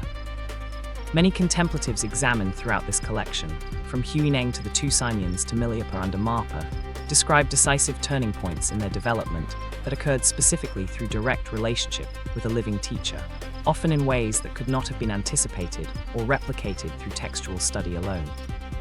Tonight, let gratitude rest with whatever living guidance has shaped your own path, however ordinary or unexpected its source. Some things are simply better learned in the presence of another. Lesson 95, the practice of the empty bowl, receiving what comes without demand. A teaching story recurring in various forms across multiple Buddhist contemplative traditions describes a monk who carries an empty begging bowl, receiving whatever is offered without preference, without demand for more, and without attachment to what has already been received once the moment of receiving has passed. The empty bowl becomes, within this teaching tradition, a recurring image for a particular quality of openness, a readiness to receive whatever life actually offers, rather than insisting in advance on receiving only what has been specifically wanted or anticipated. This image extends beyond its literal context of monastic almsgiving into a broader principle relevant to contemplative life more generally. The cultivation of a mind that approaches each moment, each encounter, each circumstance with something like this same emptiness, not a passive blankness, but an active readiness to receive whatever actually arrives, rather than approaching experience already filled with specific demands, expectations, and preferences that filter and distort what is actually present into only what was already anticipated or desired. The empty bowl cannot receive anything new if it remains filled with what was previously placed in it. Similarly, a mind already full of fixed expectation, preference, and demand struggles to genuinely receive what is actually present, filtering it instead through the lens of what was already wanted or anticipated, missing whatever does not match these prior expectations. The contemplative discipline this image points toward involves a continuous, ongoing emptying, releasing what was previously received, releasing fixed preference and demand, in order to remain genuinely available to receive whatever the present moment actually offers, which is frequently quite different from what was anticipated or specifically wanted in advance. This is not a teaching of passive resignation or the suppression of genuine preference and discernment. It is, rather, an invitation to a quality of openness that does not allow prior expectation to obscure or distort what is actually, presently available to be received, whether in formal practice or in the broader unfolding of an ordinary day. Tonight, let your own bowl be emptied of whatever expectation you carried into this hour. Whatever this moment actually offers, let it be received exactly as it is. Lesson 96, the practice of lament, grief as sacred speech. Within multiple contemplative traditions, particularly within Jewish and Christian scriptural and liturgical traditions, the practice of lament, formal structured expression of grief, complaint, and even anger directed toward the divine, occupies a significant and theologically legitimate place. Standing in contrast to spiritual frameworks that might suggest genuine devotion, requires the suppression or denial of difficult emotion in favor of constant, performed positivity or acceptance. The biblical psalms include numerous extended laments, voicing raw grief, confusion, and even direct accusation against apparent divine silence or absence during genuine suffering. And these laments are preserved as legitimate, even essential, elements of the contemplative and liturgical tradition, rather than embarrassing exceptions to be minimized or excluded. This tradition of structured lament suggests a contemplative principle distinct from, though complementary to, many of the practices of equanimity and acceptance already examined throughout this collection. Genuine spiritual maturity within this framework does not require the suppression of difficult emotion in favor of constant calm acceptance, but includes the capacity to bring genuine grief, confusion, and even anger directly and honestly into relationship with the sacred, rather than processing these difficult emotions only privately or suppressing them in favor of a more comfortable, performed serenity that does not correspond to actual inner experience. The structured forms that lament takes within these traditions, specific liturgical patterns, recurring formulas, communal as well as individual expressions, provide a container for this difficult emotional material that prevents it from becoming either entirely private and isolating or unstructured and overwhelming. The lament has a beginning, a structured progression, and frequently, though not always, a movement toward at least the possibility of eventual hope or resolution, even when this movement occurs only at the very furthest edge of the lament itself, after the genuine difficulty has first been fully and honestly voiced.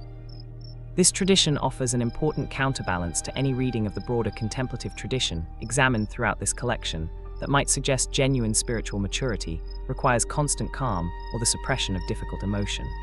Genuine depth, this tradition suggests, includes the capacity for honest lament as much as it includes the capacity for stillness and acceptance. Tonight, whatever grief or difficulty you are carrying, let it be acknowledged honestly rather than suppressed in favor of a calm that does not yet feel genuine. The lament itself can be a form of genuine prayer. Lesson 97, the practice of single-pointed concentration, samatha as foundation. Samatha, often translated as calm abiding or tranquility meditation, represents within Buddhist contemplative tradition a foundational practice distinct from, though closely related to, the insight-oriented Vipassana practice examined earlier in this collection. Where Vipassana emphasizes broad, open observation of whatever arises, samatha emphasizes the deliberate cultivation of single-pointed concentration on one specific object, most commonly the breath, though sometimes a visualized image or other fixed point of focus, sustained with increasing stability and freedom from distraction across progressively longer periods of unbroken attention. The traditional texts describe this development through a series of stages. beginning with a mind easily and frequently distracted, gradually progressing through increasing periods of sustained, stable attention on the chosen object, with distraction occurring less frequently and being noticed and corrected more quickly when it does occur, eventually reaching, according to traditional accounts, a state of profound, effortless, sustained concentration that can be maintained for extended periods without the continuous effort of correction that earlier stages require. This cultivated stability of attention is understood, within the broader Buddhist contemplative framework, not as an end in itself, but as an essential foundation that makes the subsequent, more demanding work of insight practice considerably more effective. A mind that has not developed at least some capacity for sustained, stable attention struggles to maintain the consistent, careful observation that insight practice requires, constantly pulled away by distraction before genuine insight has the opportunity to develop and stabilize. Samatha, in this framework, prepares the ground that Vipassana then cultivates more specifically. This relationship between foundational stability and subsequent insight offers a broader principle relevant well beyond formal meditation practice. That certain forms of deeper understanding or transformation require, as their necessary precondition, a more basic capacity for sustained, stable attention that cannot simply be assumed, but must itself be patiently developed first, often through considerable repetitive practice that may not, in its early stages, feel particularly insightful or transformative in itself. Tonight, let your own attention settle, simply and patiently, on the steady rhythm of your breath, not yet seeking insight, simply allowing stability to gradually develop, breath by breath. Lesson 98, Brother Roger of Taizé, Reconciliation as Daily Practice. Brother Roger Schutz, born in Switzerland in 1915, founded the ecumenical monastic community of Taizé in eastern France during the Second World War, initially using his family home to shelter refugees fleeing the conflict, including Jewish refugees escaping persecution, before gradually developing the location into a permanent monastic community, explicitly committed to reconciliation across the divisions that had separated Christian denominations for centuries. Deliberately drawing members from Catholic, Protestant, and Orthodox backgrounds into a single shared community of prayer and contemplative practice.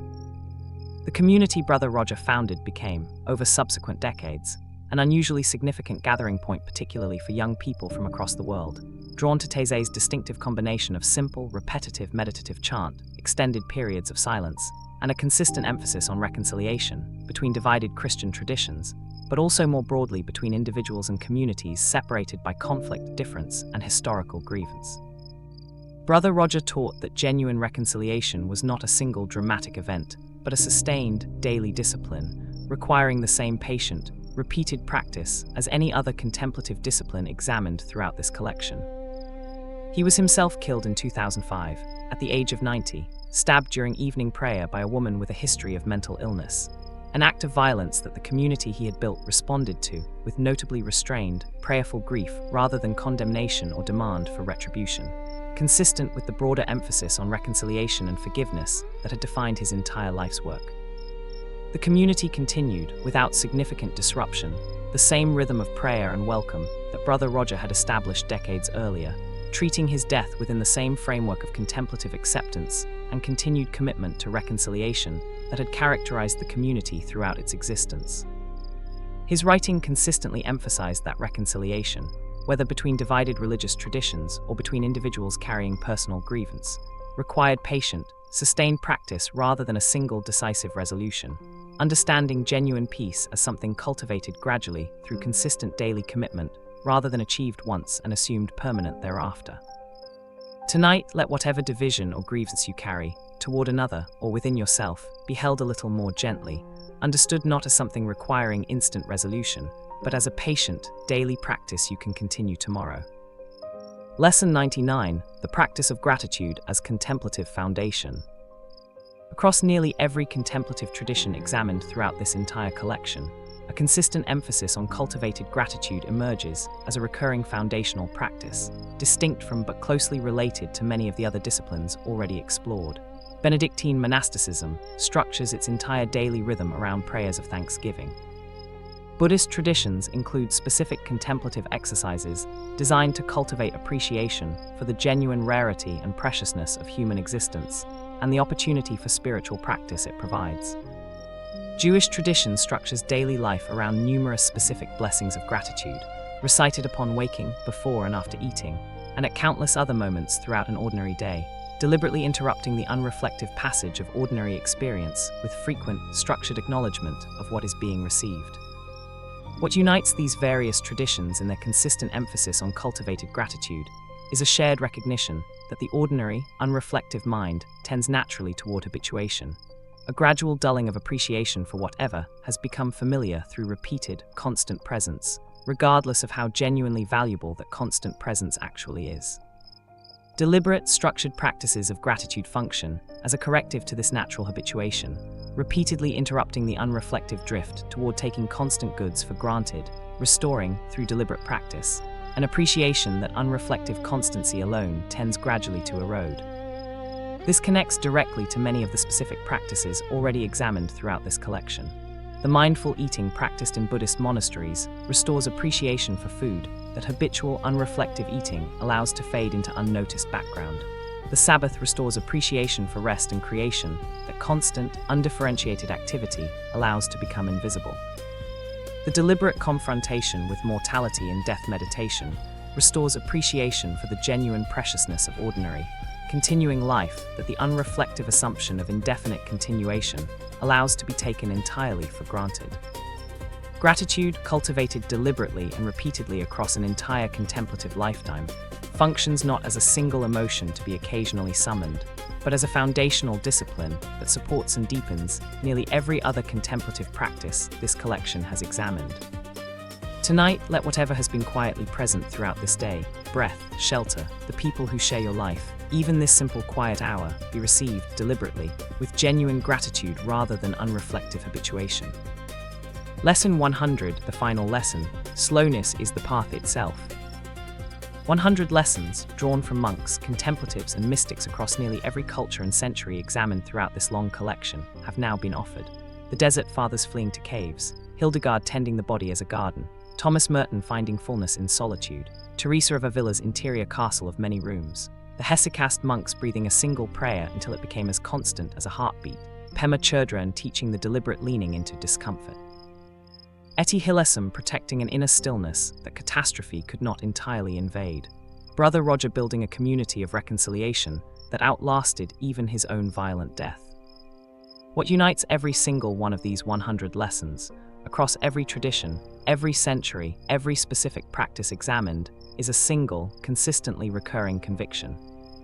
That the unreflective speed and scattered attention of ordinary unexamined life conceals something important, and that recovering access to it requires not greater effort applied in the same hurried direction, but a fundamentally different quality of attention altogether, slower, more patient, more willing to stay rather than flee, more willing to receive rather than constantly grasp and demand.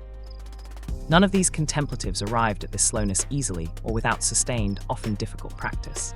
The cell taught Abba Moses everything, but only because he stayed in it long enough to learn. Teresa's castle required decades of patient interior movement. Milyapa's purification came through years of physically grueling, repeated labor that at the time offered no clear indication of what it was actually accomplishing. The slowness this collection has examined was never passive. It was, in every single case, an active, sustained, often difficult discipline, chosen and renewed daily against the constant pull towards speed, distraction, and the comfortable numbness of a life lived everywhere, except in the actual present moment. And now, at the conclusion of this long gathering of contemplative voices, the deepest teaching may be the simplest one of all, that the slowness itself, sustained patiently and returned to again and again across an entire lifetime, is not merely preparation for some other, more important destination still to come. The slowness is the path itself, already complete, already sufficient, already containing everything these 100 lives spent their entire existence learning to recognize. Close your eyes, breathe slowly.